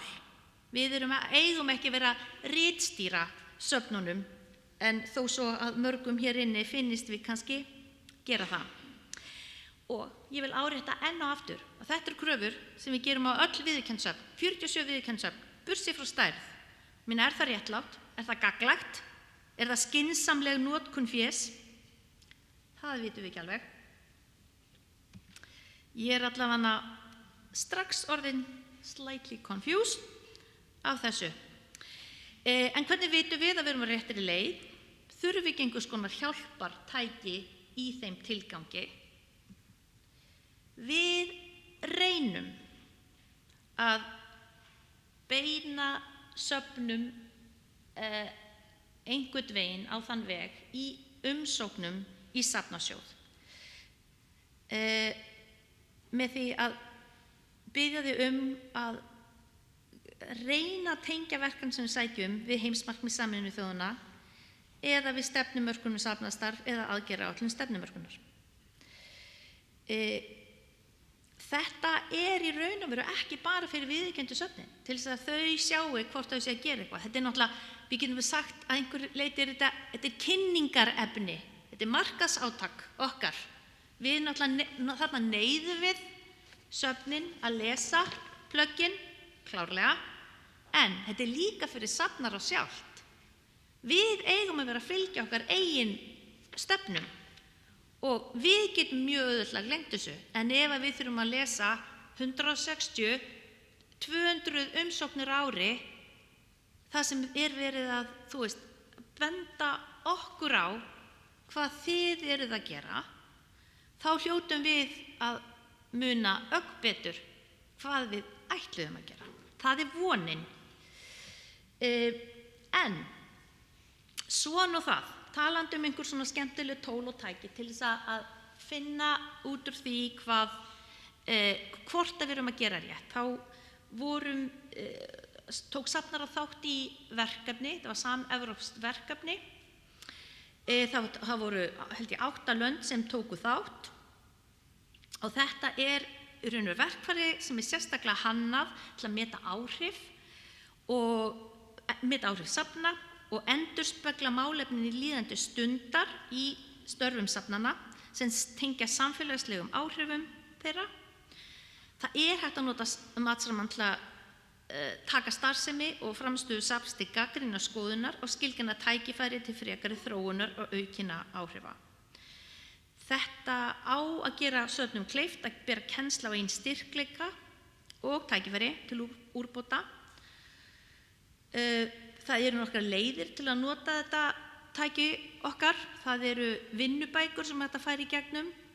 Við erum með töflu þar sem við getum tekið svörin okkar og reynt að hengja upp á hvar. Þetta svona eiginlega svótabla sem kannski núna dottin út.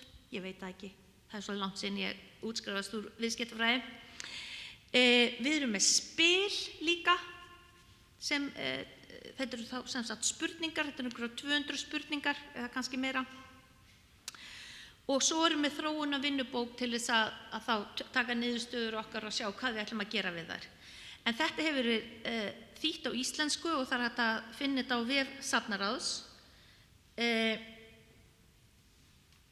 Og ég mæli í raun og veru með þessu tóli. Það getur nýst í raun og veru yfir allt stefnumótunarferlið. Það eru hugtök þarna inni sem eru, maður þarf aðeins að tileinka sér eins og alltaf þegar verið að þýða eitthvað frá ensku yfir á íslensku, eitthvað sem manni finnst alveg skiljanlegt á ensku, impact goals. Það bara, þú veist, við erum með einhver markmið, einhver langar, þú veist, að það verði áhrif að starfsemi okkar í samfélaginu og við erum með markmið til þess að ná því, þá er eitthvað svona impact goals og það þýðum við sem áhrifamarkmið. Þetta verður svolítið flókið nema, þú veist, eftir smásund þegar maður búin að nota þetta. Þetta svona eins og orðið inngilding. Orðið eru alltaf asnaleg fyrst. Já, þetta hægt að mæla, það að nota þetta yfir allt stefnumótunarferlið. Það að nota þetta áður, maður hefur ferlið, það kannski í svona greiningatilgangi á meðan að maður í ferlinu, kannski til að ytta aðeins fókusinn. Og svo eftir að stefnin komin út, það kannski til að minna okkur á að stefnan á ekki endilega heima niður í skúfu, hún getur stutt áfram við og með verkefnin okkar. Hér sjáu þið eina síðu úr einni vinnubókinni, þetta eru 8 vinnubækur og það sem við erum að, eins og þið sjáu þið, maður bara að meta frá 1 upp í 5 eftir því hvað þið teljið ykkur vera á skalanum. Þarna eru við einmitt, eins og þið sjáu þá kemur þýðingin greinilega á síðustu 1,5 ári eða 2 árum að því að orðið inngildandi er dottið þarna inn. Kannski hefði fyrir 3 árum við hefðum verið að tala sama hlut en notað önnur orð. Svo er vinnubók samt þegar við erum komið niðurstöðunar okkar þá höfum við að geta settið þarna inn hvað raun og veru skiptir máli. Við kannski komumst að því að við erum ekki að gera eitthvað vel, við gerum eitthvað illa og þá þurfum við að meta að kannski alveg gott að sleppa því. Eða þetta eitthvað mikilvægt og við verðum að leggja áherslu á. Ofan á þetta allt, já, þið finnið allt þetta góða tól, þetta á vef Safnaráðs. Það hægt að fá lánuð líka svona spil hjá okkur ef þið viljið prófa það. Og í raun og veru hentar þetta ekki bara söfnum, það hægt að líma þetta yfir alla menningarstarfsemi.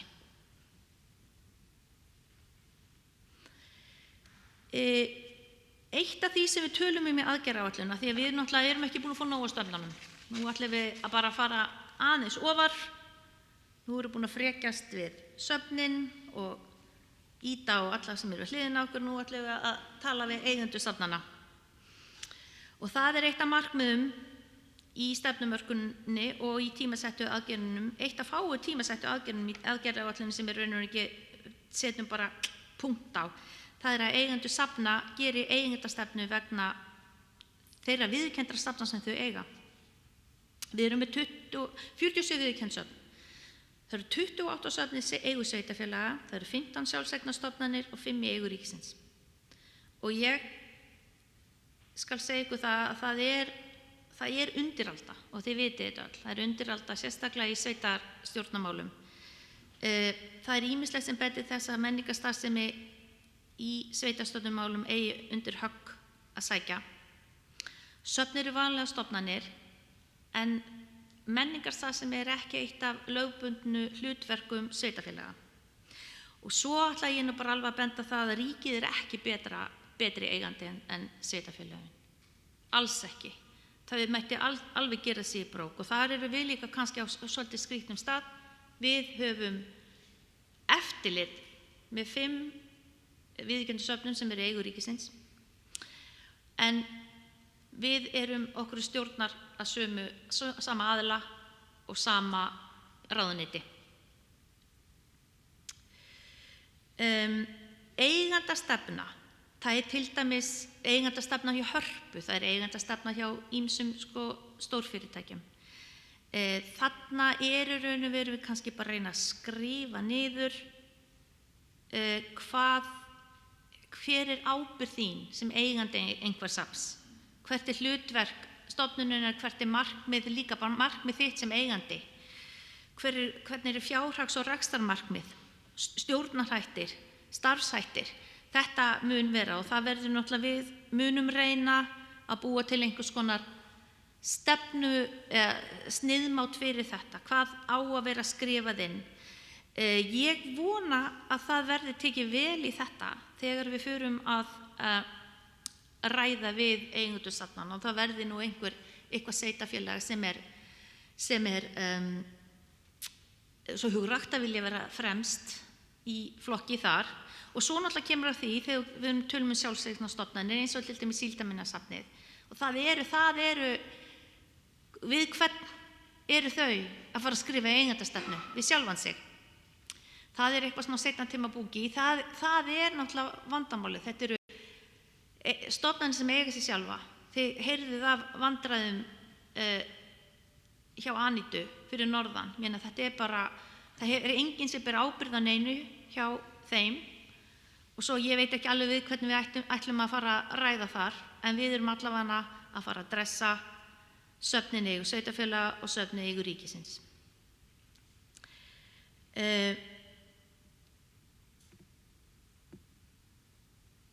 Ég held að ég segi þetta bara gott að þessu sinni. Kannski ég með tíma fyrir spurningar, ég veit ekki. Ég hef ekki hugmynd hvað ég búin að lengi. Á mínútunni? Eitt sem ég langar að bæta við. Að þetta skemmtilega stefnu vor. Ég held að sögulega verði alveg ótrúlega skemmtilegt að rúlla í gegnum tímarit.is í framtíðinni sem heitir náttúrulega allt annað. Bara til að rannsaka og rýna og pæla hvað var eiginlega í gangi. Það verður gerð einhver stefnumótandi rannsókn þetta í framtíðinni held ég. Ég svona tilfinningur núna þegar við talum á þetta svona samfélagslega viðbyrðir þegar við múlum að tala COVID. Það var alveg bylgja í stefnumótunarvinni. Það var hrun. Já, COVID gaf okkur tíma til að vinna þessu. Og bara, þú veist. Já, ég sé það einhverjum sem liggur eitthvað á hjarta. En sko, mér finnst skemmtilegt að þegar við byrjuðum morgun á því að skella upp og hlæja yfir þessari hermistefnu í menningarstefnu hingað og þangað og þá fórst okkur öllum það vola fyndið að einhvern veginn virkast tækið í samningum menningarstefnu var eiginlega bara gamla ljósritunarvélin sko. Og svo núna talar þú samræmt sniðmát og mann finnst það bara já, þetta er sniðugt. Þá er maður alveg komin í það að það sé bara mikið skynsamlegt að þetta einhvern veginn hafi einhver svona heildarábyrgð og geti einhvern veginn virkað saman. En þú veist, þetta er partur af ferðalagi dagsins. Akkurat. Takk Þóra, mér langar að spyrja þér bara út í eigendastefnuna og markmiðin. Ég meina þið eru þá að kalla eigendurna til ábyrgðar og láta þá setja niður á blað bara hvernig þeir ætla að standa bakvið. Já. Er ekkert samt með eigendastefnu, svona eins og þið sjáu hana fyrir ykkur? Það getur vel verið að það sé. En ég meina er samþykktir til þess eins og hjá Já, það reyndar eru sko að því að stofnskrá safna, því að stofnskráin er iðulega fyrir til dæmis eins og sjálfseignarstofnanir en öll söfn þurfa að gera stofnskrár samþykktir. Í raun og veru sjáum við svolítið fyrir okkur að það væri byggt á því. Ok, þannig að það er svona bara önnur útfærsla. Já, en kannski við náttúrulega bara, þú veist, það er þetta vandamál, kannski safnstjóra og okkar, að á 4 ára fresti það er bara alltaf að byrja upp á nýtt. Þetta er bara algjört Groundhog Day og oftar. Eða verður bara einhver stjórnarslit í einhverjum sveitafélögum eða, þú veist, kosningar og snemma eins og gerist stundum.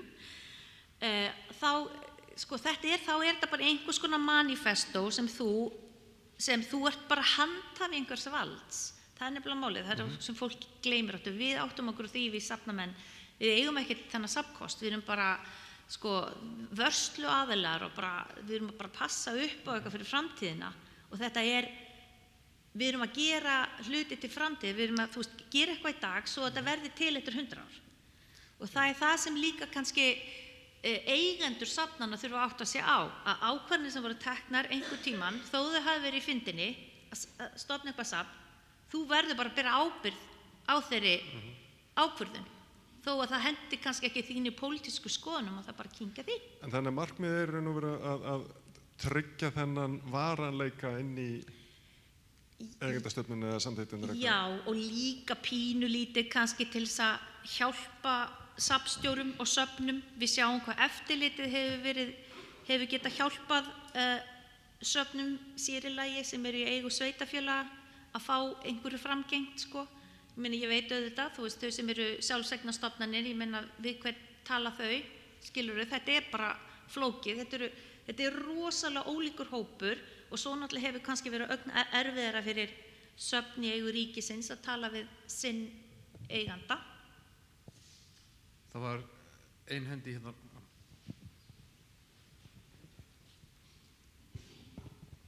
Ég heiti Eva Ör, safnstjóri Byggðasafns Reykjanesbæjar. Ég er mynda líka að spá í með eigendastefnuna. Sko, allt sem þú taldir upp að þetta koma fram í eigendastefnunni, það kemur nú þegar fram í stofnskrá eða er í safnalögum. Þannig ég svona velti fyrir mér hvert hlutverk þessarar eigendastefnu er og hver heldurðu að muni búa hana til. Ég er til dæmis nokkuð viss að þetta verður bara svona, já, getur þú svo gert drauga þessari eigendastefnu, það verður bara dampa á mig. Já. Og svo það er nefnilega enginn sko sem að eins og allt hitt sem við að gera, sko. Nei, það er enginn sko með titilinn eigandi safnsins í sveitafélaginu. Þú veist, það Já, við gerum okkur alveg grein fyrir því. Ég er rosalega hugsi út af því að þú sagði sko hlutverk, markmið, þú veist, þetta kemur allt og stjórnsýslan. Það kemur allt fram í okkar stofnskrá. Já, en ég held í þessu, þú veist, við verum að gera bara eitthvað sniðmátt, skilurðu. Og svo náttúrulega getur vel verið að það verði, þú veist, það verður þyngri róður sumstaðar og annars staðar og sumstaðar verður þetta bara einhvers konar nokkra málsgreinar. Við kannski tökum bara viljan fyrir verkið. Þetta er, sko, þú veist, ég held að það sé mjög oft hægt að sko, vísa til samvisku, sko, sveitarstjórnarmanna sem er í dag og segja að þú ert að fara að segja sveitarstjórnarfólki framtíðar hvernig er bestun á þessu verkefni er og hver ábyrgðin er. En ég sagði aldrei þetta myndi alltaf ganga smurt fyrir sig, ég veit það ekki. Þess vegna erum við kannski örugglega ekki byrjuð á þessu verkefni. Þetta er svona svolítið þægilegt að ýta þessu aðeins lengra frá. Takk. Já, fyrir eigendurnar. Kannski bara. Samræmt sniðmátt fyrir stefnuna. Já. Takk fyrir. Já. Þá er komið að síðast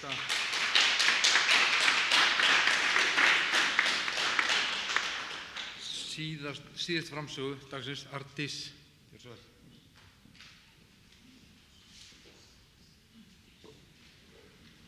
Já, þú segir kannski að það er formlust.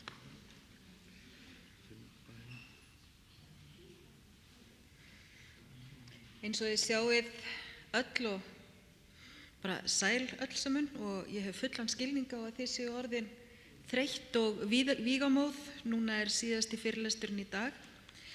En eins og þið sjáið þá er ég ekki Sigurjón, en ég ætla sem sagt að bregða mér í sama hlutverk og Eggert Þorleifsson gerði í myndinni Allt á hreinu og ég ætla að miðla Sigurjóni hérna.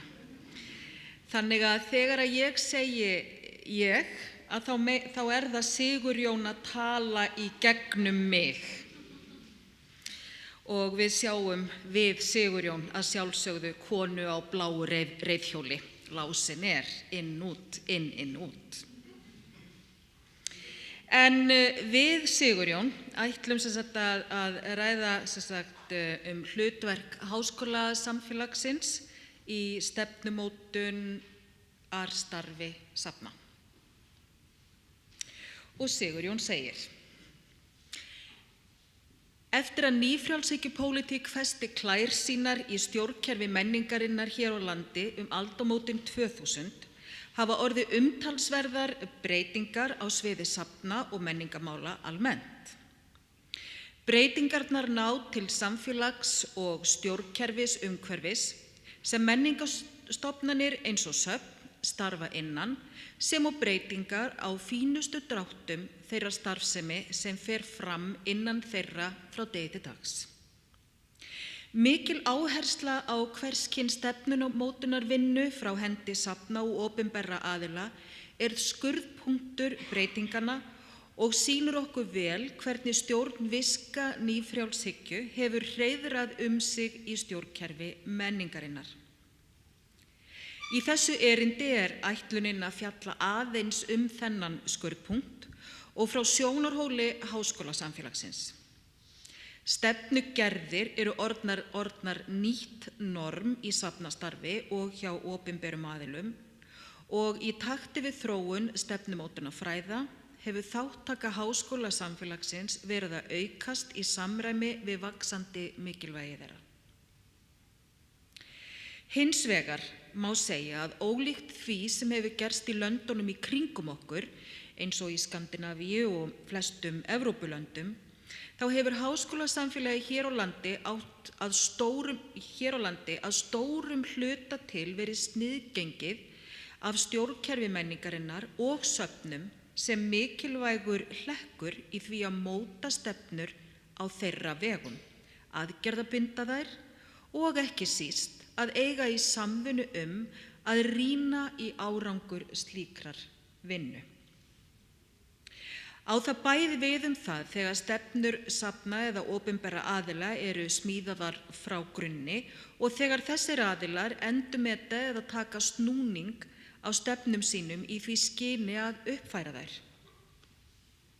Það mikilvægt að setja ákveðin fyrirvara á þetta erindi sem fer hér á eftir, en sá fyrirvari að það byggir á rannsóknum Sigurjóns eða mínum á breytingum á stjórnkerfi menningarinnar síðastliðin rúm 30 ár og áhrifum þess á safnastarf í landinu og svo hitt að sem kennari við námsbraut í safnafræðum Háskóla Íslands síðastliðin 15 ár hef ég persónulega reynslu af því að geta metið styrkleika tengsla safna og opinberra aðila við háskólasamfélagið þegar kemur að vinnu við stefnumótun.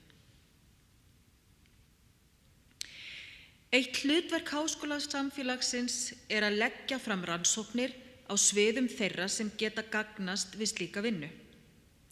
Eins og gengur sumt meira viðeigandi en annað, en á heildina litið það frumskylda safna og annarra aðila sem vinna að stefnumótun að kynna sér þær rannsóknir, að líta yfir sviðið og meta strauma og stefnur sem lagðar eru fram í rannsóknum. Í mínu tilfelli getum við tekið dæmi. Í tvígang hef ég ritstýrt bókum sem fjalla sögu byggðasafna og listasafna hér á landi. Hvatningin til að vinna að þessu verkefnum var tvenns konar. Annars vegar að búa til kennslugögn fyrir nemendur sögu þessara stofnana, en einnig að vera stuðningur við söfnin í landinu í sínum störfum, ekki síst í stefnumótunarvinnu hvers konar. En í mínum huga hlýtur það að skipta máli að stjórnendur og starfsfólk safna, auk annarra sem hafa með þessar stofnanir að gera, þekki til þess sem á daga þeirra hefur drifið. Mikilvægi sögu vitundar ekki síst byggt á reynslu minni sem fyrrum starfsmaður á söfnum. En það raki mig iðulega á að starfsfólk og aðrir sem komu að starfseminni þeirra hafði ekki nokkra hugmynd sögu þeirra stofnana sem þeir unnu við. Bækurnar eiga þar með að dýpka skilning á mikilvægi þeirra, margvíslegu framlagi og ekki síst að undirbyggja virðingu gagnvart þeim. Út frá stefnumótunar sjónarmiðum hafa þessar bækur mikið gildi og langar mig til að nefna tvennt í því samhengi. Í fyrsta lagi gefa þær vísbendingar þær stefnur sem hafa ríkt frá stofnun safnana. Það mikilvægt að hafa í huga orð Þorgerðar Katrínar Gunnarsdóttur, þáverandi menntamálaráðherra, en á þinginu árið 2008 sagði hún eftirfarandi: Ég mótmæli því harðlega að hér ríki hentistefna varðandi menningamál í landinu. Menningarstefnan okkar kemur að megin hluta fram í fjárlögum, meðal annars í þeim menningarsamningum sem við höfum gert á undanförnum árum. Menningarkynningu, öflugu listalífi. Menningarstefna ríkisins er ekkert endilega bara plagg frá skrifstofu Bandalags íslenskra listamanna, heldur miklu frekar samvinna á milli hinna ýmsu aðila, sem hafa mikilla hagsmuna að gæta þegar kemur að menningu og listum. Í öðru lagi gefa þessar sögulegu víddir bókana tækifæri til að mennta sig í því hvernig staðbundnar aðstæður í hverju tilfelli fyrir sig, hringinn í kringum landið, móta stefnur safnanna. Í því ljósi er eitt áberandi, en það er aðstöðumunurinn er mikill, sem sagt milli landshluta á uppbyggingu safna og stuðningi opinberra aðila þeim til handa, bæði sveitarfélaga og ríkis. Sú staðreynd setur stefnumörkun safnastarf frá 2021 og aðrar stefnur sem gerðar hafa verið síðan, sem sagt fyrir myndlistasöfn í gagnrýnu ljós. En þar sem þær stefnur eru byggðar á þjóðernislegum forsendum málaflokkana, þar sem landið er allt undir, þá er það sérstakt umhugsunarefni hvort og þá hvernig stefnurnar hafa tekið tillit til þess staðbundna á hverju svæði fyrir sig. Hér komu hugleiðingar jafnræði safna í ljósi stefnanna til sögunar og möguleika allra þeirra til að gangast við yfirlýstum markmiðum þeirra. Annað hlutverk háskólasamfélagsins er að bjóða upp á gagnrýnið samtal það sem fram fer á safnasviði. Á undanförnum árum hefur hið opinbera lagt sig fram það að lykilstofnanir í safnakerfinu eins og Safnaráð og Höfuðsöfnin smíði stefnur í sínum málaflokkum.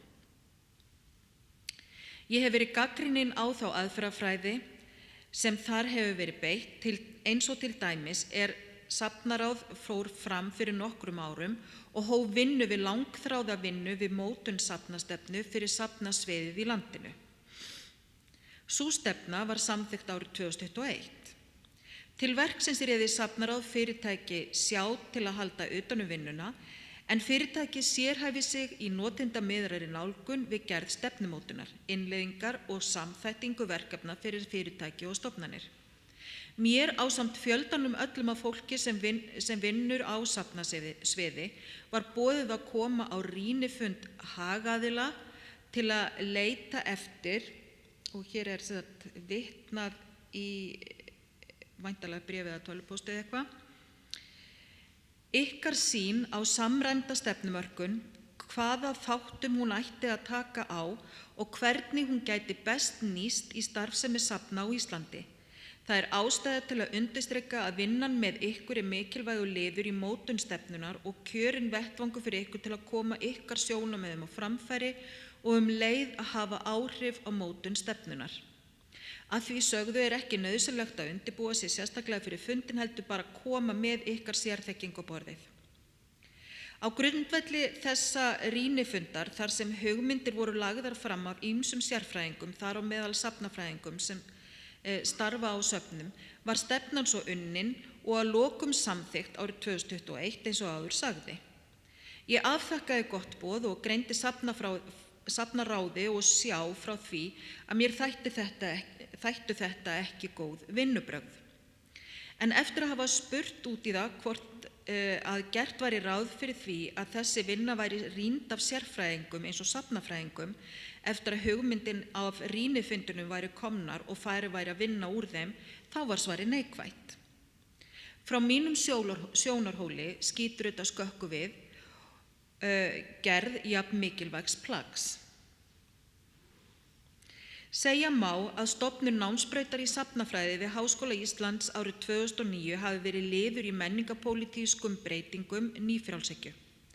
Skólinn var að svara kalli stjórnkerfisins og safna að hér á landi væri hægt að stunda nám sem treysti fagleg vinnubrögð á þverfaglegum sviðum safnastarfs. Í undirbúningshópi fyrir stofnun námsbrautarinnar voru því fulltrúar frá háskólanum, hinu opinbera og söfnum. Markmiðin með stofnun námsbrautarinnar var að undirbúa nemendur fyrir fagleg störf á söfnum og vinnu á vettvangi menningararfs, gefa starfandi fólki á söfnum tækifæri til endurmenntunar, skapa tengsl milli fræða og safna og örva rannsóknir og rannsóknarhæfni nemenda, safna og safnmanna. Á undanförnum 15 árum hefur sem sagt verið byggð upp sérfræðiþekking á þessu sviði með útskrift á yfir 60 MA-nemum og 3 doktorsnemum í safnafræði frá Háskóla Íslands. Sumir hafa skilað sér inn á fjölbreytt starfsvið safna á meðan aðrir gegna öðrum störfum eins og rannsóknum. Af hverju ekki að virkja þekkingarlag þessara sérfræðinga til að veita gagnrýna sýn á stefnumótunardrög safnaráðs? Aðferðafræðilegar pælingar innan háskólasamfélagsins eða með öðrum orðum fagleg fræðileg sjónarmið mæla með slíkum vinnubrögðum, ekki síst til að auka áreiðanleika þess sem verið að smíða. Til viðbótar þessu má svo bæta við að söfn eiga að gera jafn ríkar aðferðafræðilega kröfur til sín sjálfs og gert í háskólastofnunum, þar sem eitt af skilgreindum hlutverkum safna að sinna rannsóknum. Hvernig það gert skiptir auðvitað miklu máli, svo sem til að viðhalda trúverðugleika þessara stofnana. Að sama skapi má spyrja sig að því hvort opinberum aðilum, sveitarfélögum og ríki beri sömuleiðis ekki skylda til þess að ætíð sé vandað til verka og hugað að því að þær aðferðir sem notaðar eru standist að minnstakosti lágmarks aðferðafræðilega kröfur út frá fræðilegu sjónarhorni. Í fræðilegri umræðu innan safnafræða á undanförnum árum hefur verið bent á það að söfn víða heim standi frammi fyrir miklum áskorunum þegar kemur að hverskyns stefnuumræðu. Menningapólitískar áherslur nýfrjálshyggju hafa aukið þrýsting á söfnum lýðræðislegri starfshætti og ýtt þeim út í meiri neysluhyggju hugmyndafræði en áður, svo dæmi séu tekin. Söfnin sjálf og samtök á þeirra vegum hafa svo streyst á móti og knúið á gamalgróin gildi þeirra sem mikilvægar félagslegar og menningarlegar stofnanir og sést glögglega í nýju skilgreiningunni frá Alþjóðaráði safna ICOM það hvað safn sé. Alþjóðlega háskólasamfélagið hefur bent á þetta á fjölbreyttan hátt og því nokkuð öflugt í því að greina strauma og stefnur sem leika söfn. En auðvitað það undir hælinn lagt hvort þau og aðrir sem láta sig þau skipta gerir sér mat úr því sem þar borið fram. Það á bæði við hér á landi og erlendis. En þó að segja megi að í núverandi ástandi sé ákveðin núningur milli opinberra aðila og safna í ljósi áhersluna, þá eiga bæði sviðin það sammerkt að vilja keppast að því að afla áreiðanlegra gagna til að byggja stefnur sínar. Opinberir aðilar hafa í raun knúið á þetta og hafa söfn þurft að laga sig að þeim kröfum. Það vekur upp þá spurningu fyrir söfn eins og hér á landi hvaða gögn þau að vinna með í gerð á sínum stefnum. Reynsla og hugmyndir safnafólks og annara hagaðila klárlega efniviður eins og við sáum áðan í umfjöllun minni rýnifundi gerð stefnumörkunar safnastarf. En hvað rýni á árangur rýnifundarins? Nú eða rýni í annars konar gögn. Gögn eins og fyrirliggjandi rannsóknir á safnasviði, samantektir frá farskólum félags safna og safnafólks síðustu ára og áratuga, gögn frá Hagstofunni, nú eða gögn sem liggja inni hjá safnaráði svo dæmi séu tekin. Það eru svona spurningar sem háskólafólk spyr sig að þegar rýnt í stefnugerðir eins og stefnumörkun safnastarf og aðrar stefnur. Í stefnumótunarfræðum kallast slík nálgun evidence-based policy making eða stefnumótun á grunni gagna. og það ekki síst sú nálgun sem hefur þróast til að betrumbæta ábyrgðarhlutverksaðila við að framfylgja stefnumótun og undirbyggja áreiðanlegar mælingar á að meta árangur stefna. Að lokum. Að framansögðu hefur verið gerð atlaga að því að reyna að svara þeirri spurningu með hvaða hætti háskólasamfélagið getur komið að stefnumótunarstarfi safna.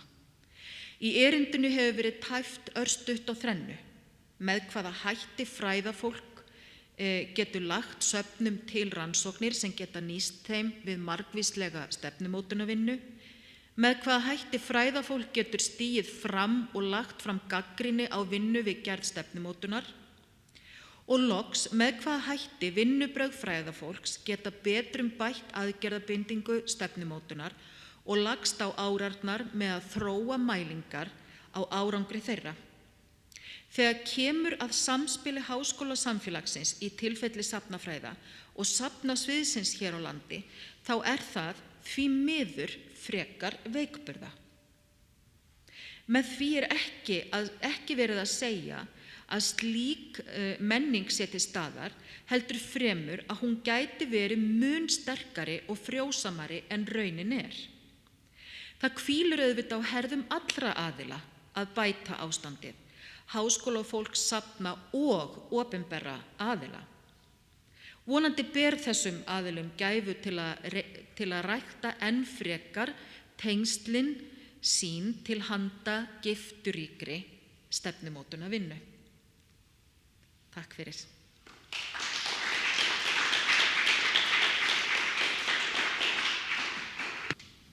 Já, þetta búið að vera skemmtilegt ferðalag. Ég veit ekki með ykkur en ég búinn að sveiflast mikið og þeim eiginleikum getur að vera mjög sammála síðasta ræðumanni, þannig að við veit allir hafa mjög mikið til síns máls og svo kemur næsti og afsannar það og það var náttúrulega mjög gott að fá það staðfest hér í loka erindunni að þetta væri í rauninni skilgetið afkvæmi nýfrjálshyggjunnar, þessi aðferðafræði og það það sem ég hef alltaf haldið fram, en það gott að fá það staðfest ofan úr háskóla.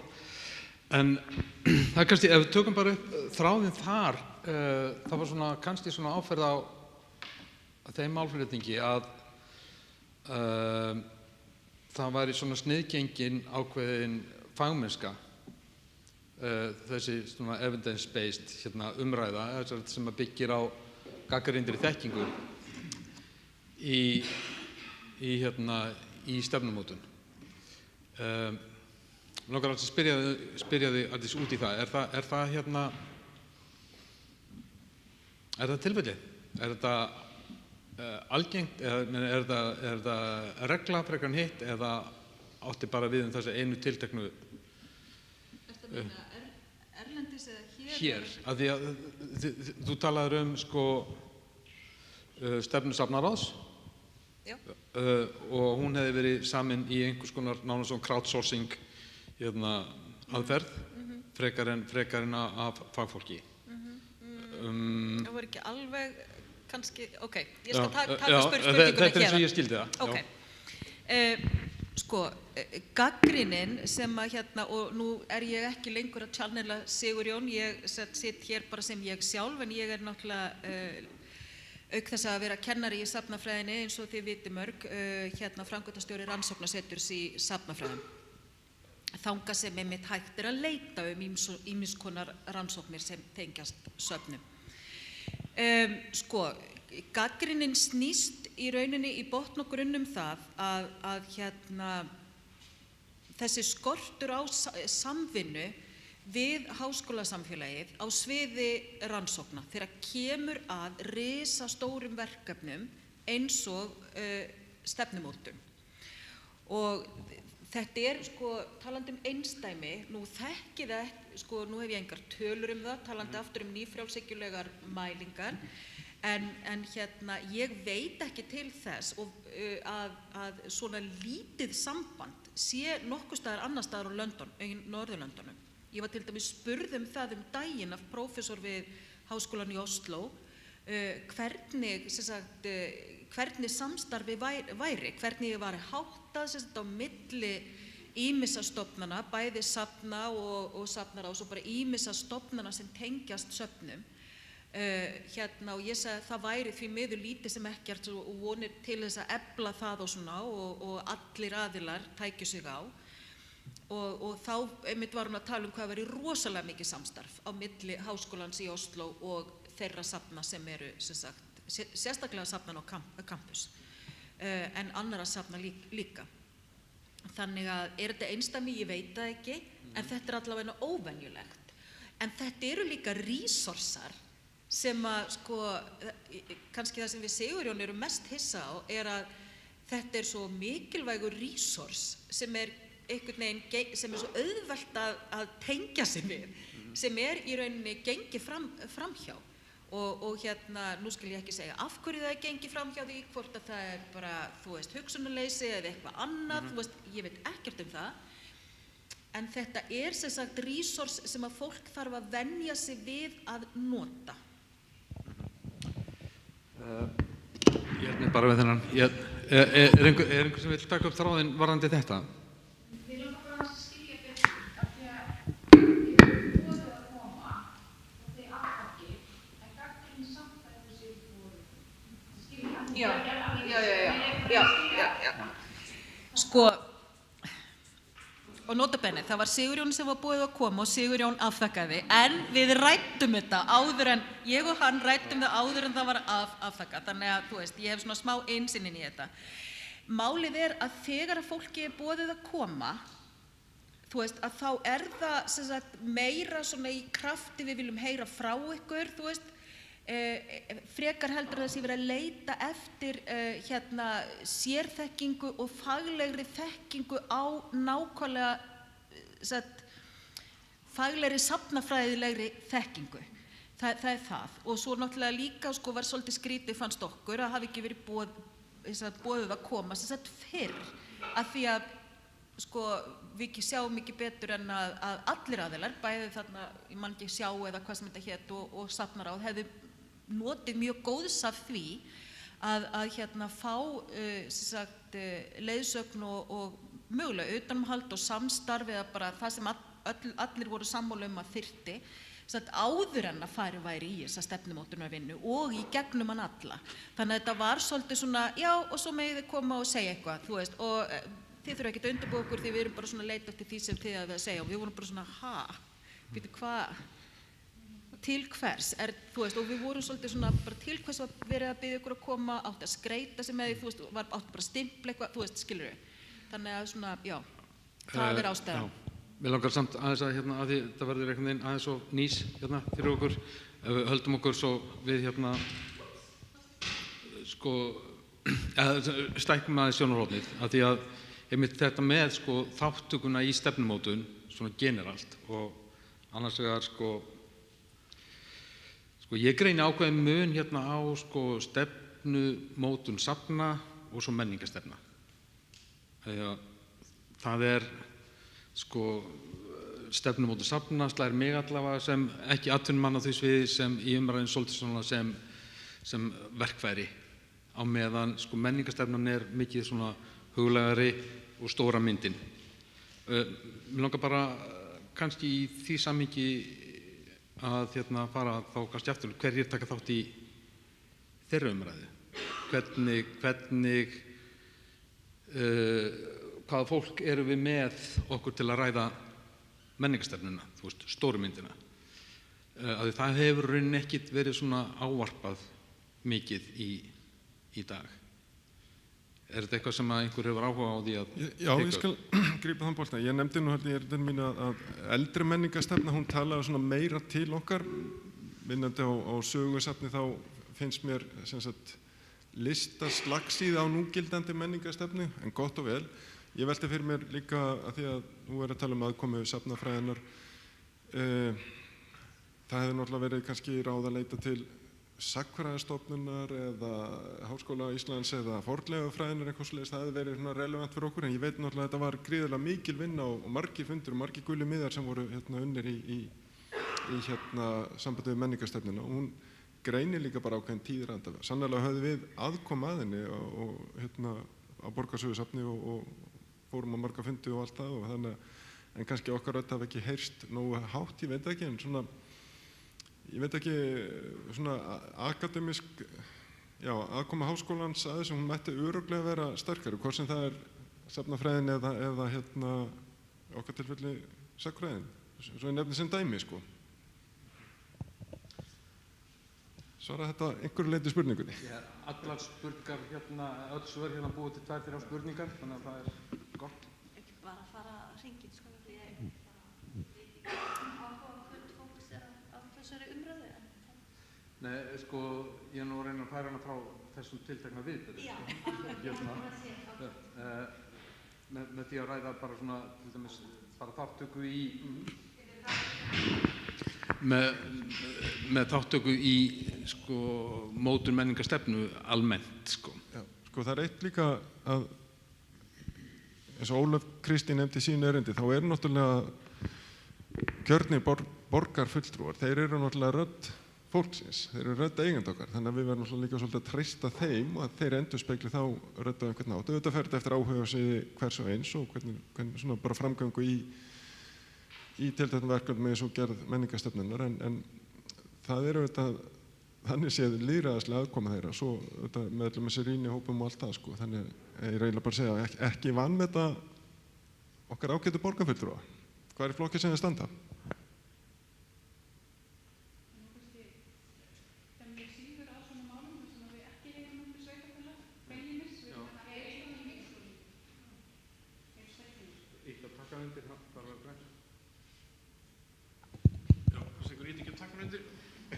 Já, nú heyrum við ekki, við erum ekki í eigu sveitafélags þó við vissulega störfum innan sveitarfélags og í okkar sveitafélagi en fyrir vikið þá höfum við ekki beina aðkomu að gerð menningarstefnu. Vissulega voru við og aðrir menningaraðilar í Fjallabyggð kallaðir að borðinu fyrir nokkrum árum síðan og það var ekki bara söfn, það var setur, sýningar, listafólk og eigendur vinnustofa og allskyns einstaklingar og fyrirtæki og stofnanir en það sem við, eins og ég nefndi í erindinu mínu, það sem við sáum var bara að það var fullgild stefna til og henni hafði ekki verið framfyllt og í henni voru sannarlega bara góð markmið sem var svo vert að uppfylla. Þannig að ég held að oft sé líka bara hlutverk okkar svolítið að standa vörð það að stefnum sé framfyllt vegna þess að ég held að oft séu þær settar vegna þess að það þarf að setja þær. Án þess að endilega hvatinn til að framfylgja þeim sé til staðar. Þannig að við þurfum kannski svolítið stundum að vera eins og regluverðir á hliðarlínunni og bara minna á að við skulum gera okkar besta til að uppfylla það sem þau markmið sem eru sett. Já, akkurat. Ég ætla aðeins að tala svona almennt sko bara aðkomu safna og safnafólks að stefnumörkun og alls konar svona verkefnum að því að í raun og veru hefur svona sögulega oft verið erfitt fyrir safn og safnafólk að fá að vera með þegar kemur að einhvers konar stefnumörkun, aðgerðar, áætlunargerð í menningarmálum. Það hefur eiginlega bara orðið til fyrir þrýsting að við bara bönguðum að dyrnar svolítið í ýmsum skilningi þar til að við fengum að vera með. Og það eimir ennþá að þessu, þú veist til dæmis núna rannsóknarsetur skapandi greina, það eru raun og veru allar skapandi greinar koma því en söfn eru ekki hluta því þó svo í raun og veru allstaðar í heiminum þá þekkjum við það að söfn eru hluti af þessum geira. Svo það náttúrulega kannski svona gegnum gangandi að því við förum svolítið þvert á það eru einstaka söfn og kannski aðilar sem eru hagsmunar aðilar ákveðna tegundasafna sem fá að taka þátt í þessu og það kannski meira svona eins og listasöfn og hvað það vera þau fá fremur að taka þátt. En varðandi, sko ég held ég verði aðeins að adressa hérna það sem kemur frá Draugi Sigurjóns hérna hinum megin. Þá náttúrulega við erum búin að ræða þetta svo oft í gegnum árin við Sigurjón að mér finnst stundum bara eiginlega pínlítið áhugavert að 4 árum síðar séum við ennþá að tala um þetta. En það allt í góðu. Hann vill fremur eyða tímanum í að ræða þetta en það hvernig framtíðin og það bara eins og það En þau voru kölluð að borðinu á sama tíma og allir aðrir, einu aðilar sem hefðu verið tekið þátt í þessu þangað til, voru í raun og veru höfuðsöfnin safnaráð og við fengum fyrirtæki til þess að hjálpa okkur af því að við höfum náttúrulega verið í samræðum við aðra menningaraðilar sem höfðu gert sína stefnur og allir höfðu mjög góða reynslu af því að fá einhvern fagaðila sem vinnur á stefnumótun af því að stefnumótun í raun og veru bara, það bara ákveðin fræðigrein, alveg eins og safnafræði, þá stefnumótun fræðigrein innan viðskiptafræðinnar og innan stjórnsýslufræða líka. Svo að okkur fannst það bara mjög góð hugmynd. Ég benti safnafræðinni, sem sagt, námsbraut í safnafræði og rannsóknarsetrinu í safnafræðum á það að ef að þau væru vildi ekki taka þátt á þessum tímapunkti þá myndi þeirra raddir ekki heyrast. Og ef þau hefðu tekið þátt, þá hefðu þau kannski geta komið með sín sjónarmið á borðinu og hefðu kannski orðið miklu meiri leikendur í þessu verkefni. En þegar þú vilt ekki taka þátt, það heyrist ekkert í þér. Það náttúrulega bara þannig.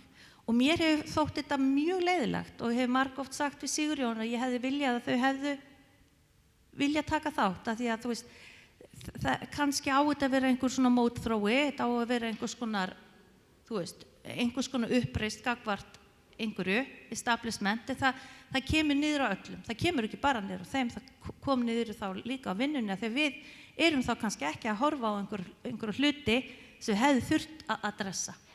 Svo það bara vinnan bara hnekki fyrir það að þau sögðu nei.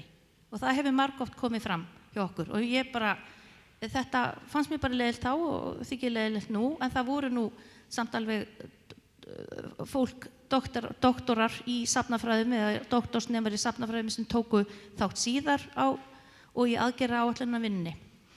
En varðandi líka það að aðkomu okkar að rannsóknum bara yfir höfuð, þá við í raun og veru ekki miklu frumgerendur í rannsóknum á safnasviði.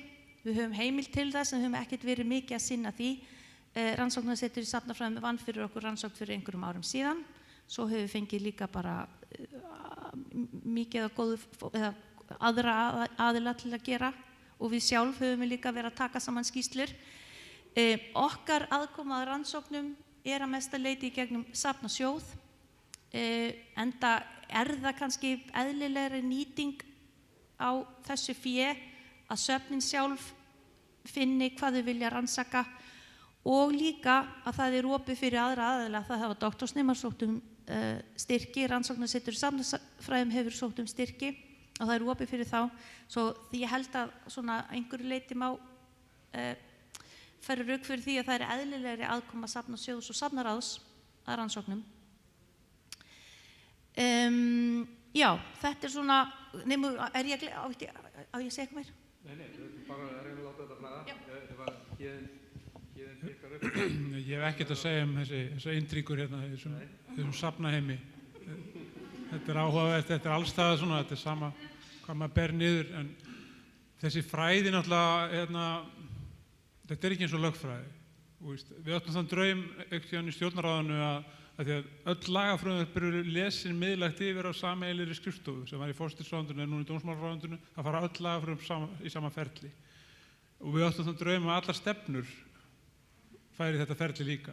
En það sem við byrjuðum á að gera í fræðunum að skrifa þessar greinar og þessar rannsóknir, kenna upp í háskóla, við þurftum einfaldlega að byrja bara að skrifa íðorðalista.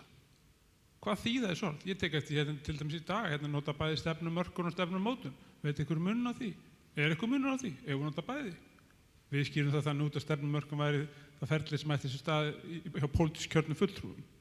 Á meðan að mótunin væri það ferli sem ætti sér stað innan kerfisins. Þannig að það ýmislegt svona.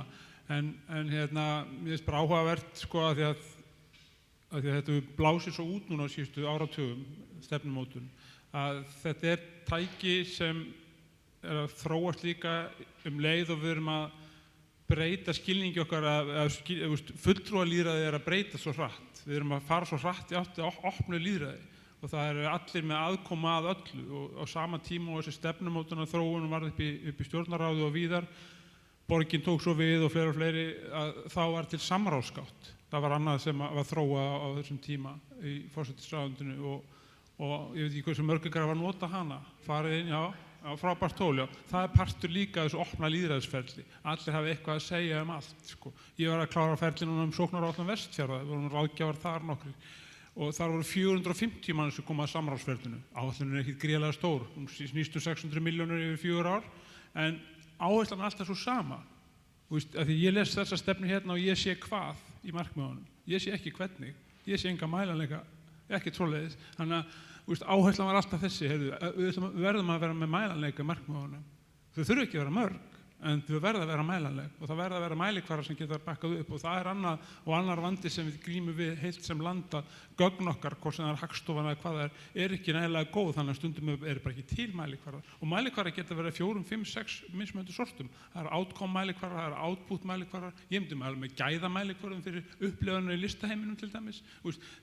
Þetta er óendanleg fræði en þau eru enn svo ung á Íslandi og enn svona fjölskylin, skulum við segja, margræð. En aftur kem ég að struktúrnum og kúltúrnum. Það væri svo miklu einfaldara að vinna að stefnumótun ef hér væru 8 sveitarfélög, fjölskipa stjórnvöld og kannski 40 stofnanir. Og það er alltaf þessi spurning af hverju þurfum við 400.000 manns, svona óbúslega viðamikið kerfi, en það vilja eins og sé allir vera með sína mótun eins og kom inn á þann að svo vilja líka allir að það teki tillit til þeirra, allir að það teki tillit til stefnumótunar. En kannski er þetta bara líka áframhaldandi umræða hérna í samfélaginu og fræðasamfélaginu eru að taka bara umræðan um það af hverju erum við hvaða verkfæri eiga þessar stefnur að vera. Geta margir flokkar af þeim eða hvað það er en mér finnst bara áhugavert sko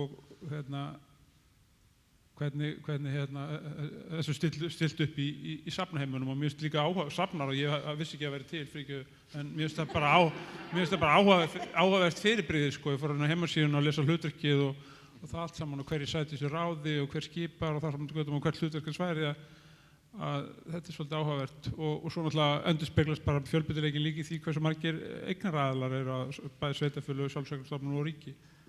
En þetta var svona smá rant, gjörðu svo vel, Unnur. Já, takk. Er spurning sem að ég má ég taka, ég er náttúrulega háskólamaður og prófessor við Háskólann á Bifröst í menningarstjórnun. Ég mæti alltaf þegar mér er boðið. Nei, ég segi svona. Þetta er flókið samband, en sko ég ætla bara að segja, þegar ég byrjaði í þessum bransa, það er svona 2003 kannski þegar ég byrjaði í dóttorsnámi og fór ég strax í verkefni að vinna. Mitt fyrsta verkefni var fyrir Sinfóníuhljómsveit Íslands. Svo var ég að vinna í tilboðsgerð fyrir Hörpu og ég var í alls konar hlutum.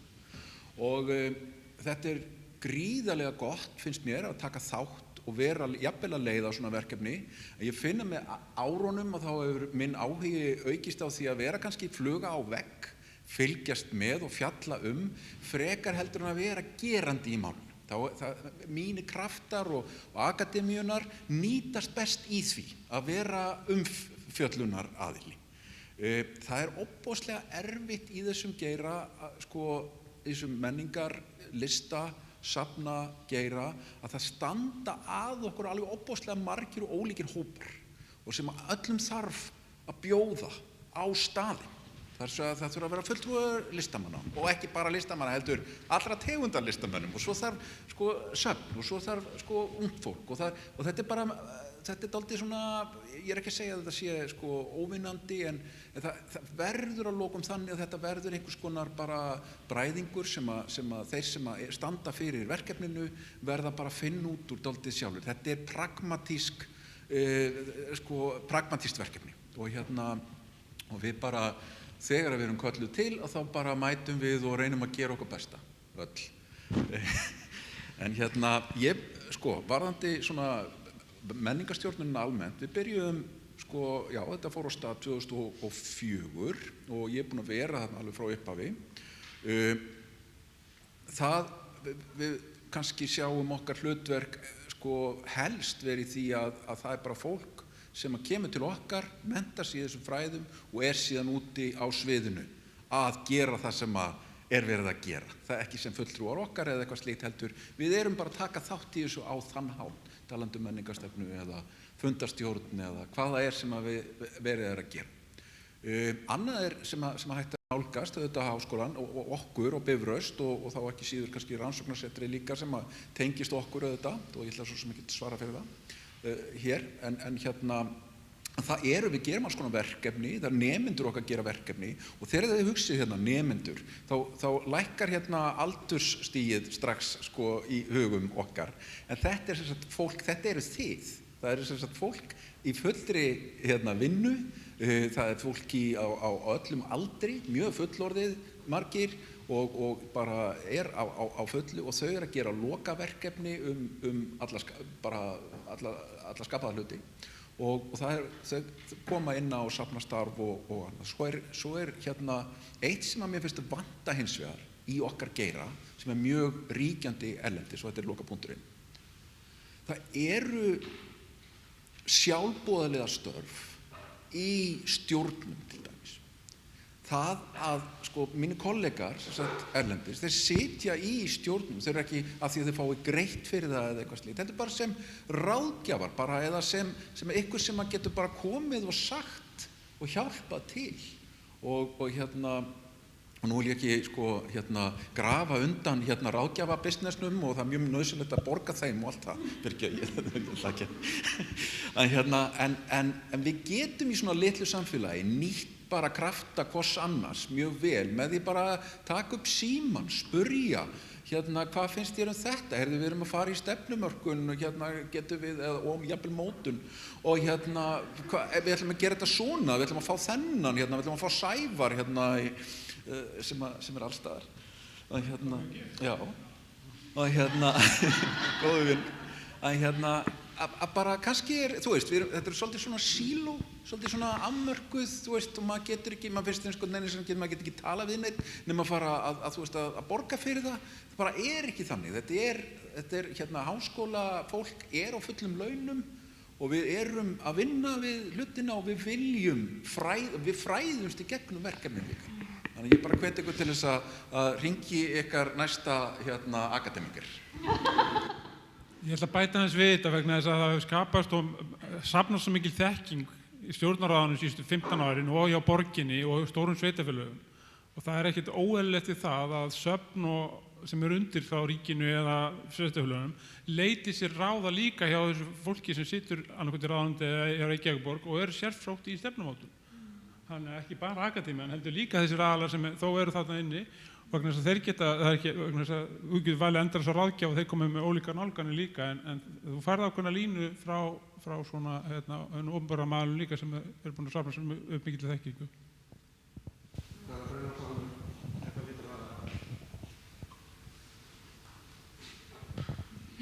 Þú nefndir hérna gæðamælikvarða.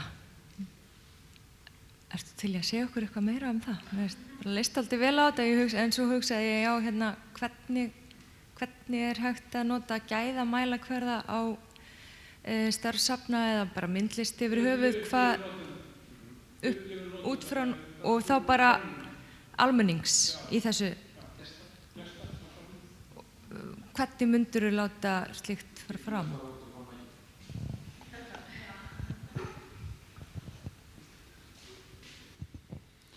Það er algilt að það eru ólíkir mælikvarðar að nota eitthvað sem er output eða útkoma en gæðamælikvarðarnir byggja á þá eins og notendakönnunum eða spurningakönnunum sem framkvæmdar eru á safnunum sem gestir svara og markmiðið þá er að bæta upplifun gesta af safninu og það er tekið þá eitthvað grunnlína og svo er tekin aftur punktur kannski 3 mánuðum seinna eða 6 mánuðum seinna eða hvað það er og markmiðið er þá yfir eitthvað lengri tíma að bæta upplifun gesta af safninu. Til dæmis. Þetta eru gríðarlega mikil og góð fræði og við höfum gert allt og lítið úr þessu. Við þurfum ekki vera endilega á bakinu á okkur að flengja okkur út af því. Við erum bara fá og við erum ung og við erum litlar stofnanir og allt það. En það er mjög mikið hægt að gera og ég hef aldrei, nú er ég mjög stórnotandi á menningarstofnunum hérna á Reykjavíkursvæðinu, fyrst og fremst, aldrei lendi nokkuð tíman í einhverju könnun að ég sé spurður hvernig kom ég hérna, fannstu stæði, keyptir þú miðan, keypti konan miðan, gerðu þetta svona eða hinsegin, hvernig var upplifun, hvernig var þjónustan og svo framvegis og framvegis. Og það er mjög mikið til af bara svona staðlari vöru í þessu sem hægt að gera og það getur fengið nemendur í þetta jafnvel. Við getum sóttum í safnasjóð og bara, þú veist, fengið styrk. Þeir eru hafa hefnað okkur hingað til en við höfum farið á stað nei, sem sagt hafa komið til okkar og vilja gera þetta í samvinnu við okkur og þetta er bara gríðarlega fínt og svo er líka til, þú veist, þegar við erum búin að þessu, þetta eru bara svona heimilishald sem við ættum að vera að gera, að þá eru til að ýmsar svona mjög skemmtilegar mælingar sem er bara að fylgja gestum allan tíman og bara fylgjast með hvað þau stoppa, má ég vera með þér hérna og svo bara hérna, já, mér fannst þetta áhugavert og svo eru til augnmælingarnar og allt það þetta er gríðarlega margt og skemmtilegt í þessu.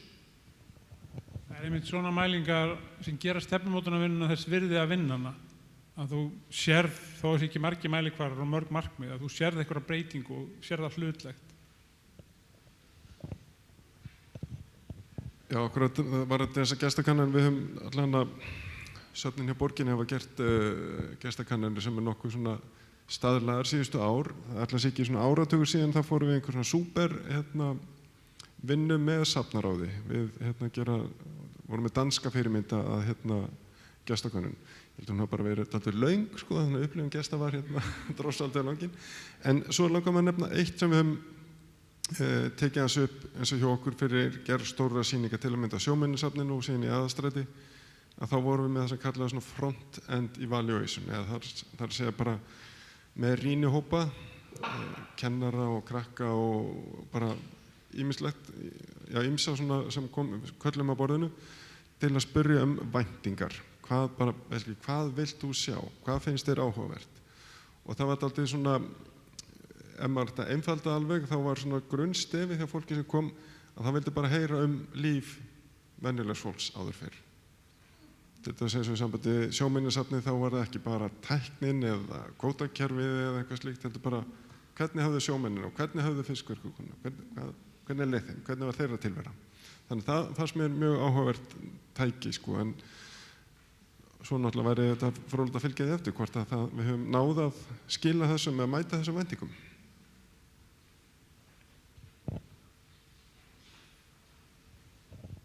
Mér langar bara að benda niður því og öllum gestum hérna á ráðstöfnun á að við erum með í gangi núna gestakönnun hérna á safninu. Ef við gangi safnið þá eru stór skilti með QR-kóðum endilega og sérstaklega eftir þessa ráðstöfnu. Við getum fyrir að segja ykkar skoðun á ráðstöfnunni og heimsóknin á safni og þið með endilega auðvitað gangum salina eftir ráðstöfnuna líka. En við höfum verið með þetta í gangi í þó nokkuð tíma og þarna höfum verið að mæla þetta.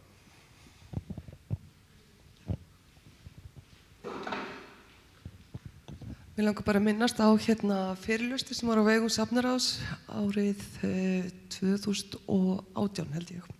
Þegar þið buðuð konu sem hún kom úr hótelbransanum, hún var yfir Hilton eða eitthvað svoleiðis áður og var þarna komin yfir safni í Boston eða eitthvað svoleiðis, þetta var listsafni Íslands þannig að hún var sérfræðingur í þjónustu.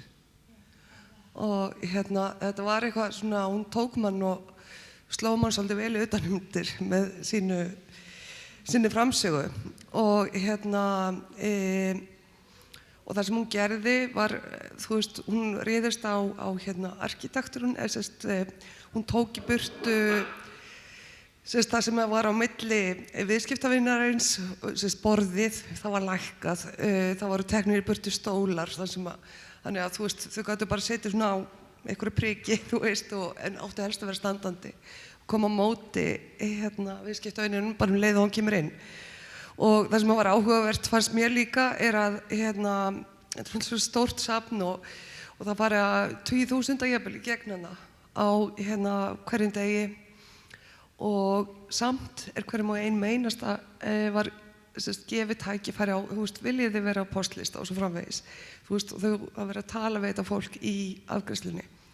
Og ég var alveg upptendruð eftir þennan fyrirlestur hjá þessari konu og svo þegar ég byrjaði að vinna hjá Tryggvi Listastofnun Reykjanesbæjar þá blasir við mér eitthvað svona félagsheimila afgreiðsluborð þar sem að afgreiðslufólkið felur sig á bakvið og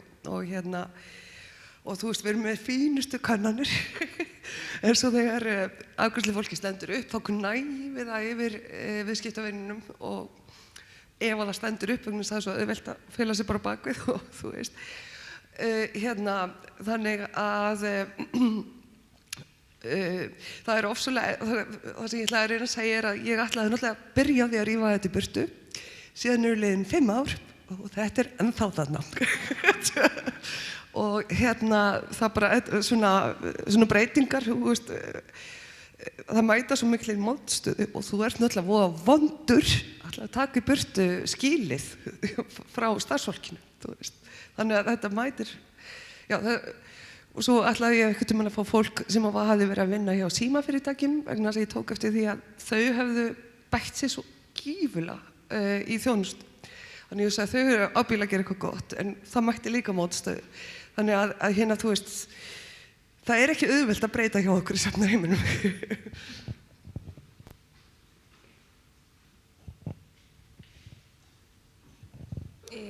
Ég er Ólöf Breiðfjörð, menningarfulltrúi í Garðabæ. Ég held að allir gleyma að kynna sig svona mestu, já, af því allir vita hver allir eru.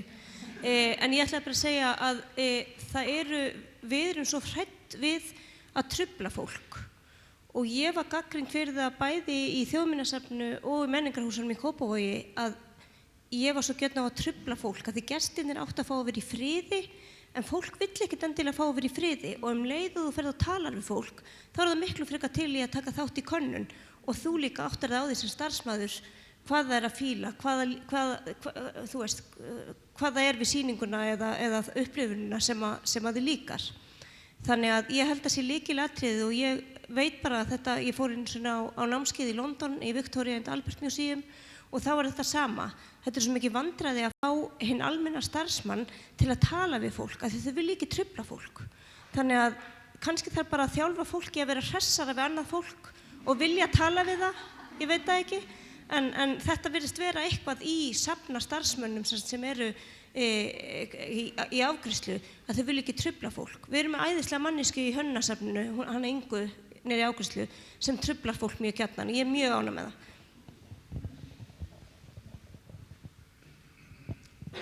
Sóknarfæri fyrir leikarastéttina þarna.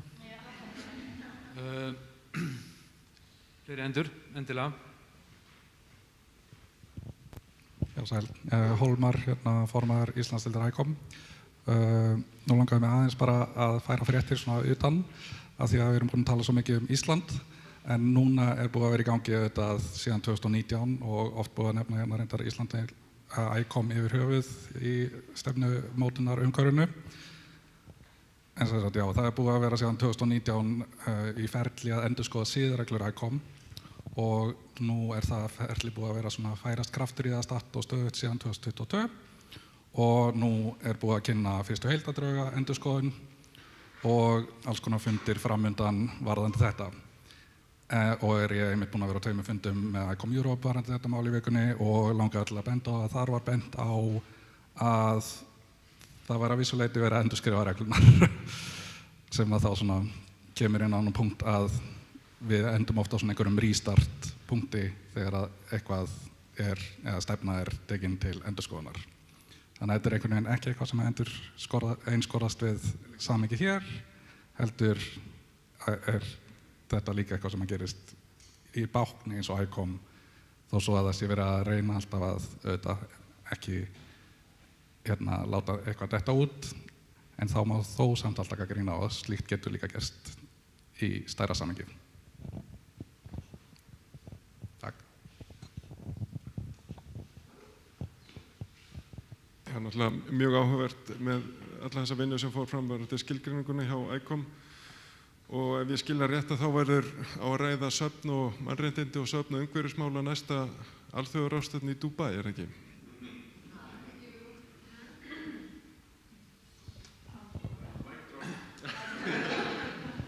Við hliðin á kopp.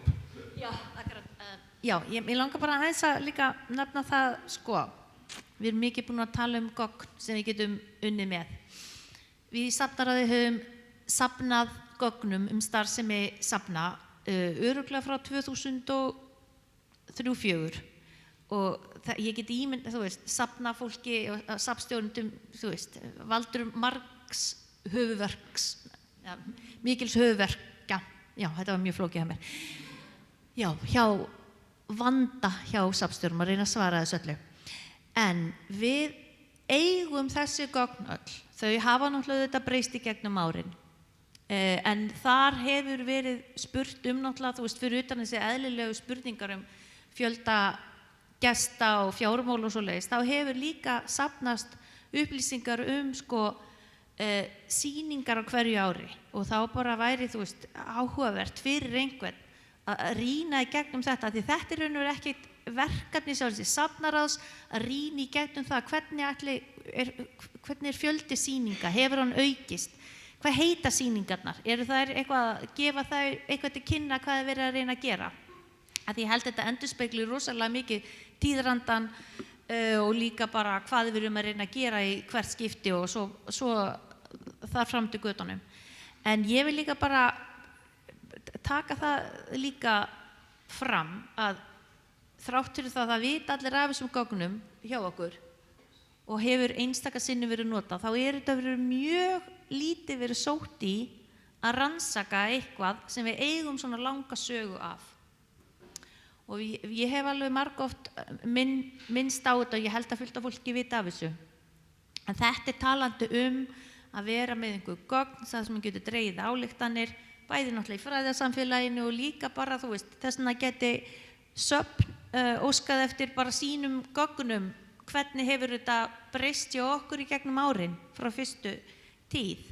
Svo ég held að það er fullt af uppgötunum sem við eigum eftir að gera, sem væri hægt að finna með þessum hætti. Nei, bara...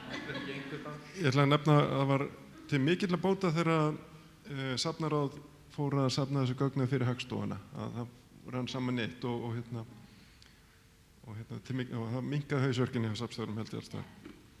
En hjá Hagstofun einmitt alveg gríðarlega mikið svona gagnasafn og Eggert og Bernhardsson sagnfræðingur heitinn, hann vann svolítið með þetta, reyndi í tölvurnar og fjöldasafna og sýningargesta á vöxtinn, landslutum eftir ári og skrifaði meðal annars greinar í tímariti Sög þetta, þannig að það var svona vísir og bara mjög áhugaverð stúdía sem hann tók þá á safnastarfi fyrir hartnær, eða rúmlega 10 ára. Ég talaði síðast, þannig að fyrst þú varst að tala að ljúka þessum málþingi, þá skal ég bara gera það.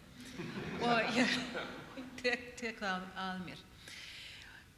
Ólöf nefnilega nefndi svolítið skemmtilegan punkt á þann og það var þetta með að tala við fólk og hvernig þetta væri ekki gert ráð fyrir því í safna umhverfinu og hvernig bara kannski arkitekturum gerir heldur ekki ráð fyrir því að við séum að tala við fólk. Málið hins vegar það að núna á síðari tímum þá mjög margt sem bendir til þess að það sem að fólk þráir umfram allt séu tengsl. Og ekki bara það, ég tók þátt í og talaði á ráðstefnu í Þjóðminjahúsinu síðustu helgi með fullt af öðru fólki þar sem við vorum að ræða tungumál loftslagsbreytinga og þar kom náttúrulega fram eins og oft hefur komið fram áður á síðustu árum að það sem við þurfum líka það sem við bara þurfum eru tengsl og ekki bara tengslin á milli fólks, heldur tengsl á milli fræðaheima, tengsl á milli stofnana og þessar svona auknu samvinnu og ég held að kannski ef fundastjóra lýst þannig á að þá sé einmitt það ágætis lokaorð við þráum tengsl og við þurfum tengsl. Hvað segir fundastjóri? Það mjög fallegt og ljóðrænt og mikið rétt. Ég held við ljúkum þessu. Mér finnst svona, þegar við förum yfir daginn, hafandi sjálfur átt þessa reynslu að mæta allir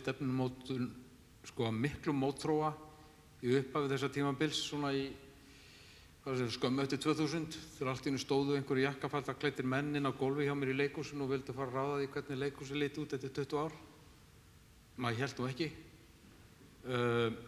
Síðan höfum við safnað í sarpinn og mér finnst eiginlega kannski svona tímapunkturinn núna sko þegar það er komin reynsla, þegar það er komin þekking, þegar það er komin tengsl og samskipti og við erum búin að skiptast á hugmyndum og við séum komin með einhvern svona pott til að vinna úr.